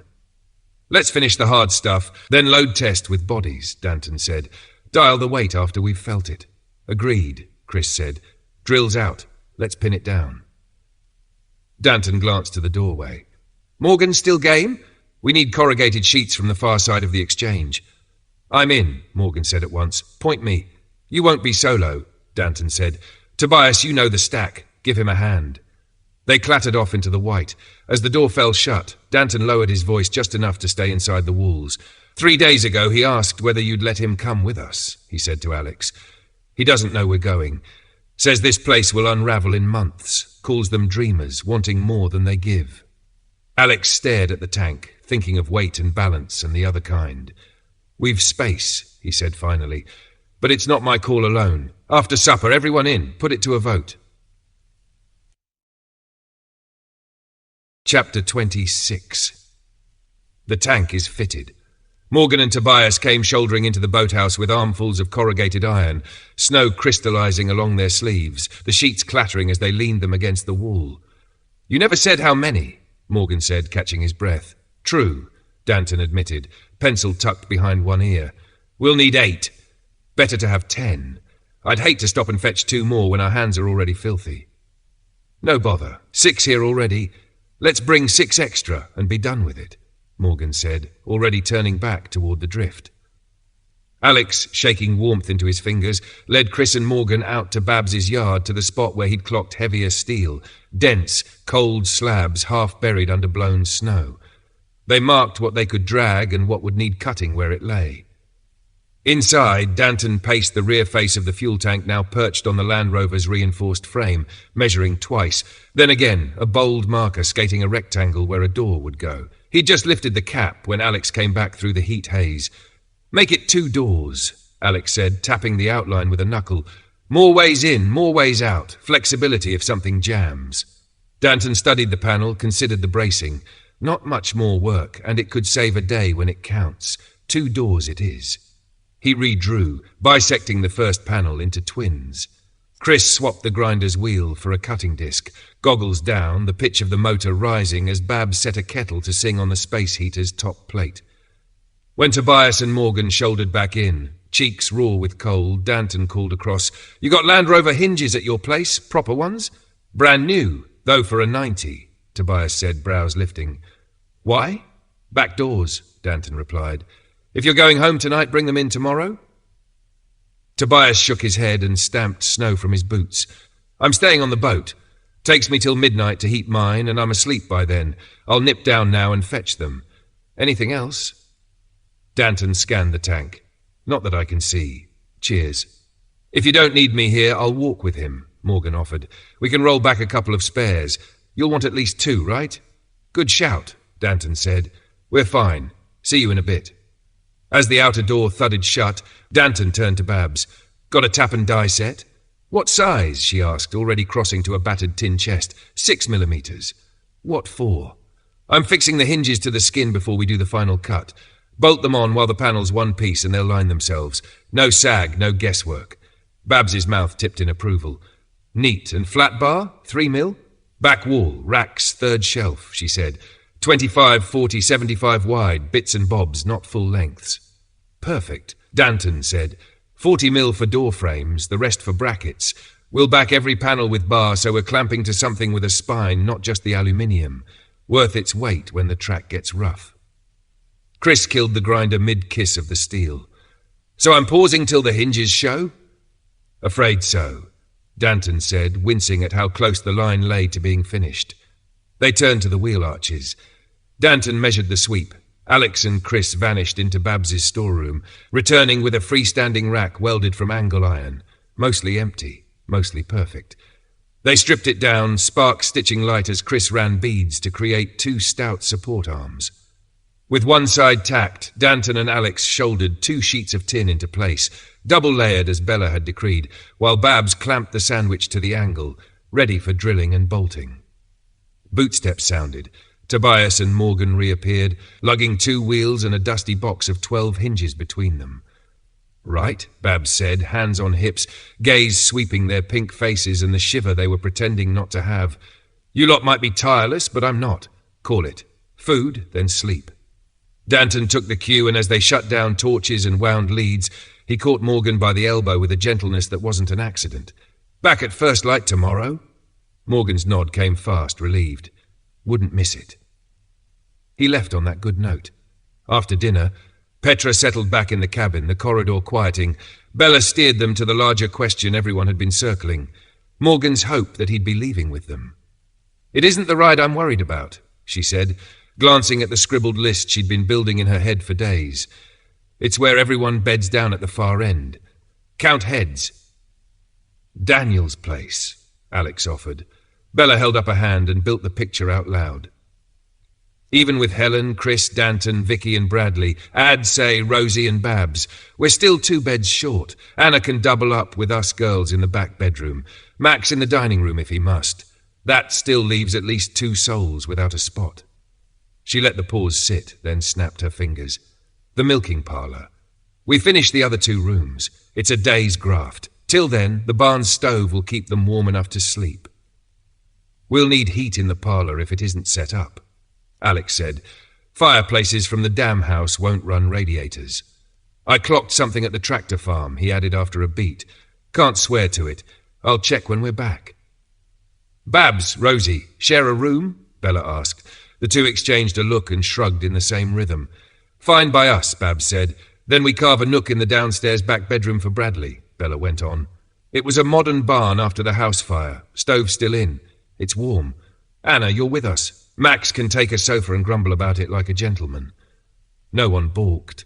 When Bella called the vote, it was clean and quick. Yes to Morgan. "That makes 11 in the Land Rover," Danton said, grinning despite the maths. "We'll need those bus seats from the craft centre, assuming we can get there." "When do we risk the tug?" Bella asked. "When the ice starts to break," Babs said. "Soon as it eases, we try. Not before. The seats can be last fix," Danton added. "A day's work, tops. We've 3-4 hard days before that." As yawns took the room, Alex touched Bella's sleeve and tipped his head toward the ladder. "Wheelhouse? We need a word." Babs surrendered the chair with grateful haste. "You were due. I'm frozen through and short on charm." In the dim wash of the instruments, breath steaming and ice rucking along the lock outside, Bella curled her gloves between her knees. "Go on," she said. "They'll have a fit when we roll in with 11 more." Alex said, "Not quite a question." "I don't see why," she answered softly. "We've already mapped where people sleep, and every single one brings something useful. With Vicky, Helen, Sandra, and Vincent when he comes, we could set up a hospital wing if we had to." She allowed herself a small, lopsided smile. "Tell me they'll argue with that." Chapter 27. Meet the family. A week later, right on the dot of when he'd said he would, William breasted the white crust along the reservoir with a woman keeping pace at his shoulder. From the back bedroom window, they looked like figures etched in frost, heads bowed to the cold, breath drifting. But as they climbed, Theo and Bernard were already shrugging into coats and boots, whistling Matt to pen the dogs before the yard erupted. "This is my wife, Diana," William said as he reached the gate, hands lifted, the careful courtesy of a man who knew how quickly nerves were frayed these days. "She wanted to meet you all, and to thank your doctor." "Come along in," Bernard said, unfastening the chain. "Vincent'll have the kettle thinking about a boil." Theo relieved Diana of the 2 bags she carried, big but feather-light, and ushered them through the porch where the snow steamed from their sleeves. The kitchen was soft with heat. Vincent sat at the table with Sandra and Brenda, the teapot already jacketed, blue mugs lined like soldiers. Introductions went around while Vincent poured, the ordinary cadence of names and hands a balm against the winter outside. "Thank you for the medicine," Diana said, fingers folding around the mug. "She's already turning a corner." "Milk?" Vincent offered, the question almost casual, though he couldn't help the flicker of pride. "Milk?" Diana blinked. "You have milk? Then I may start drinking tea again. Tea without milk is, well," she grimaced, rueful and honest. "If you can spare any, I'd trade gladly."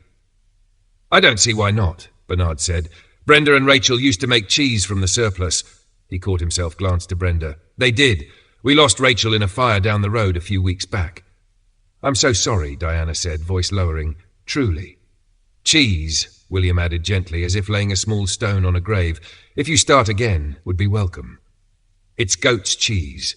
Brenda said, steady, meeting Diana's eye. Made the same way as cows, just a different finish to it. It's good. Proper good. We'd also be interested in some chickens, William ventured, not pushing, simply setting out a wish the way a man lays tools in a row. Not yet, Bernard said, and the farmer in him spoke plain. We'll breed up through the summer. Come September they'll be ready and laying by this time next year. Farming's slow work. We can't thin any stock now. They're our backbone. Something to look forward to then, Diana said, and the words had the sound of someone teaching herself to plan again. While water hissed through the spout and the smell of bread and onions crept from the oven, Bernard bagged out vegetables, Swedes, turnips, potatoes, carrots, added apples for the children, then set aside the milk and a wedge of cheese as Diana had asked. At the stove, Brenda and Sandra moved easily together, scraping pans, slicing, plating, the quiet choreography of women who had kept too many kitchens running on too little. Over the meal, William and Diana haltingly laid out the shape of their last year, the way a life narrows and hardens then, with luck and stubbornness, keeps beating. Is the tractor your only way to get about? Theo asked, catching the grain of their story. Yes, William said. It came with the small holding when we bought it, just over 5 years ago. Everything else we have is too new to live. We didn't understand what had happened for months. A week after the power went, 3 of us walked to the main road, cars everywhere, left where they died. On the way back, a farmer 3 miles east took shots at us. That kept us home for a spell. Hunger put steel in our backs and we headed toward Hetton. Before we got there, we found a lorry, full. We loaded the trailer with what we could and over a day and a night ferried it home. After that, we had no reason to risk more. He glanced at Diana, then on he went. Later, Terry and his son pushed toward Skipton. They found a boy, shot, barely hanging on. They brought him back. He lasted 6 days. He told us, CME, what it was, why nothing worked, and what Skipton had become. He died the night Skipton went up. That gives you the time of it.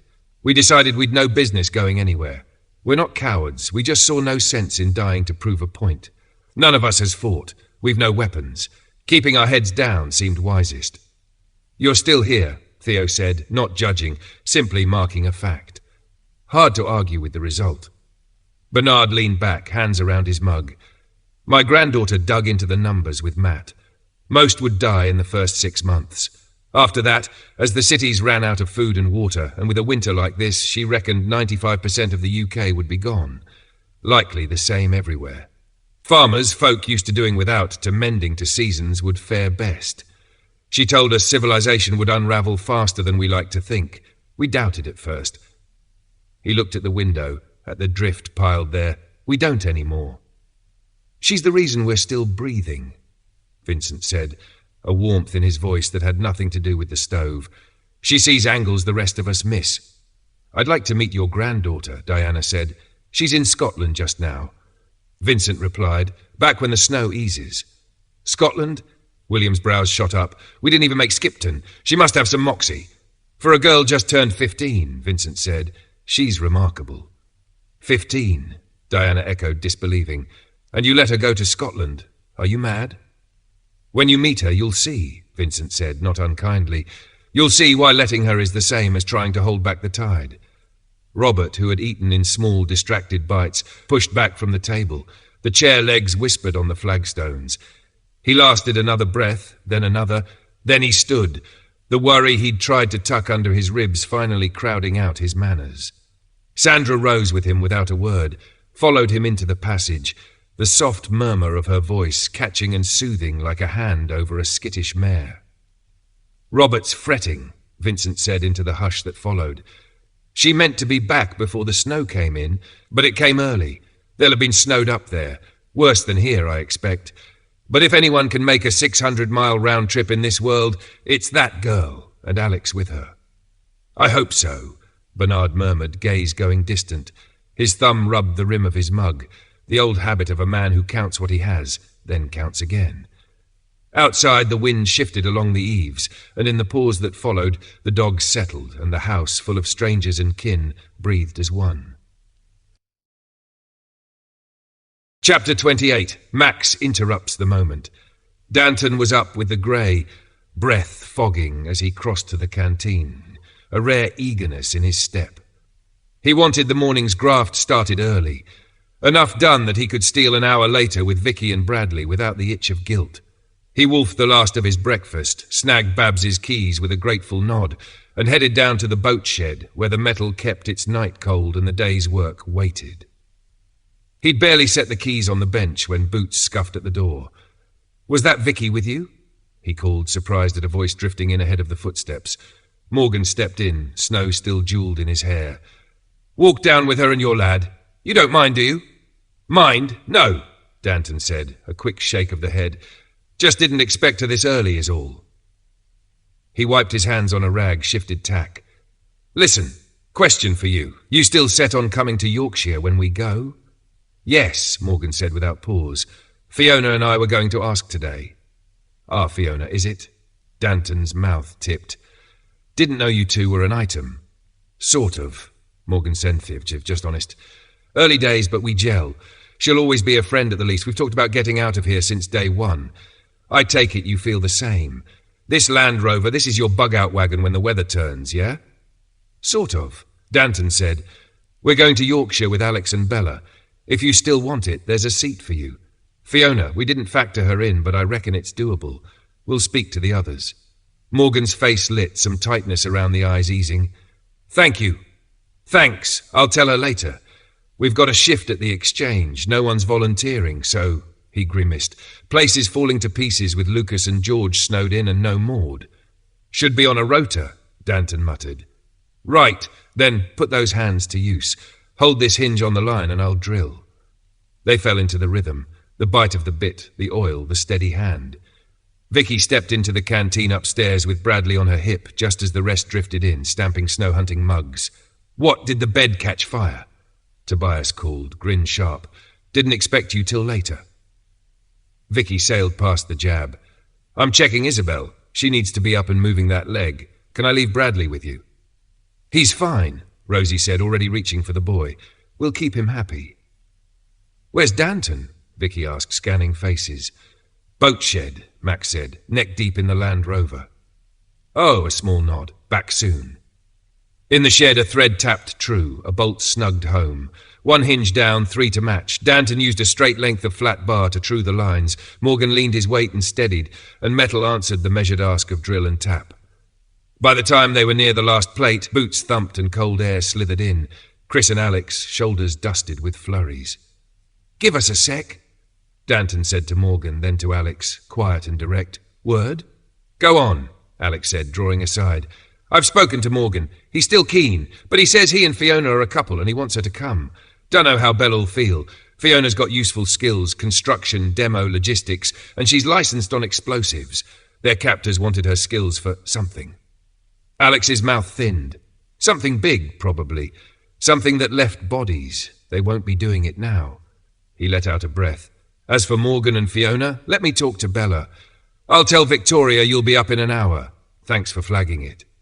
Alex slipped back toward the tug, crossed paths with his uncle on the steps up from the canteen. Max had the restless look of a man hunting a job to bite into. "Do me a favour, Uncle Max. Find Bella and ask her to meet me in the wheelhouse. Need a word." "What about?" Max said, not nosy, just practical. Alex gave the sketch, the Morgan Fiona ask, the timing. Max grunted assent and went to look. He found Bella in the cabin with Anna and Isabel. Petra and Vicky were conferring by the bunk, trading notes on pain and progress, while Isabel watched them with a stubborn brightness that promised trouble and recovery in equal measure. "Bella," Max said from the door, gentle so as not to startle. "When you've a minute, Alex wants a word in the wheelhouse." A beating or a blessing, Bella thought, heart ticking up for no good reason. She squeezed Anna's hand, murmured something light to Isabel about the backrest Danton could make her, and climbed. The wheelhouse was glass and winter light. Alex stood by the console, cheeks drawn a little thinner than before the wound, eyes old in a way 15 days hadn't earned. He laid it out, the ask, the sense of it.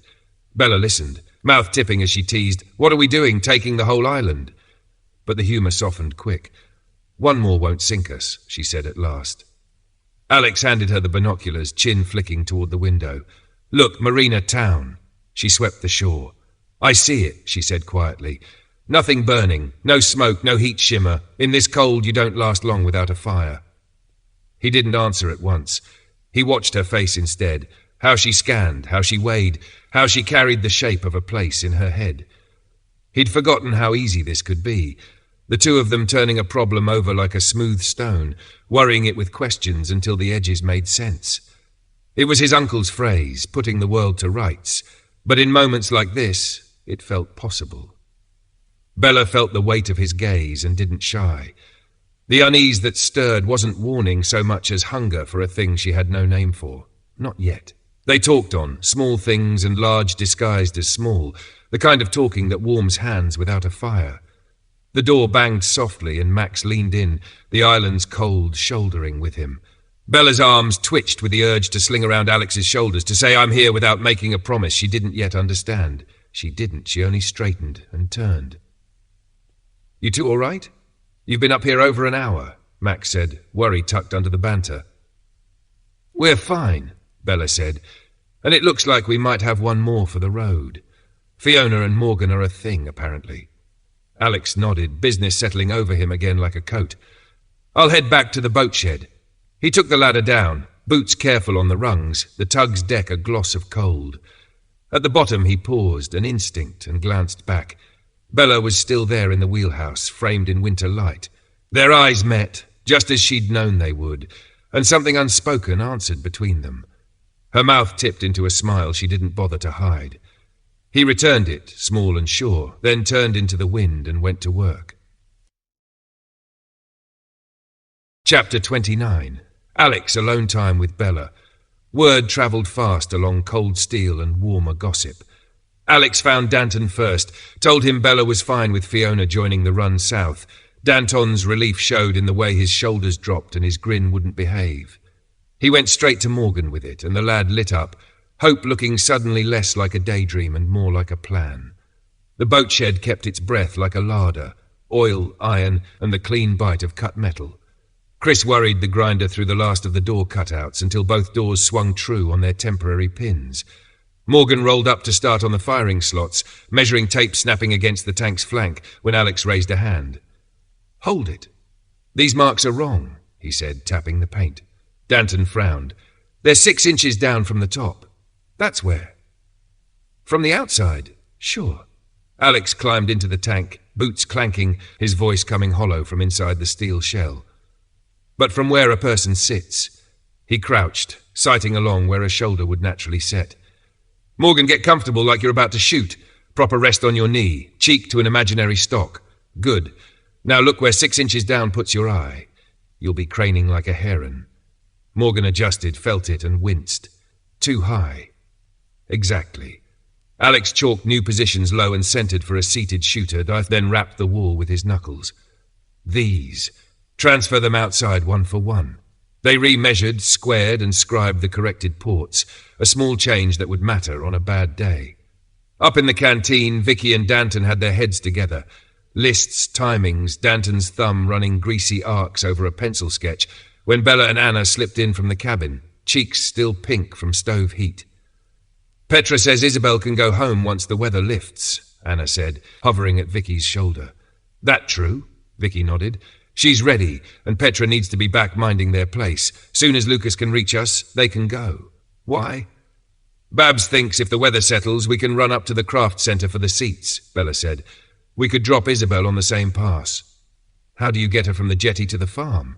Vicky asked, doubt and duty in her voice. She can't walk yet. Bella's mouth tugged, already a step ahead. Max's sledge, the big one. We were wondering how to drag bus seats across this snow anyway. That thing would do both jobs. Bench seat, wide runners, long deck. We pull together, short distance, light passenger. How big is it? Danton asked, practical as ever. Width of a pallet, double the length, Bella said. Built for show, stout enough for work. Danton considered the snow outside, the slope, the drifts. With enough hands we can manage. Even if it bogs, we can rig a rope and wind it out. Then we'll see what the sky looks like in the morning, Vicky said. If it breaks, we go. Bella headed for the wheelhouse to clear the idea with Max. He looked up from the glass, where the world was smudged with white and wind.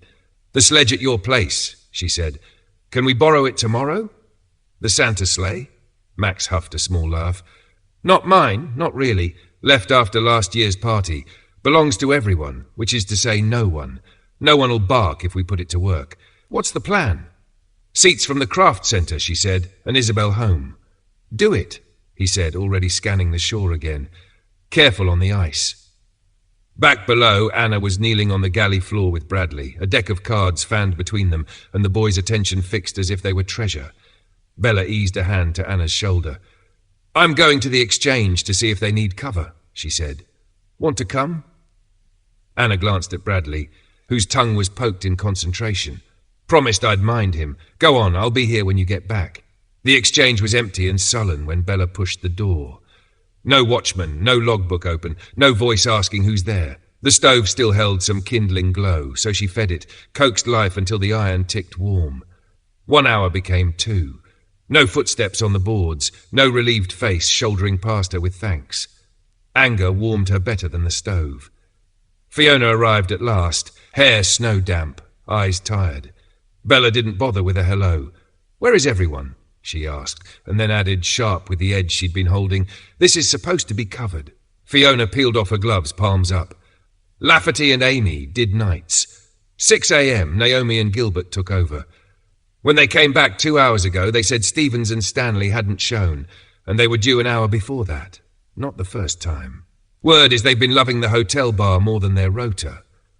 Bella's jaw set. The picture of those two, warm room, bottle in hand, the rest of them cold and watching, turned her stomach. She was halfway to the door when boots thudded outside and Morgan slipped in, took one look at her and read the storm. Don't, he said. They're idiots, and drunk idiots get brave. You go in there with that look and you'll give them a reason. He wasn't wrong. Bella swallowed the fire, nodded once, and headed back to the tug with the heat curling under her ribs. Alex saw the tight line of her mouth as she came in and felt that familiar jolt. Had he done something? Said something? She saw the worry, shook her head and muttered, dumb and dumber, with such weary contempt that he let out a breath he hadn't known he was holding. Babs stepped in where he fumbled for the right words. It won't be our problem much longer, she said evenly. Let it be theirs. We'll be gone soon enough. But it is our problem if they're asleep at the switch, Bella said, temper cooled but not gone. Last meeting they agreed, 12 of them, fixed 4-hour shifts in pairs every day. We stay vulnerable if they can't keep a rota. It's not the 12, Babs said. It's those two. Cover their hours from the wheelhouse. Radar does most of the seeing and no one's stirred out there since the first big fall. We leave soon. They can drink their fill after that. Alex put his bad arm on the table and his good one on the decision. She's right. I'll partner with you for the morning 4 till we go. With this arm, I'm no use throwing steel around, and the rest can handle the heavy. Say yes, and stop bleeding energy on people who won't change. The ask lived inside the offer. Bella heard both. 4 quiet hours at first light, the two of them, the tug's hum a backdrop and the radar's sweep a heartbeat. Sensible, strategic, also something else she didn't want to poke too hard in case it startled. She let the fight go, just a little, and nodded. All right, we'll do it. Outside, a gust rattled the rigging. Inside, the decision settled like a weight lifted. Work reassigned, watch covered, and a sliver of morning carved out for 2 people who, without saying it, needed the company as much as the duty. Chapter 30, Sleeping Arrangements. They agreed, finish the Land Rover first, then worry about the sleigh. No point fetching seats if the carrier wasn't roadworthy. That night, with tools cooling and tea steaming, Bella laid out the plan that had been circling her head all evening. We should prove the Rover under load before any long run, she said. Once we've got every weld done, we take it to Max's, hitch his sleigh and tow it back. Easier to lift from our dock than fight his rocky jetty. Babs nodded, remembering their last wrestling match with that shoreline. Max's key is a teeth breaker. We'll do it your way. 2 days and we're there, Chris said, already counting bolts in his head. He wasn't wrong. By the second afternoon, the weld seam sat neat and silver under fresh paint. For the weight test, Vicky slid behind the wheel with Bradley balanced bright-eyed between her and Chris. Everyone else piled into the back. Springs eased a little, the shell settled an inch, and Alex crouched to measure, tape rasping against steel. He worked his sums twice, then straightened. "We can add another 200 kilos, food, water, fuel," he said. "But we need a step at the rear. Fast on, fast off could be the difference one day." "That's a half-hour job," Chris said. "We'll have it on before dinner." "Tomorrow we fetch the sleigh," Tobias added, pleased at the clean logic of the sequence. When they rolled out, Bella and Alex stayed behind, one eye on the gantry, one on the sky, while Chris, Danton, Tobias and Morgan took the camo-green Rover round to Max's. In daylight, it looked the part, squat, purposeful, a patched creature armoured for bad weather and worse people. The snow wasn't deep, not in the open, but it had drifted hard against the shed and swallowed the sleigh up to the runners. An hour's digging to unearth it, another to heave and pivot it around and get the yoke on. Once hitched, it skated obediently behind them, a bright absurdity in a white world. At the dock, they dropped the sleigh, slung it, and Alex took the high-ab controls with the ease that had made everyone forget his arm was still a healing wound. Boom out, hook down, a breath held, then a clean lift to the tug's deck. The Rover went back into the boathouse, doors shut, heaters thrumming, the sleigh settled snug by the rail. Drinks all round, thawed the ache in backs and fingers. Engines rumbling in the dark had them bristling, hands to rifles, Bella's bow already in her palm, until Lucas's shout reached them. "It's me," he was grinning, breath steaming. "Managed to get the Land Rover down to the quay. Ice on the locks, no bother now." "We were going to bring Petra and Isabel up in the morning," Vicky said, relief loosening her shoulders. "I'll take them now," Lucas said. "Gives me time to warm the house, and we're not under your feet. I'll just tell them we're here." They let him go with brief hugs and a reminder about daylight. As his engine faded, Bella exhaled and set the next hard question on the table. "If we get the seats tomorrow, even with a day to fit them, when do we leave?" Babs turned her mind to water. "I need eyes on the marina, river depth, flow, any debris. If the current's not too lively, I'm ready." "Then we put a stake in it," Bella said. 2 days from now, provided Babs likes the river. Objections?" Silence answered her.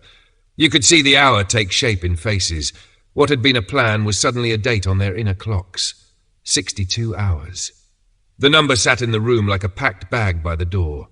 The run to the craft centre was the easiest thing they'd done in weeks. Ice lay in plates and veins, broken by wind and current. The tug shouldered through it with a steady shrug.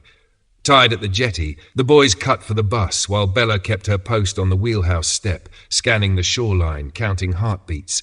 2 hours stretched thin. She was about to argue with herself and go when Alex climbed back aboard, snow on his collar and apology in his eyes. "They're coming," he said. "First pair should be in sight. Sleighs stuck beyond the trees. They'll hump these back by hand." He passed Danton on the track, carrying a seat over each shoulder, and sent him on with a grin. "Chris is freeing the last pair, bolster and sheer bloody-mindedness." By the time the first frames thumped on deck, the rest were in view. On the way home, Babs took them past the marina, nosed into the river's mouth, read the water the way shepherds read cloud, then eased them back to the island. Chris and Morgan couldn't keep their hands off the job. With Babs and Tobias, they vanished into the shed. By evening, they had the seats bolted, braced, and surprisingly comfortable. The mood at the table tilted, work list shrinking, departure expanding. They were up early next morning. Morgan and Fiona arrived with bedrolls and a polite insistence on sleeping aboard so they could start at first light.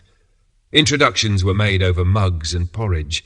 Then Chris and Morgan dug the lifting cradle out from under snow while Tobias threaded the Rover onto the dock until it sat exactly where Alex wanted it. Danton snapped slings. Babs backed the tug in and held her with the thrusters. Alex swung the high about. Chris clipped on, and the big box rose, slow, certain, and settled to deck without so much as a sway. Lines on, metal secured, and it wasn't yet noon.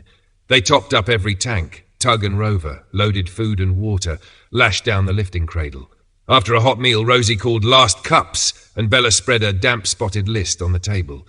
"Before we talk beds, we check the kit," she said. They worked through it. Fuel cans, medkits, tools, spare belts, tarps, jacks, chain, maps, flares. Only a few stragglers, extra lifting straps, a fuller tool roll, more rope. Chris and Tobias took that errand without argument. "Right," Bella said at last. "Sleeping. We've the big cabin below. Sleeps 4. I suggest that's us girls. Helen, Anna, Fiona, me. Then 4 doubles. Max with Alex, Chris with Danton, Bradley with Vicky, Rosie with Babs. That leaves Tobias and Morgan in here on the benches. Have I missed anyone?"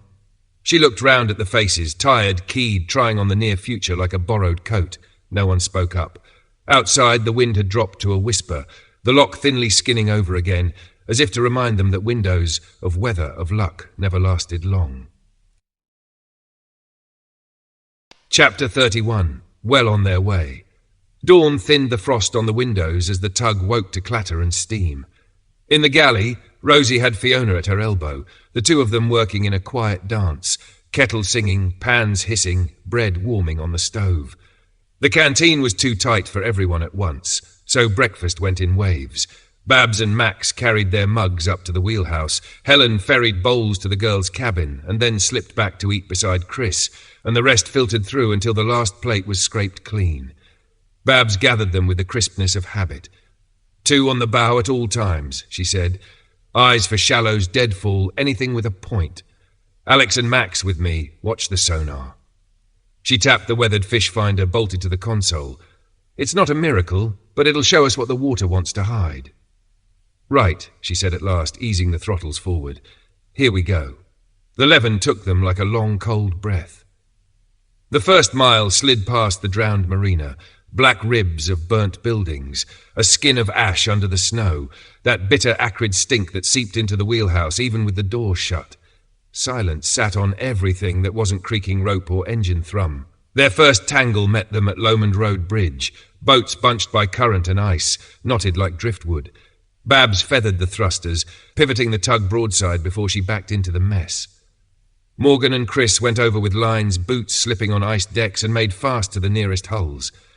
Each time Babs hauled a wreck clear, another slid into its place. 3 times they shifted the snarl before a channel opened. The sonar painted ghosts of hulls on the bottom, pale ovals and ribs, but the tug's draft was shallow and her keel never kissed them. Next is the old Ballock Bridge, Babs warned. They pulled it years back, but this chart still thinks it's here. We'll go slow and trust the pings. I'm glad you're at the helm, Alex told her, half a grin under his breath. They crept, the fish finder ticking and whispering, then the river widened and the depth steadied. Clear, Babs said. Shallows stay left ahead, so we hug the right-hand channel. It'll be variations on that all day. Remember, river swings right, silt stacks left, swings left, silt stacks right. Where it spreads and lazes, it'll try to turn itself into a field. Rapids mean thin water, but we shouldn't see those here. They moved through charred belts of wood and what had once been a trading estate, all of it smothered in white. A sharp ping made Babs check her wind and drop the revs to nothing. She nudged them astern and slipped toward the other bank to test the depth again. Sonar's shouting, but I can't see a thing, she murmured. Could be wire. We'll feel our way. It was wire, or something like it. It sang once against the hull like a plucked string, then fell away. Beyond the bend, fire had spared less. The town on both banks was a long bruise of black walls and dropped roofs. They made slow water through a run of oxbows where the river looped and narrowed. A car lay nose down off a shingle bar. It took an hour to free. Tobias went over, teeth gritted against the cold, tied a rope, and Alex lifted it clear with the hyab, water coursing from the doors in a dirty sheet. Power lines were next. The poles had gone, fire, wind, who knew? So 4 cables had sagged like steel vines from a small trading estate and fallen across the river. No bolt croppers. They hacked through, 1 line at a time, careful hands and careful curses. A half-sunk narrowboat after that. The tug-lug nudged its stern and it slewed away, bobbing into the reeds like a scolded dog. On the long sweep that nearly doubled back on itself, they met the big one. A log jam tight enough to walk on. Small boats wedged among tree trunks, a caravan folded like a biscuit tin, a mat of branches blackened from fire and rimmed with ice. The chainsaw would have roared the valley awake and invited every hungry soul in earshot. Babs wrung the helm, got the tug turned, and dropped anchor so the hyab could work without dragging them sideways. They started with what hands could manage. Loose planks, broken oars, anything under the weight of 2 people. Then came the crane work. Lines round a mast stump, a half skiff, the caravan's steel ribs. Sun crawled across the frozen hills. Breath fogged and froze in the air. Late in the afternoon they had a slit of water to squeeze through.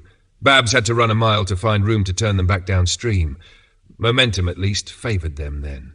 Dusk found them in a wide reach with the A82 bridge, a dark bracket ahead. Babs let the anchor down on a short chain. "We wait for high tide," she said. "There's a key bridge in Dumbarton that gets too mean at low. If my head maths is right, high water's about 10 past 10. We get under at slack, and we've got maybe an hour's grace before it starts pulling us back. We'll be off again at 5. No night running." They set watches. Alex and Bella in the wheelhouse first, Chris hunched by the Bren in the ferret, a shadow behind steel. The tug sat mid-channel with shallows on either side, no cover for half a mile.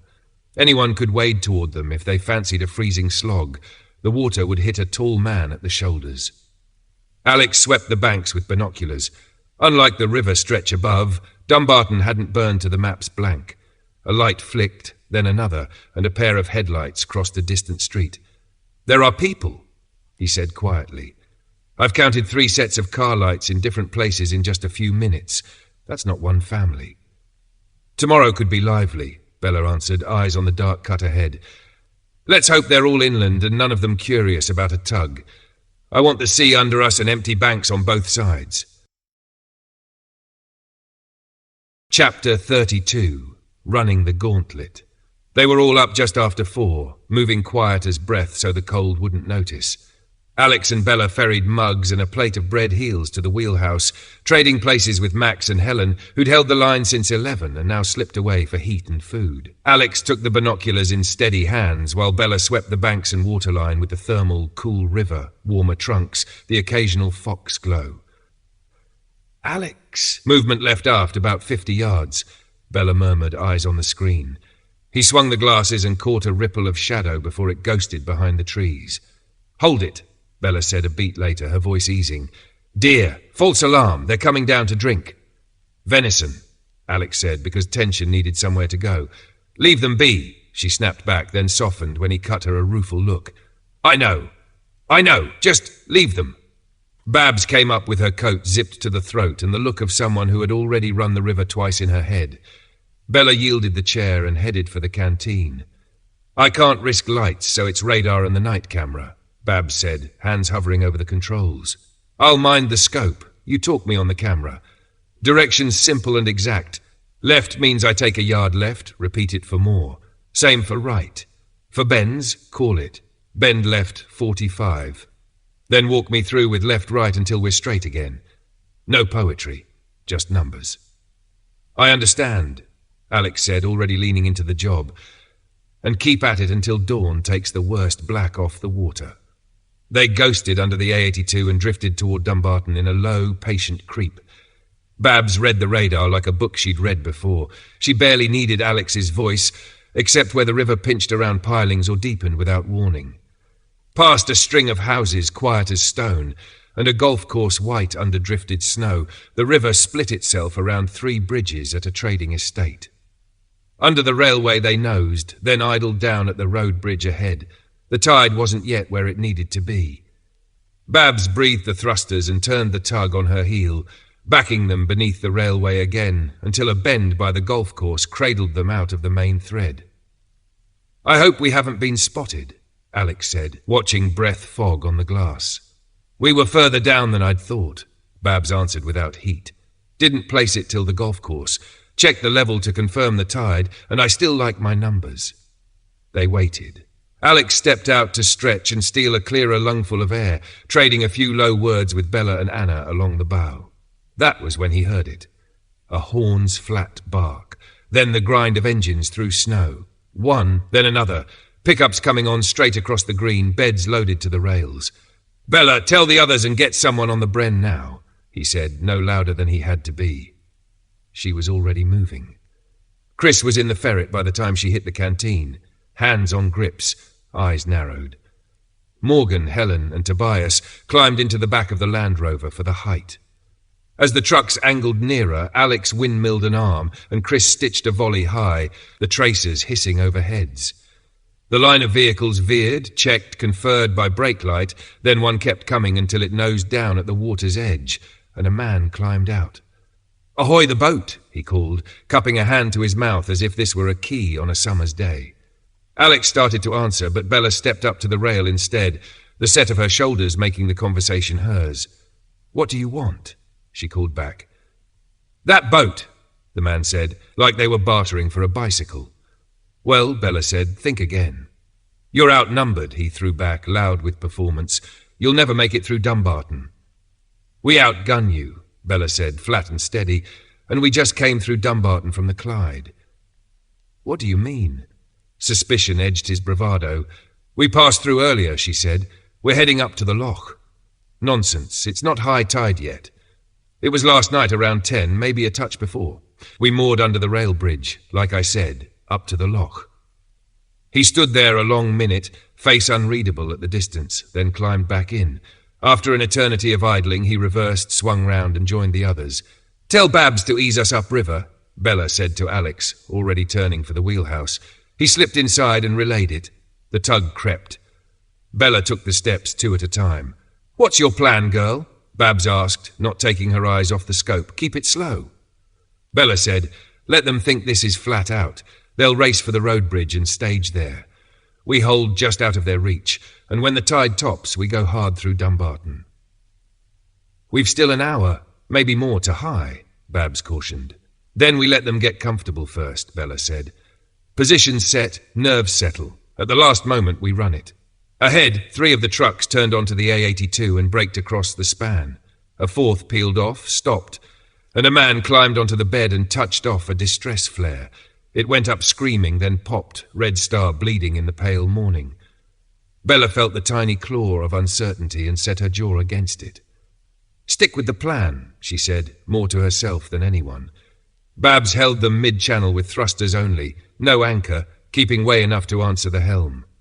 Alex, up at the glass, counted vehicles, 4 more coming out of Dumbarton fast, stringing onto the bridge with the first lot. The steel was a gallery now, people leaning over, dark shapes and the glitter of scopes or glass. "When you're ready," Bella said. "Give me 5 minutes," Babs answered, eyes flicking between sonar and the river ahead. Bella stepped outside with the binoculars and did a perfunctory show of studying the people on the bridge, letting them think they were being weighed and measured. Her fingers were stiff inside her gloves. The metal burned cold through the coat at her shoulder. When she heard Babs tap the window, she went back in, face quiet. "Let's do it," she said. Babs fed in throttle. The thrusters bit and the tug spun neatly on her mark. Then Babs drove her not beyond reason but to the edge of it. The final bend unwound and the railway bridge opened ahead like an iron mouth. She advanced the livers until the engines came up to a hard, even song. "I hope I'm right about the tide," she said, almost cheerful in the gallows of it. "Or this is about to get very noisy." Chapter 33, Unexpected Delivery. In the end, even the girls had to admit that what Linda and William had lugged up the hill would make the next few months softer around the edges. As Sandra put it, chin lifted, eyes bright over a cup of tea. Sometimes it's the little comforts that keep you stitched together. Then she tapped Robert's arm and steered him toward the polytunnel. Snowed in or not, the earth wouldn't wait forever, and there was a mountain of bed prep to do before the season turned. The weather had steadied into a hard, dry cold. Little fresh snow, but none of it melting either. The whole farm locked beneath a white carapace that squeaked under boots and smoked in the morning sun. Bernard would have preferred the ewes out by now, picking what they could from the pasture, but that wasn't happening before lambing. He needed the sheep shed cleared to set pens, and the choice was either shift the flock to the big barn for a week or try lambing out there among the draughts. After a quiet talk with Theo and Vincent, mugs steaming between their hands, he chose the barn as a temporary billet, freeing the sheep shed for what it had always done best. Old plans, tried and true, were a kind of prayer he trusted. Theo took the lead, reshaping the barn, laying out hurdles and a rough corral, while Vincent fetched Shayla, the Australian sheepdog who moved like smoke and worked like a metronome. Between her and Vincent's steady voice, the flock slid from one space to the next without drama. Theo and Robert went at the filthy bed in the shed with shovels and forks, loading the clag into a silage trailer because the gates to the muck heap were snowed tight. In a normal winter, they'd have walked the gimmers and the barren ewes back out to the fields by now. This year, normal was a story from somewhere else. "Clear the sea barn courtyard," Theo suggested, wiping his brow with a straw-dusted sleeve. "It's sheltered if the weather turns, and we've got water there. We rig a sorting gate from the spare hurdles, hold the gimmers and empties for a day or two. Once the inlam girls are back in the shed, we can split the courtyard at the old barn and give the rest a decent yard." Bernard slept on it, woke certain, and nodded his assent over breakfast. Even the boys, red-eyed from nights in the barn, brightened at the thought of the sheep moving on. Sleep and the end of that thick ammoniac stink were powerful motivators. They started with the sheep shed, muscle work and rhythm. The boys rattled an ancient handcart between barn and shed, 9 bales stacked like a brick wall, wheels chattering over frozen ruts. 2 hours of steady trundling, and they'd built the golden floor Bernard wanted, a straw sea deep enough to take a boot and hold warmth. Then the joinery of it, a holding pen for the main flock until lambing, and beyond that, 30 individual pens, marked out with hurdles and twine for the ewes when the first waters broke. After a quick meal, bread, cheese, mugs you could warm your hands around, they set a sorting race and gate. Bernard and Theo worked the line, eyes on teeth and udders and the plain language of a ew's weight. Matt ran the gate exactly as told, learning the rhythm of it. By dusk, the inlam ewes were snug in the shed and a fenced slice of yard for elbow room, while the gimmers and barren girls were shifted to the old barn's courtyard and ringed in with the last of the hurdles. Feed out, water checked, hands thawed at the range. Only then did the day let go of them. "It may be weeks yet," Vincent said, stretching the small of his back as steam rose from his tea. "Which is why we're ready now," Bernard answered, gaze on the window's white glare. "More snow and the whole thing slows. Best to be ahead of it. If you want rid of that sheep stink in the barn," he added, turning to the boys, "make that your next job. Doors open, sweep the timbers down. Let the place breathe." Vincent had just stepped out to brush down Jet and throw him his feed when he paused, hand on the stable door. 3 figures were trudging in from the reservoir, a sled slewing behind them, piled high and roped fast. "Visitors," he called, and by the time the figures reached the gate, the kitchen had emptied into the yard. Bernard and Theo to the latch, the others back a pace, watchful but welcoming. "Hi again," the lead man said, breath smoking. "This is Terry and his lad Richard. We've brought you 4 dozen toilet rolls, a dozen big kitchen rolls, last of those I'm afraid, 2 dozen boxes of man-sized tissues, the last sanitary bits we can spare, the matches your boy wanted, 8 large jars of coffee and 6 small, and 2 big carriers of mixed tea." He glanced at the sled and gave a half-smile. "That's the lot, I reckon. Did I miss anything?" Bernard took a quick inventory with his eyes and shook his head. "You've done us proud. What do you need back?" "Some more of that lovely milk," Terry said, a little shy despite himself. "Another cheese if you can spare it, and eggs if you've got them. The rest potatoes and veg always go down well, and if there's a cup of tea going—" He grinned, not saying no.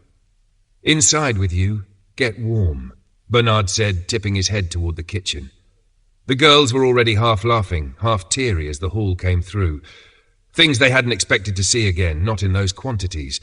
The neat, ridiculous luxury of soft paper, the comfort of Ovaltine's cousins' smells in the bags of tea, the medicinal promise of tissues lined up like brickwork. They knew it wouldn't last forever, but that was tomorrow's arithmetic. Today, a small mountain of ordinary comfort sat steaming in the farmhouse, and for a little while the world felt less sharp around the edges. Sandra and Brenda moved in practiced tandem. Kettle on, cups set out, Bernard bagging spuds and swedes and carrots with a rhythm that matched the clink of crockery. He tucked in a wedge of goat's cheese and a dozen eggs cushioned in straw, then looked to Brenda, who nodded and added milk to the count. Chapter 34, Babs takes to her bed. Alex's knuckles blanched on the rail as the tug shuddered through the last of the current. "Hold tight," Babs called, calm on the surface, edge underneath. Steel flashed past, Bridge, shadow, then sudden wideness as the river unfurled into a marina, choked with boats torn from their moorings. She feathered the throttle, hips and shoulders working the wheel in small, exact corrections, sliding them between glassy hulls and ropes that snaked just beneath the skin of the water. One breath, then another, and the river opened into the Clyde's broad grey, the shoreline falling back like the lip of a bowl. They pushed on 8 slow miles until the fetch widened to pewter, and the air tasted of salt. Babs chose a generous pocket of water well off the shore and let the anchor pay out, the chain running with a sound like torn coins. "Are we at sea?" Bella asked, half hope, half wariness. "Not yet," Babs said, laying a chart flat and pinning it with 2 fingertips. "We've 25 miles of this stretch before we can even pretend." She pointed, then, quite suddenly, sat down as if a string had been cut. "You all right?" Bella leaned in, reading the washed colour in Babs's face. "Just wrung out," Babs answered, the ghost of a grin failing. "That run." She exhaled, a tremor in it. "Give me an hour here. It's as safe as we'll get. You two keep an eye on the radar, and I'll have tea sent up." She had meant to say more, meant at last to take the blame she'd been carrying like a hot coal. The day Alex was hurt, she'd had the audible alarm muted, trusting her own eyes, trusting a quiet deck. The boats had been on them before she'd had time to call it. Nobody had thrown the mistake in her face. No one had needed to. The silence of it had weight. A few minutes later, Helen came with steaming mugs, took one look at Babs's paper-pale expression and frowned. What's up with her? White as a sheet. Took a tea and vanished. She said she needed a breather, Alex offered, though he didn't sound convinced. And that her nerves were shot after we threaded that last run, Bella added. Then let her rest, Helen decided. Better that than snapping in two. They settled into a watch that was mostly listening, the low thrum of the engine at idle, the tick of the wheelhouse heater, radar sweeping in its patient circle. Alex tried to push the gain up, but the shoreline came back as a constant snow of echoes, too chatty to be useful. So Bella watched the scope while Alex worked the glass, tracking the grey spine of Helensburgh and waiting for any ghost of smoke. Dumbarton had shown life. Here, if there were people, they knew how to keep their heads down. An hour slipped past like a tired tide. Morgan and Fiona ghosted in to relieve them, and Alex walked them through the intercom and the scope, not that Morgan needed much instruction, then drifted back toward the canteen. He meant to check on Babs. Bella caught his sleeve and said, "Give her a bit," and he did, as if Bella's voice carried its own tide mark. True to the prediction, Babs reappeared not long after, hair pinned up anyhow, eyes still chalky but steadier. She perched at the table, gaze flitting toward the ceiling as if listening for a sound only she could hear. "Who's in the wheelhouse?" she asked. "Morgan and Fiona," Bella said. "I think they wanted the quiet as much as the view." "Young love," Babs murmured, and for a heartbeat her mouth softened. Then she seemed to lose the thread. "Want me to take a spell at the helm?" Alex offered. "Out here there's room to learn, and the weather's playing nice." Babs hesitated, words coming as if with effort. If we make 50 miles a day," she said slowly, 5 days. "I can mark nights on the chart, places to lay up." She paused, frowning faintly. "Easier on the tug." "We could run by shifts," Alex countered gently. "Pairs on the wheel, swap every hour. 2 days if we keep her moving. You don't have to shoulder every watch. Tobias knows his way around a wheel. Max and Danton can learn, and Bella will pick it up fast." "But I'll need sleep," Babs said, and there was a slur in it that hadn't been there an hour ago. Alex's head tilted, listening again to her vowels, a prickle starting at the base of his skull. "Then sleep," he said. "I've got the helm. We'll teach as we go." Babs didn't answer. Her gaze slid upward and held unblinking, as if something on the ceiling had seized all of her attention. Bella tried again, lighter this time. "Babs, want anything? Water?" Nothing. The stillness went from odd to wrong. Bella made a soft excuse and stepped away, then found Vicky in 2 long strides. "Something's off," she said quietly. She went far away in front of us, staring at the ceiling. Wouldn't answer. Vicky didn't waste words. She came at once, knelt by Babs, and took her gently by the shoulders. After a moment she led her back to her cabin with a hand at her elbow, moving like a shepherd with a skittish ewe. 15 minutes later she returned, her face carefully arranged. I can't be certain without imaging, she said, voice pitched to steady the room, but I think she's had a stroke. If it's a bleed, treating for a clot could kill her. If it's a clot, treating for a bleed could do the same. Right now the safest thing is rest, warmth, watchfulness. We let it declare itself. You can run her? She asked Alex. I can, he said. Navigation will be the trick, but Tobias or my uncle can help on the lookouts. Bella gathered everyone where the light was good and the noise was low, told them straight. Babs was down, likely a stroke, uncertain which kind. They needed hands on the wheel and heads in the charts. Max lifted a palm. Not with the right words, but I get the shape. Put me in. Tobias, Danton, Chris all nodded. Boats in their pasts, if not tugs this size. It would do. All right, Alex said, taking a long breath and letting it go. I'll run the helm and teach as we move. Navigation's the gap.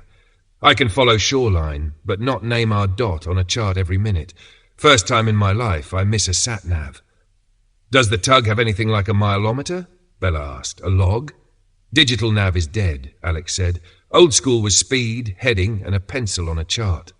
Then give me a decent speed estimate, Bella said, already on her feet. Babs's charts are here. I'll need dividers. We'll use the ship's compass for bearings and pick land features when we can. Church spires, headlands to fix position. Bradley, who had been hovering with the grave attention only children and old sailors manage, brightened. I've got a compass for drawing circles. Will that work? Wrong compass, Bella said, smiling at him, but perfect dividers. Good thinking, Bradley. There's a magnetic compass in the wheelhouse. Saw it boxed in a cupboard. Alex, call me a speed through the water, and we'll start plotting. We're not lost. We're just old-fashioned. Outside, the Clyde lay cold and ironed flat, the anchor chain humming to the small lift and fall. Inside, they set to their tasks. Shift sketched on a scrap of paper, charts spread, mugs lined like beacons along the bench.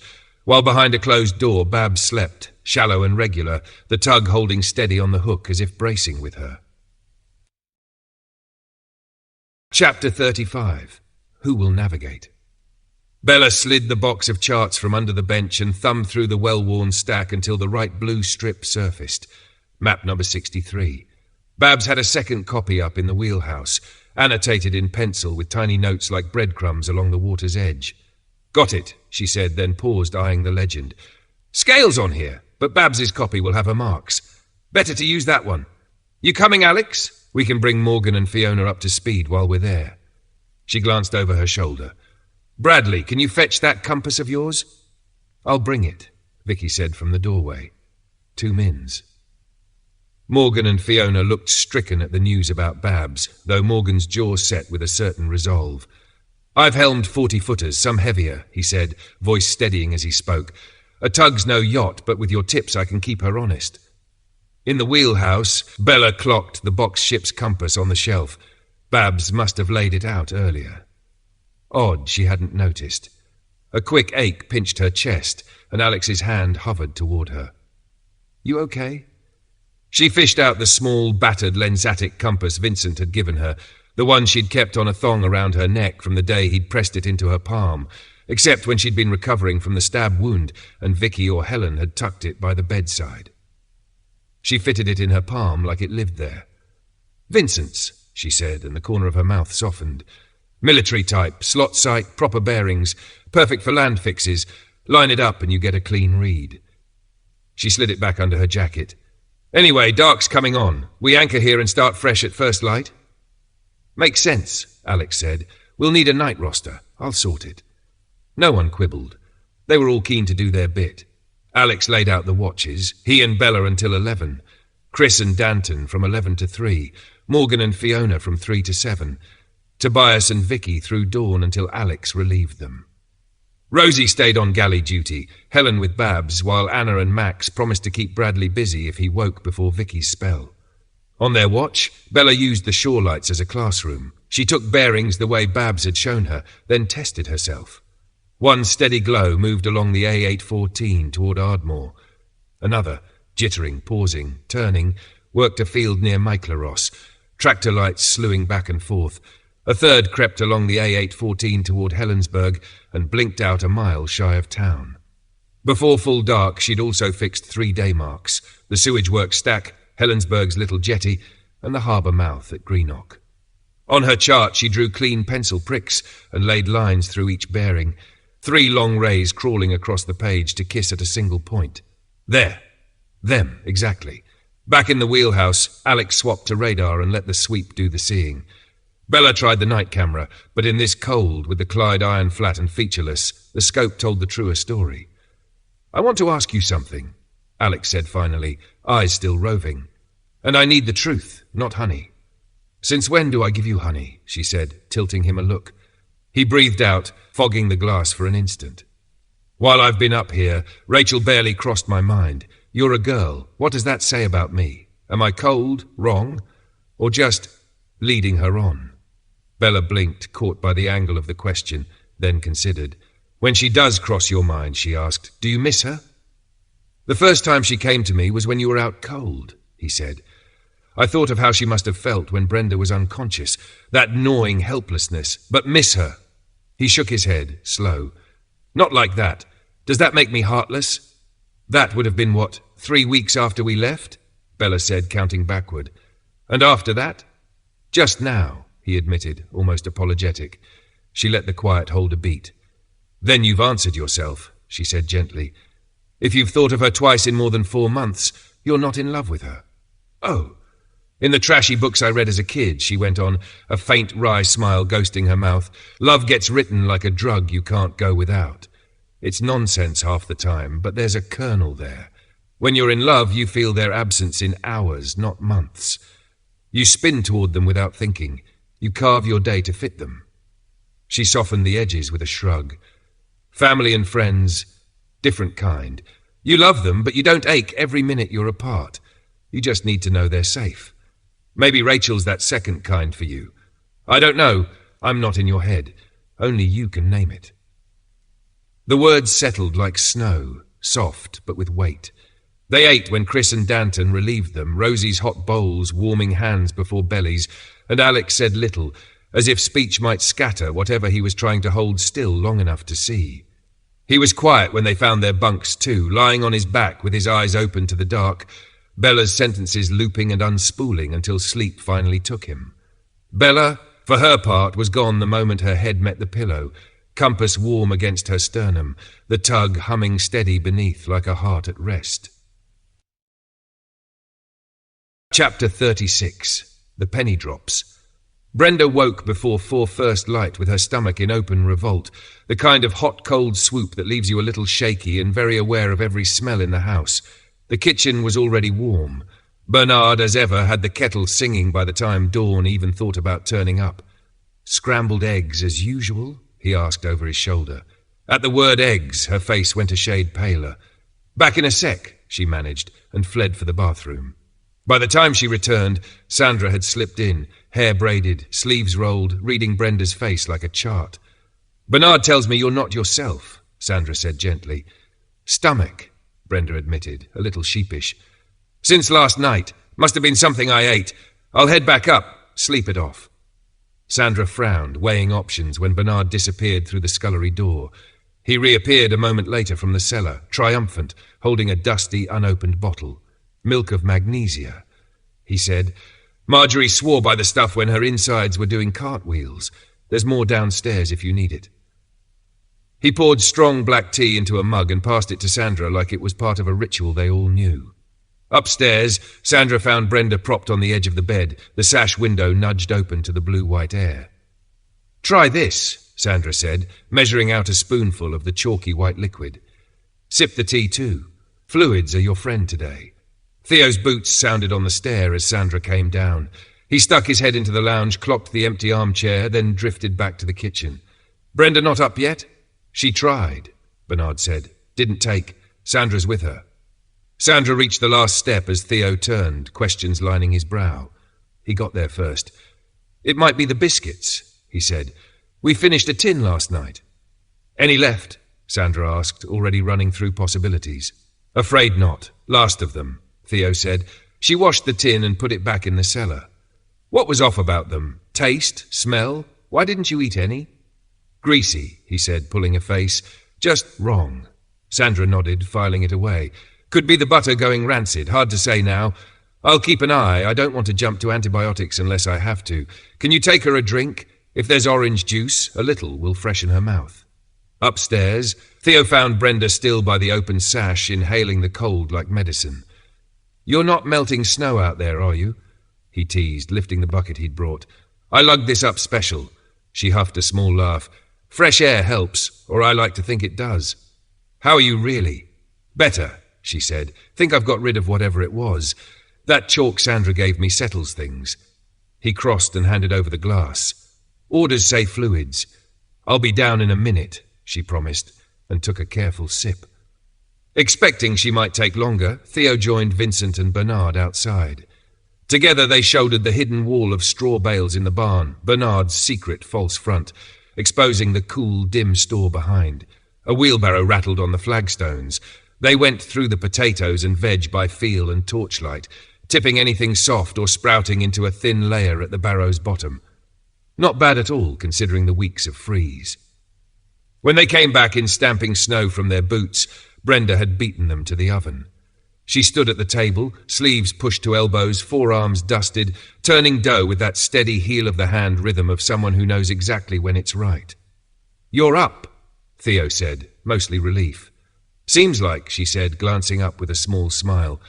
Back among the living, Vincent added, approving. It's past, Brenda said. Won't be gambling on questionable shortbread again. She leaned and slid a brown-shouldered loaf from the oven.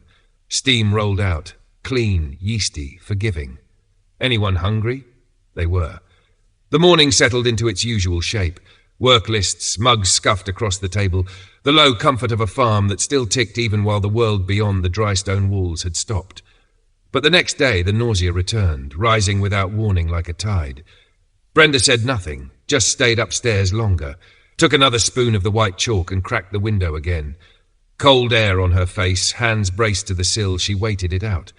On the third day it came back. Same hour, same wave. She sat very still on the bed's edge as a different thought stepped, quiet as a cat, into the room. She counted days the way you count ewes through a gate, careful, twice, then a third time to be sure. Not the biscuits. She was late. Brenda closed her eyes, palms flat against her thighs, breath coming slow. The understanding settled with a weight that was both light and enormous, fear and a flare of something bright, tangled together so tightly she couldn't pull them apart. She was pregnant. For a long moment she simply stayed there, listening to the hush of the house, the faint clatter of pans below, the far-off bark of a dog. She didn't move, didn't yet know if she wanted to smile or cry, didn't yet know what she would say or when she would say it. Only that the world had shifted, quietly, decisively, and nothing would be quite the same after this. Chapter 37, All at Sea. Bella woke with a start to the door banging open and Fiona's breathless voice cutting through the dim. There's a boat leaving Greenock Harbour, heading straight for us. What do we do? Wake Alex, Bella said, already swinging her feet to the floor. I'll be there in a minute. She reached the wheelhouse moments before Alex. The radar's pale sweep pulsed across the screen. A lone return crept along their wake like a slow heartbeat. They're 1.4 miles out, Bella said, eyes flicking between the scope and the chart. Making about 6 miles an hour. That puts them on us in under 15 minutes. Can we shift further down the estuary before they close? Only one way to find out, Alex said, shouldering past to the controls. The engine thudded to life. Alex brought the anchor up, chain clacking and singing, and eased the tug ahead into the pewter-grey morning. Steer for Gurrock, Bella called, bracing a hand on the console. Course just south of west. You two, she nodded to Morgan and Fiona. Spread the word only if people ask. No need to rattle the sleepers. Kill every light you can see. Take binoculars aft and keep eyes out, though it's likely too dark for them to pick us up. Might be a fishing boat. Might not. The radar trace shifted with them, then curled to match their line like a hound catching scent. They've altered course, Bella murmured. Right, turn north-northwest into Loch Long. We'll give them the slip before the channel turns into a funnel. If they're just outbound for sea, they'll carry on. They haven't changed speed, and it's only the one. I only wish we knew the size. She kept her voice steady, but the ladled-on quiet of the water made every unknown feel larger. In 20 minutes, swing due north. Hold 5 minutes, then turn us back out. I don't want to be cornered up the lock." Their shadow closed the distance a little. Faster boat, heavier hull. When they broke NNW, the other vessel ploughed on along the main channel, wake lifting in a steady white seam. As the sky bled from slate to a paler grey, the headland thinned enough to give them a glimpse. A fishing trawler, its gantries stark against the dawn. "We're too close to shore," Bella said, lowering the glasses. "We'll be seen if anyone's up and looking. 5 minutes? Then take us due south for 15. We'll stop and eat, give our friend time to get well ahead." "Copy that," Alex said, voice easing with the plan. They crabbed back into the channel, and once clear, Alex handed the watch to Vicky and Tobias. He and Bella let their shoulders drop in the canteen, steam from their cups fogging the chill air, the hum of the engine settling into background pulse. By 9 they were moving seaward again, a low swell beginning to lift the tug in slow and persistent breaths. Bella worked dead reckoning across the paper map while her eyes kept stealing to shore. The maps weren't sea charts, but they were rich in landmarks, jetties, headlands, the kink of a road, and Vincent's military-style compass, with its sighting slot, proved handier than the big ship's compass bolted in the wheelhouse. She marked their speed, took a bearing, checked again. Habit and comfort. Near Dunoon, she had Alex edge to the east of the channel, giving the town a respectful berth. Through the binoculars, figures moving in 2s and 3s, no one pointing, no glint of a rifle barrel. Past Inverkip, a scatter of small boats eased out of the marina, moths flitting but not quite daring the flame. Bella thumbed the tannoy. "Boats on our port side. Make a show, everyone on deck, armed and visible." The little craft drew nearer, all fishing rods and oilskins. They took one look at the tug, the bulk of it, the lines of it, and kept a wide, sensible distance. "Panic over," Bella said as their wakes fell away. 2 hours on, the land shrugged open, and they felt the Firth of Clyde take them properly. Nothing violent, just that long side-to-side sway that made furniture whisper and sent a couple of their number out to the rail in queasy silence. Bella kept them well off the southeast shore. Troon, Ayr, Prestwick lying like a string of dark beads, and plotted a night hook 2 miles off Ailsa Craig. If they held their speed, they'd be there around 4:30. Aaron's shoulder rose to the west. She gave that too, a few miles distance. The North Channel tomorrow would not be so mild. She could feel that truth in her bones the way you know a storm is coming by the taste of the air. They nosed in close to Aaron and dropped anchor for an hour to rest the wheelhouse crew. Chris and Tobias, immune to the role or too stubborn to admit it, took radar duty. In the canteen, Rosie set down thick-sliced new bread and a cauldron of vegetable soup, the scent a small mercy. A pot of tea followed. Precious. "Enjoy the tea while we've got it," she said, rueful. "We're running low. So, how are we doing? When do we see land that isn't trying to throw us off it?" 3 or 4 days, Bella said. "Tomorrow's the hard bit. The North Channel will bunch the sea up as it narrows." 9 hours of that? Alex added. 70 miles to the Mull of Galloway if we're lucky and the weather sits on its hands. Rosie blinked. "I thought we'd just go till we got there." "So did I 2 days ago," Bella admitted. "But this old girl makes 8 to 10 miles an hour on a good day. As Alex keeps saying, she's no speedboat." Back in the wheelhouse, she showed Alex the finer points of sighting with Vincent's compass, though the crease at the corner of his eye suggested he knew and was humouring her. "From here, steer 189 degrees, she said, tapping the map. "That puts us where we won't miss Ailsa Craig. We'll try for 2 miles off the northwest. There should be a lee if we're lucky." Morgan came up, restless, glad of a wheel under his hands. He offered to spell Alex whenever he needed it, and within 10 minutes he was humming tunelessly and steering as if the tug had always listened to him. Maybe it was the concentration. Maybe he truly had his sea legs. Either way, Alex was grateful not to be green. Bella's line held true. Ailsa Craig shouldered up out of the haze exactly where she wanted it, a great blue knuckle on the horizon. They slid in just after 5, let the chain pay out until the tug swung settled and faced into the small chop. Alex exhaled, long and quiet. There.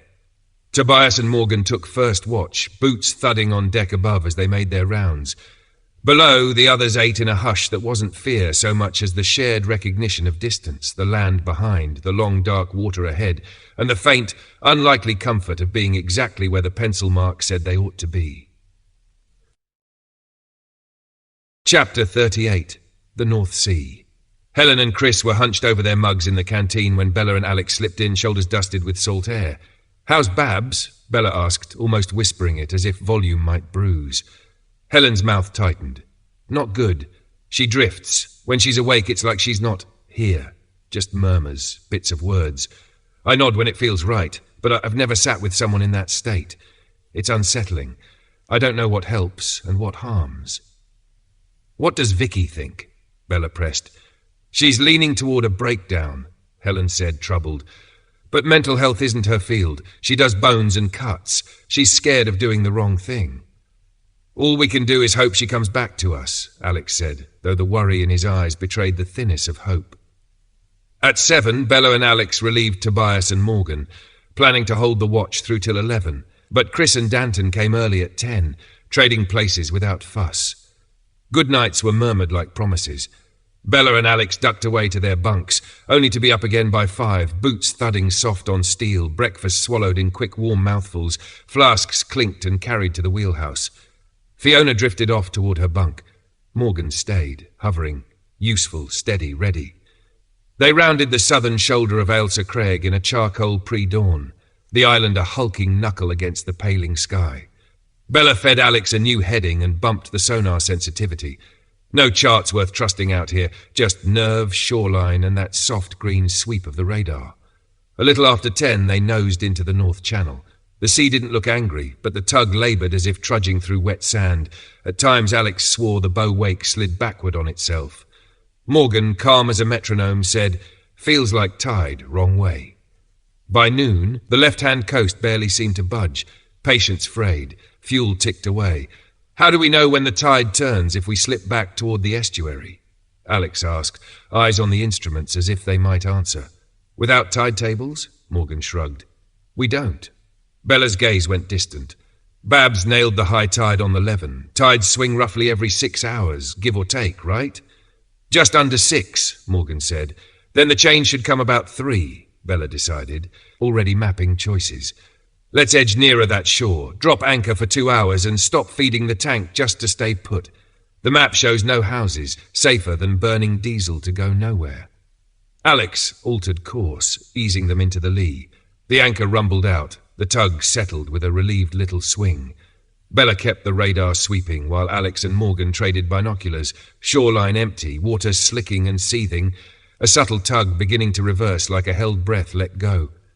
"I think it's turned," Morgan said at last. "Look at the drift off the anchor chain." Engine on, anchor up. The bow rose and fell into livelier chop, but now the horizon began to move in the right direction. 12 miles an hour, Bella estimated from bearings and the pull in her stomach. Killantringan Lighthouse winked pale on the headland, 15 miles in just over an hour.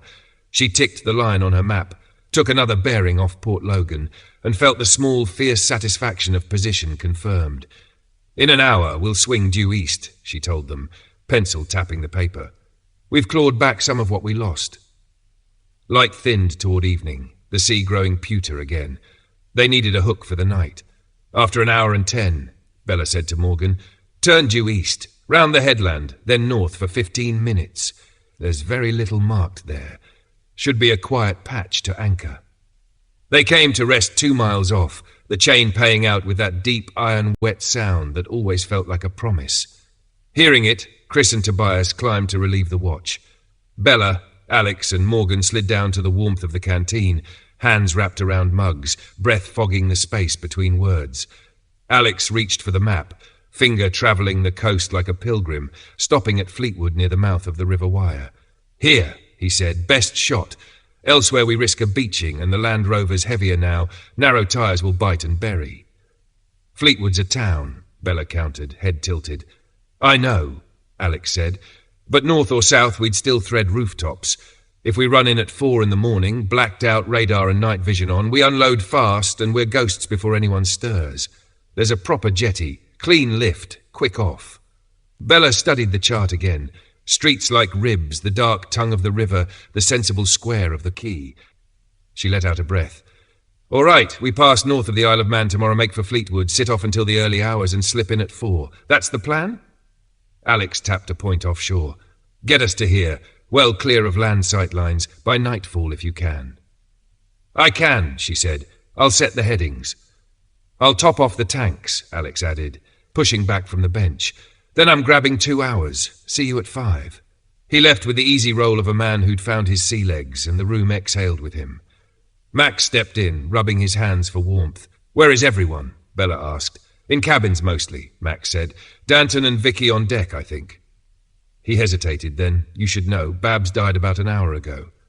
The words landed like a dropped tool on steel, sharp, final. Bella blinked hard. "Oh, God, I didn't see it coming."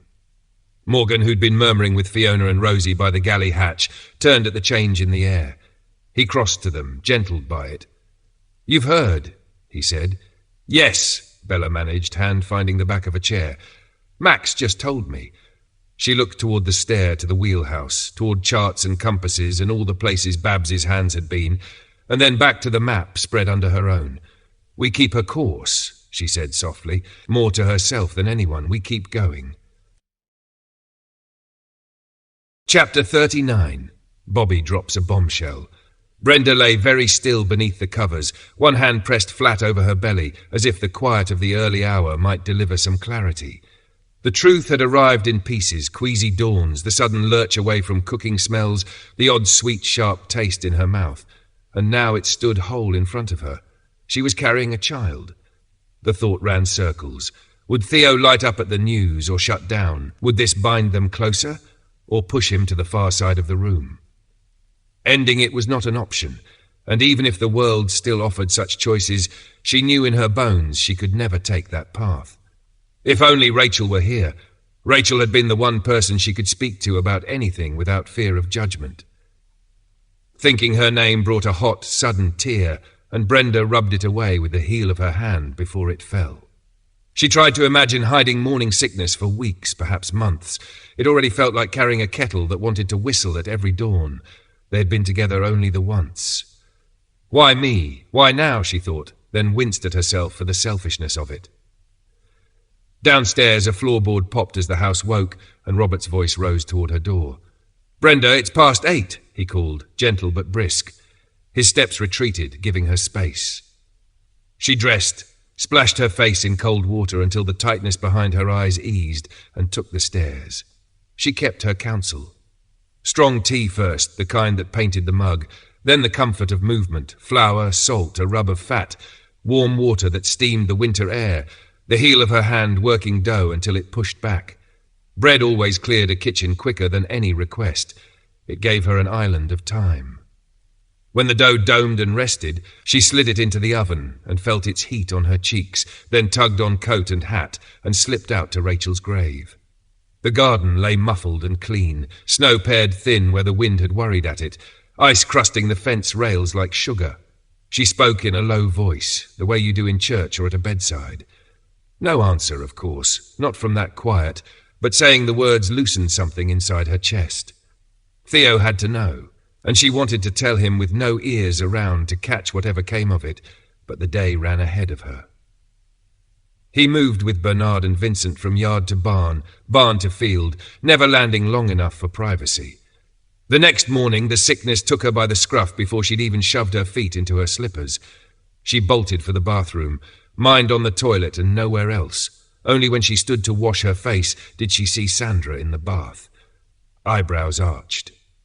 "I think we need to talk," Sandra said, water slapping softly as she rose. "Give me a minute."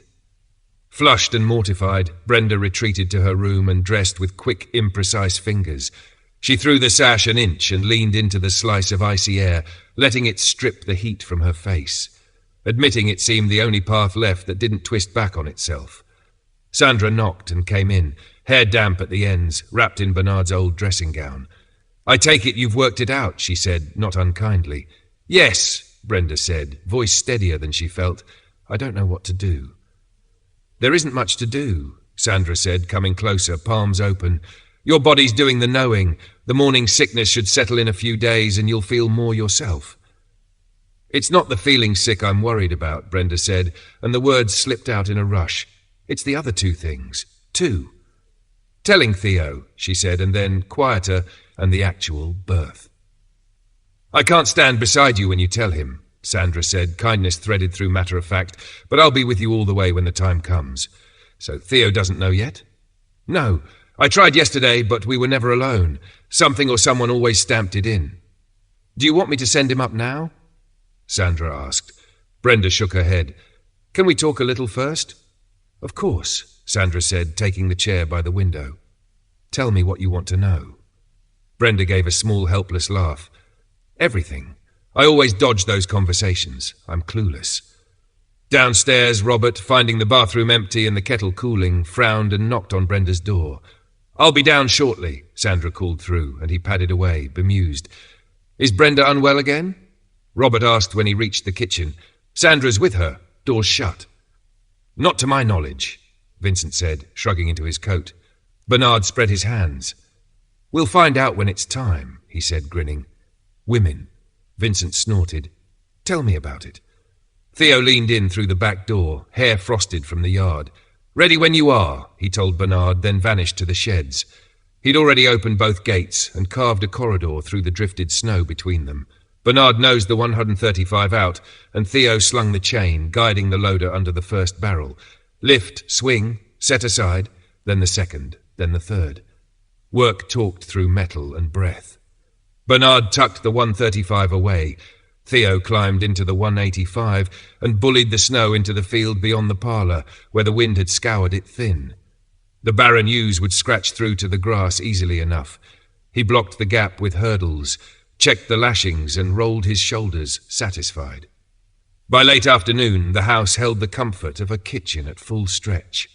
Brenda and Sandra layered mutton, smoked and cured by Bernard's careful hands, beneath potatoes and onion, the smell finding every corner. It was always better as stew than as a joint, and it would feed them all. Sandra, who had been nursing a small grievance at Robert's recent inattention, tucked away a wicked little plan to even the ledger. They ate with the whole-hearted focus of people who'd earned it, spoons clinking, steam fogging the windows. Bernard and Vincent offered their praise between mouthfuls. Robert simply shovelled, oblivious and sincere. Sandra waited until his plate was nearly polished. Then, as blandly as if asking him to pass the salt, she said, "Did you enjoy the donkey hot pot, Robert?" He coughed so hard his eyes watered, and Bobby and Tina froze halfway to their mouths. "Why didn't you warn me?" Robert spluttered. "Donkey, really?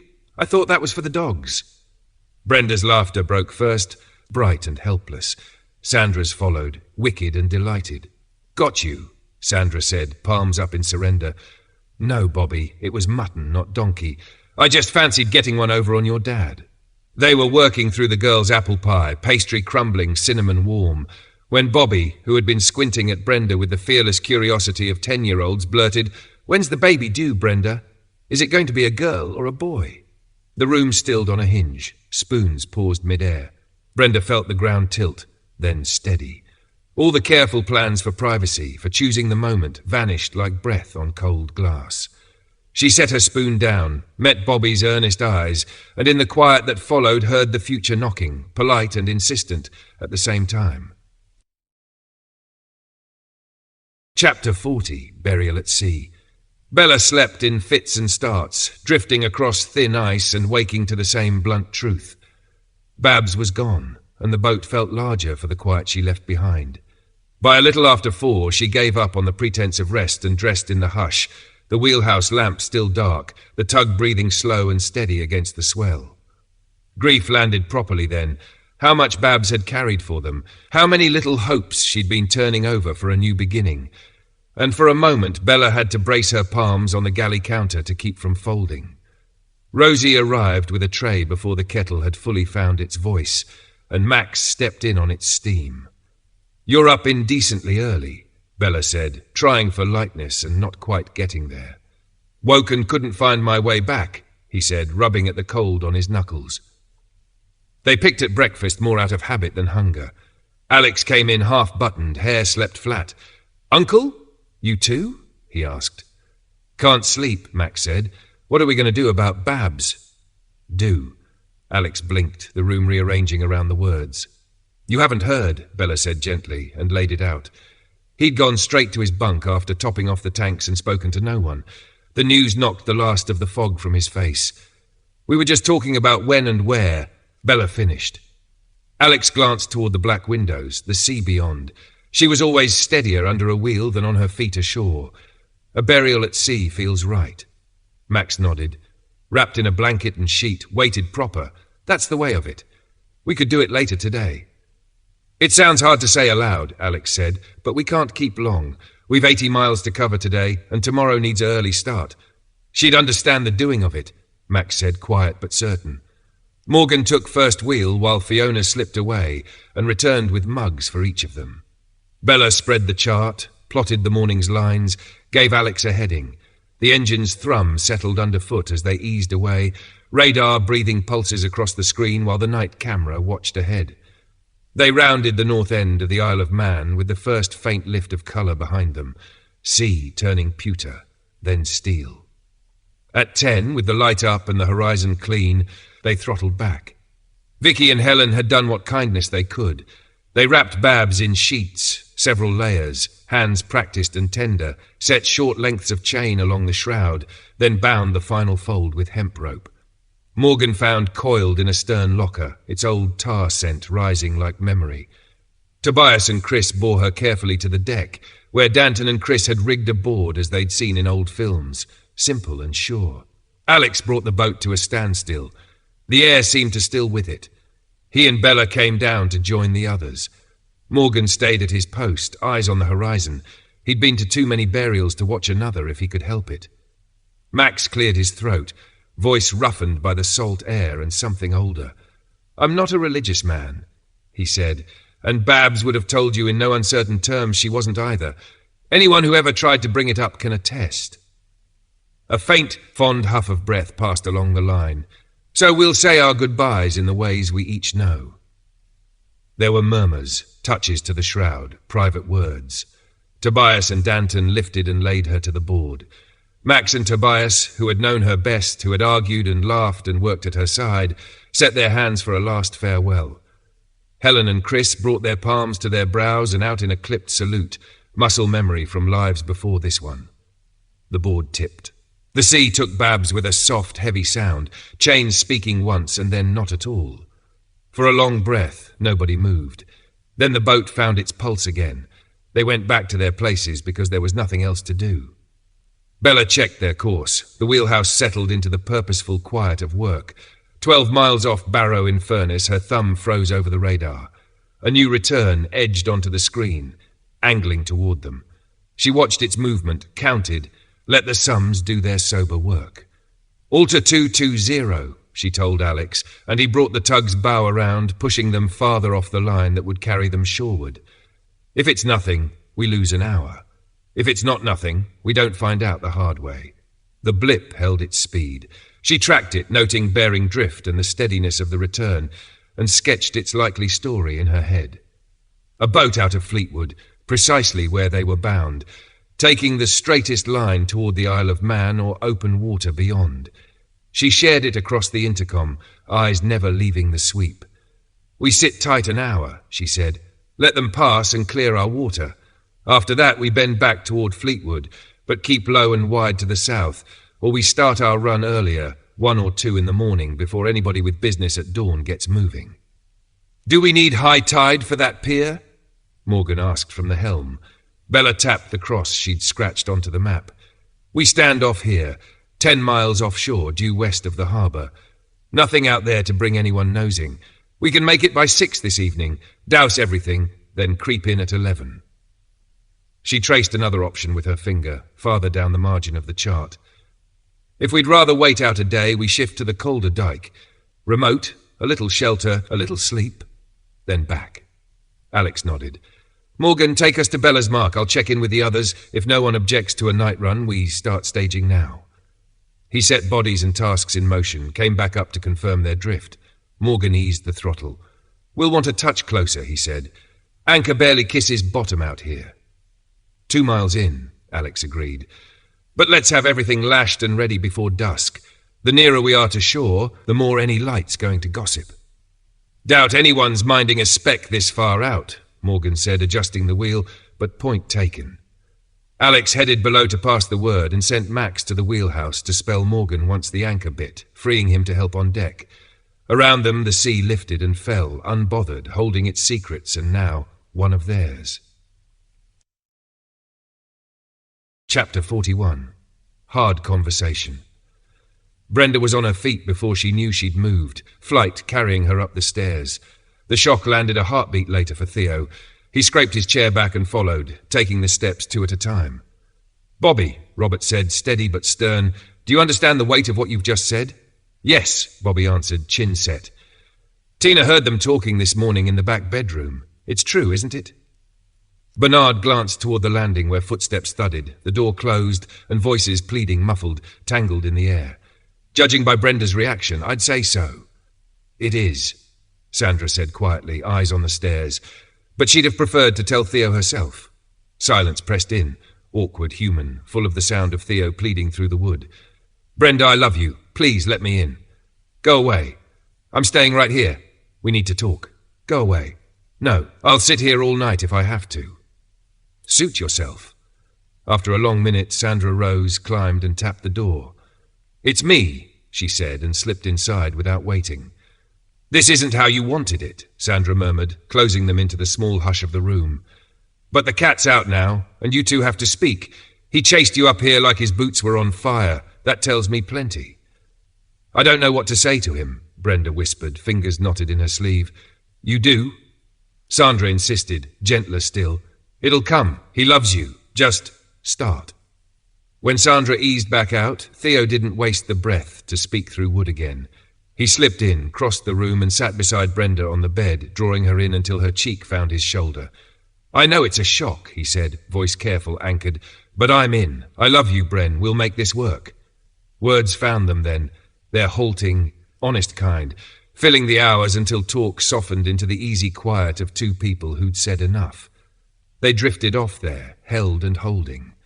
Theo was up with the pale seam of morning, pulling on a jumper as he headed for the kitchen. Bernard was there already, kettle just beginning to fuss. "You mentioned converting the old barn," Theo said, straight to it. "Could Brenda and I have a room in there?" Bernard weighed him with a look, a craftsman measuring timber.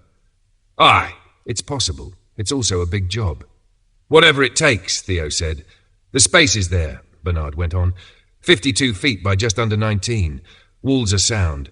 Roof was done about 10 years ago. It's tight. We'll need insulation, a ceiling, and some heat." Theo leaned forward, already turning screws in his head. Bernard lifted a hand. "First things first, we empty it." "Tell me what goes where and I'll shift it," Theo said. "Point I'll carry." "A fair bit's quarry-bound," Bernard said. "And with the snow, we can't get a trailer out. We could load one as we go, take it when the weather breaks." "We've no spare trailer," Bernard replied.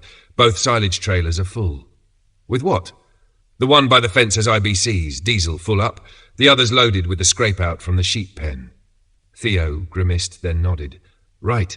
And even when we clear it, we'll still need boards, timber, radiators, fixings," Bernard added. "Insulation."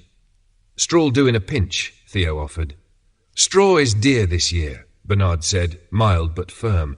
"We've about a year's worth in the barn, no more. I'm not saying no. I'm saying we'll scavenge properly once the thaw comes. If Bella's right and there are fewer folk about, we'll find what we need. But if your hands are itching, we can start sorting this afternoon."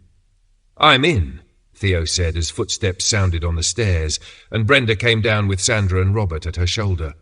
"I'll make tea," Bernard said, rising. "Robert, you can do breakfast." "You must be joking," Sandra cut in, deadpan. "Who here would dare eat Robert's cooking? Sit down, we'll do it." After breakfast, Theo and Brenda took a moment alone. He laid out the barn plan, the room for them first, space enough later for Sandra and Robert, how it might be made warm and livable. Skepticism flickered across Brenda's face, then gave way to a tentative nod. If it came together, it could be theirs. By afternoon, Bernard and Theo had the big doors thrown back. The barn's breath was cold and dusty, the kind that carries old summers in it. Theo walked the length of the wall, checking for damp, for daylight between slates. The place was better than he'd hoped. No leaks, timbers stout. Bernard set to making 3 piles, keep, burn, though not much. Furniture would be precious and quarry. Theo eyed the keep heap. Where do you want these? There's room on the far side, Bernard said. We'll tuck them there. Then let's look at that space first, Theo said. You show, I'll carry. He ducked through the opening and stopped. From outside, the footprint lied small. Inside, the room opened up, long tall, with the kind of echo that belongs to possibility. Only a hump of stacked odds and ends sat stubborn in the middle. Bigger than it looks, he said, grinning despite himself. Sort of, Bernard allowed, amused. Theo's eye caught a chain and a small beam. What's this hoist for? Cellar, Bernard said, almost offhand. Theo turned. Cellar? How big? Same size as up here, Bernard said. Theo barked a laugh. Don't tell me it's just as full. Sort of, Bernard said again, but this time there was a glint. Long-term storage, mostly. Can we see it? Theo asked, boyish for a moment. I have to. If the batteries haven't gone flat, Bernard said, and walked him down to the far end. He pulled a rope. A trapdoor lifted, and cold air breathed up from below. They took the narrow stairs. Light nudged on. And there it was. Rows of shelves with potatoes and veg, pallet stacks of grain, peas, sweet corn, sacks of seed. The kind of quiet wealth that changes how a winter feels. Guess you're not going to starve, Theo said, low and genuine. Not if we keep our heads, Bernard said. Now let's make you two a home. Chapter 42. Solid land at last. Bella and Max kept their quiet vigil while the others tightened straps and checked lashings for the 3rd time. The tug's deck a maze of coils and shadowed shapes ready to move at a whisper. When Alex was satisfied, nothing would shift. He clipped the ferret's slings to the high-ab and ran a last glance over the dockside in the night camera's ghostly palette. The plan was simple. Get the ferret ashore first to cover the Land Rover while it came off the deck. Tobias and Chris took over from Bella and Max on watch, mugs steaming in their hands, eyes never quite still. It was coming up on 7, 4 hours to go, and the waiting had a taste. Bella used the lull to pack her kit down into the ferret where she'd be needed first. Fuel all topped? She asked, voice low. All full, Alex said. And there's extra in the metal carriers Chris and Danton bolted to the Land Rover. Weapons? Everyone has one. Spare ammo's in the Rover. Who's riding in the Rover? Same as before, he said. Vicky and Bradley up front with Chris driving, the rest in the back. Anna too. He paused, the sentence catching. Since we don't have Babs. A small wince. That sounded... I didn't mean... I know, Bella said, and let him off the hook. We're all just thinking 2 steps ahead. When I swing the ferret onto the dock, I'll need you and Chris inside, he went on. He'll inch it forward to make room for the Rover. I need you on the Bren. I'm there, she said. Just before 11, Alex brought the tug alive with a low, steady growl. Morgan and Fiona joined him, one on binoculars, the other scanning the shoreline for the smallest pinprick of live heat. Everyone knew their jobs. The talk was done. For all the prickle of nerves, Bella felt the odd, welcome ease of being back in a pattern. Steel, routine, and the ferret humming beneath her hands. 1/2 a mile off the jetty they paused, engines in a slow murmur. Alex swept the banks with thermal. Morgan glassed the dark. No glow, no movement, only the hush of tide and the distant town's hush. Alex nosed them in. Danton was over with the line in a heartbeat, Tobias making off the stern. Go, Alex called. Chris dropped into the ferret. Bella slid in behind the Bren and racked it, the old rhythm settling into her wrists. The high-ab took the weight. The ferret rose, swung, and kissed dock with hardly a jolt. Chris brought it forward to the jetty mouth, hull angled, Bella tracking arcs and corners, ready. The Land Rover came next, lifted, swung, set down square, and then they were off the tug and into steel, Alex at the Land Rover's wheel. They ghosted the sleeping edges of town, Bella riding point with the ferret and feeding turns back to Chris. Off Lancaster Road, along Sandy Lane, onto the 588. Headlights kept low, too risky to run blind, too risky to blaze bright. In the back lane she called the bends early, each hedge and field gate unfolding just where she said it would. They slid through Stakepool and a string of frost-still hamlets, crossed the M6 and took a road that was more apology than tarmac. 15 miles and not a soul, though tracks and old footprints braided the snow with stories they didn't want to hear. 4 more miles brought them to Breckenfell Country Park, a fold of trees and banking where they could tuck in till first light. "Grab sleep if you can," Alex said, already scanning the tree line. "I'll take first watch." Chris eased out of the Ferret and into the Rover's front seat. The back was cramped and cold, and still better than the outside. The little gas stove took the edge off, their breath fogged anyway. At 4, Bella relieved Alex. Bradley's soft snore drifted from somewhere under a blanket. Vicky and then Chris took short stints from the Rover, eyes on the dark. Just before dawn, Bella brewed in the Ferret's dented kettle, the hiss and steam a small blessing. As the light lifted over the ridge, Alex was already checking straps by feel, then nodding to Chris. Bella walked them through the route again and tapped the map in the Land Rover, a reminder in case the road split them. Back roads, always back roads. The A59 came up just shy of Sawley. They rolled on fine until Gisborne, where a roadblock forced them to a halt a few hundred yards short. The barricade sprawled across the carriageway, cars, pallets, fencing wired together, stubborn as a bad idea. Backtracking would cost hours. Off-road was a bog under the snow, waiting to swallow axles. "Binoculars?" Alex asked, already half-turned to Morgan. Morgan didn't need them. He stared over Alex's shoulder. "That answers it." 2 vehicles were coming down on them, steady. Alex sprinted for the Ferret. Bella slid aside and let him in. He heaved the Bren up, sighted along the bonnet. Bella snapped open a gun port and took Alex's rifle, the view narrower than she liked. The 2 vehicles braked a short distance off, steam pluming from their grills. A man stepped out, no weapon in his hands. "We want no trouble," he called, voice carrying in the cold. "But we're ready for it. Turn back, find another way." "We're going home," Alex answered, even and clear. "We don't want trouble either, and we're armed as you can see. We'll pass and be gone." "That won't happen," the man said.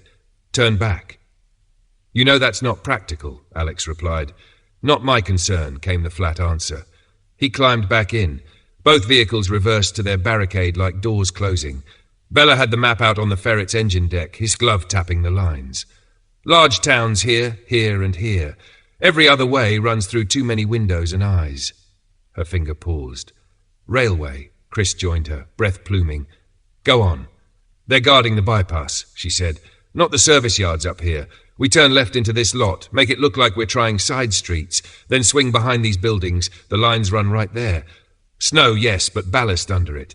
They won't expect us to be on the rails." Chris nodded slowly. "I tried to plot a way around without villages. It's an all-day detour. I'm with you." They rolled forward as if resigned, took the left toward the barricade, then slipped left again behind the units.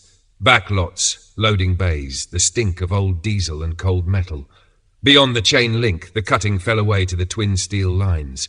The drop wasn't bad. The Ferret eased down first, tracks biting. The Land Rover followed, careful and sure-footed on the sleepers where the snow thinned. They'd barely straightened up on the rails when 2 vehicles growled onto the bridge above, silhouettes hard against the pale sky. Chapter 43. Where to start? They drifted into the kitchen in 1s and 2s, breath still clouding from the barn air. Bernard set the kettle on the hot plate, the familiar clink and hiss a small comfort, then eased into a chair with the heaviness that follows chores. Theo stood with a thoughtful squint, hands sketching shapes in the air. "Seeing both sides," he said, nodding toward the barn.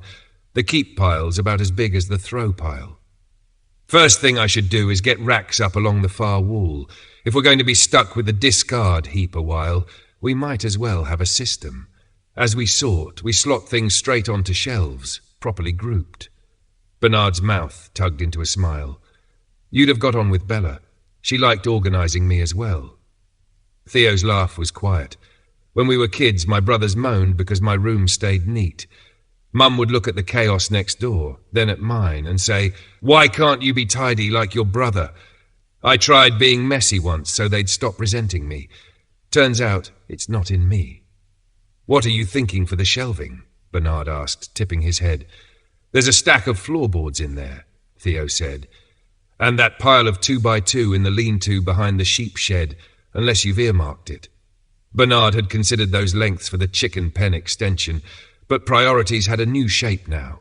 There'd be a baby, and sooner or later, Robert and Sandra would want a space that was their own.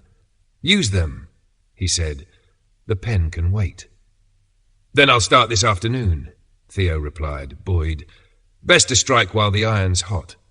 He was out of the kitchen before the kettle finished singing.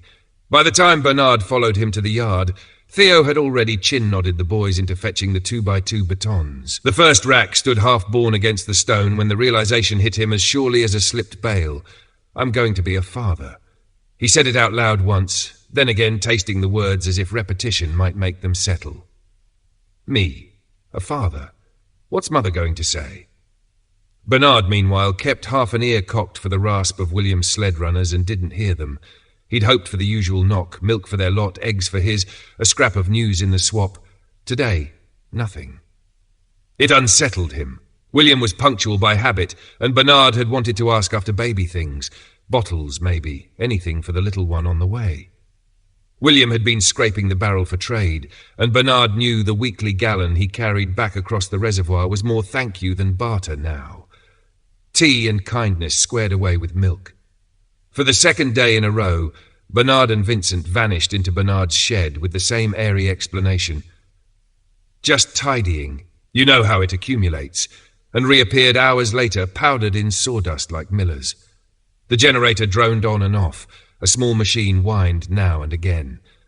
When asked, Vincent offered only, "You'll know when you know," the corners of his mouth betraying a secret he wanted to keep a little longer. Robert and Sandra, trading a glance, left them to it. Men needed projects in winter, the way goats needed their hay. By morning the thaw had quickened. Drips tapped from the guttering in a steady metronome, and patches of earth blinked through like old photographs coming up in a tray. Theo and Bernard walked the track and decided, with the snowplough, they could probably push out now. But they chose to wait a few days more, see if the lanes would give themselves up without so much ironwork. Theo hitched the silage trailer used for mucking out the sheep shed, coaxed it to the field, and tipped the claggy load onto the dung heap, steam blooming in the cold.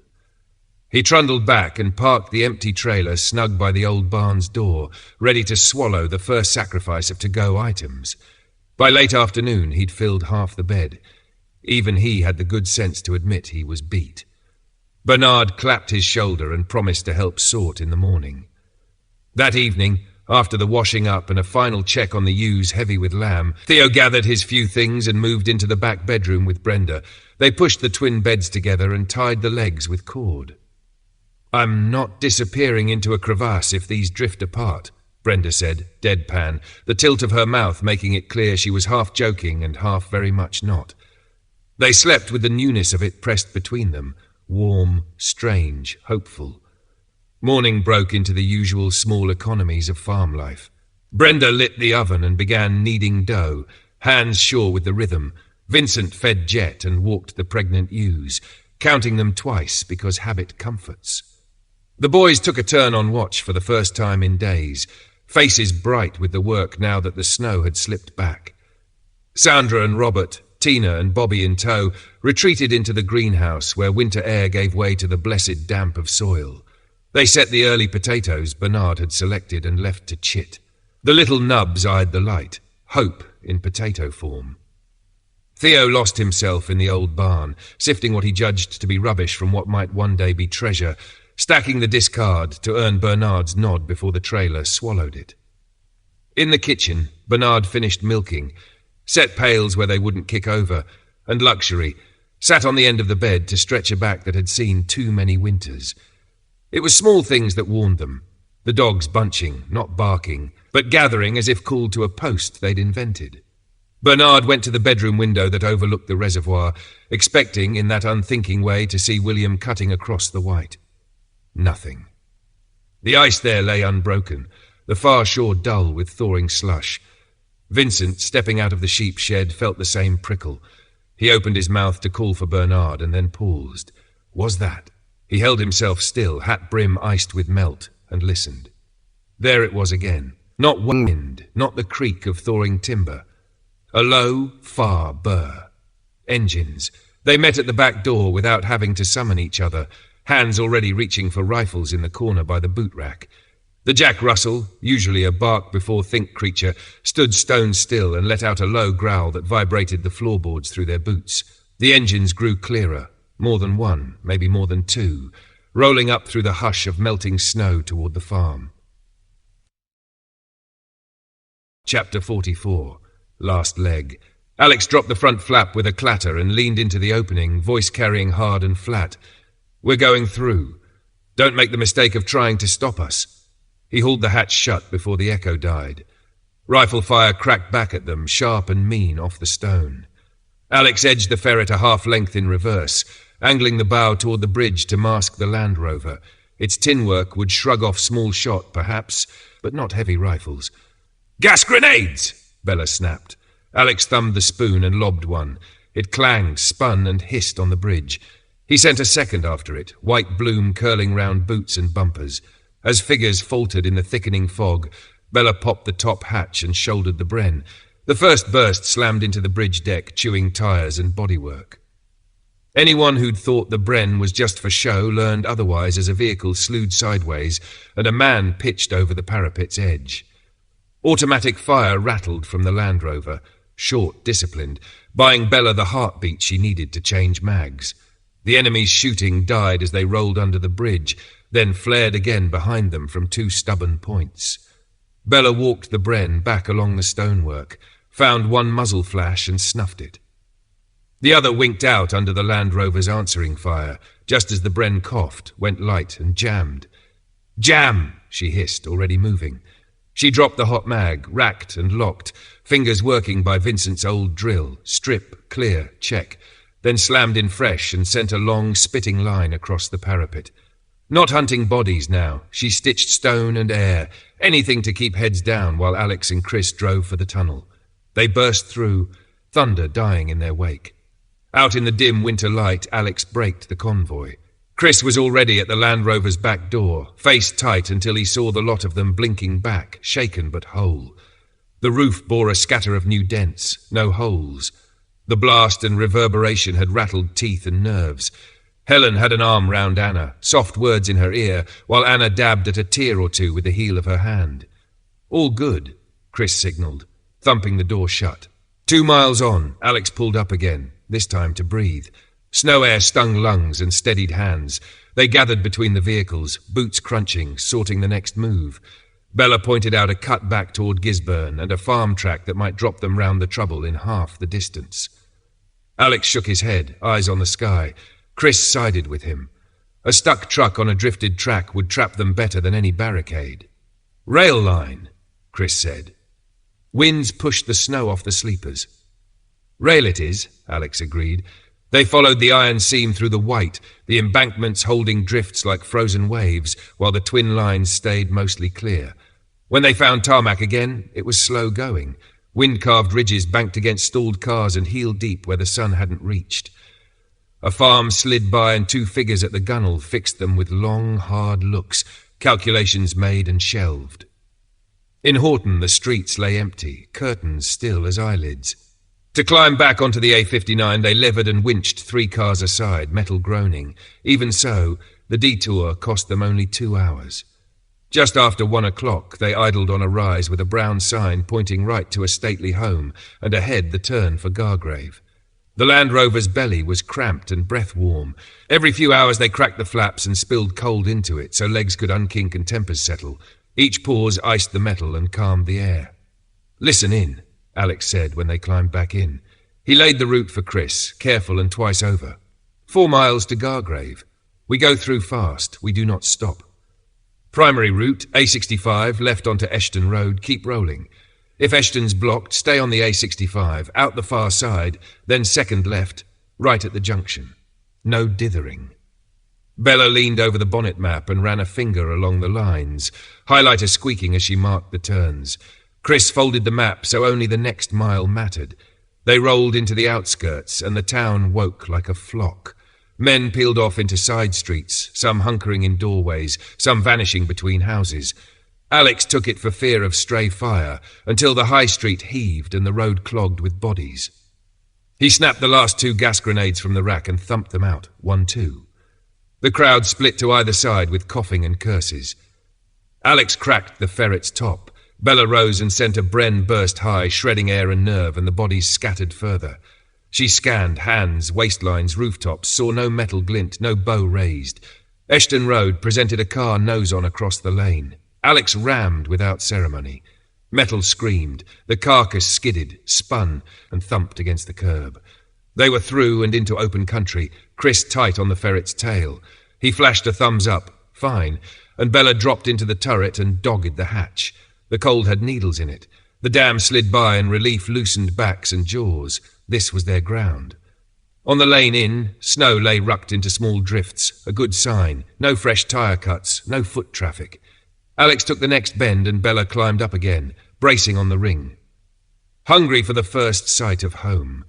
The farmhouse shouldering out of the white like something remembered, not imagined. I hope you've enjoyed this story and the journey it's taken you on. If you did, please take a moment to give it a thumbs up and subscribe so you don't miss what's coming next. Your support means everything to me. Please check out my other books. There is something there for everyone. This was Bella, Determination, Born Out of Blood, written by Beryl Coops.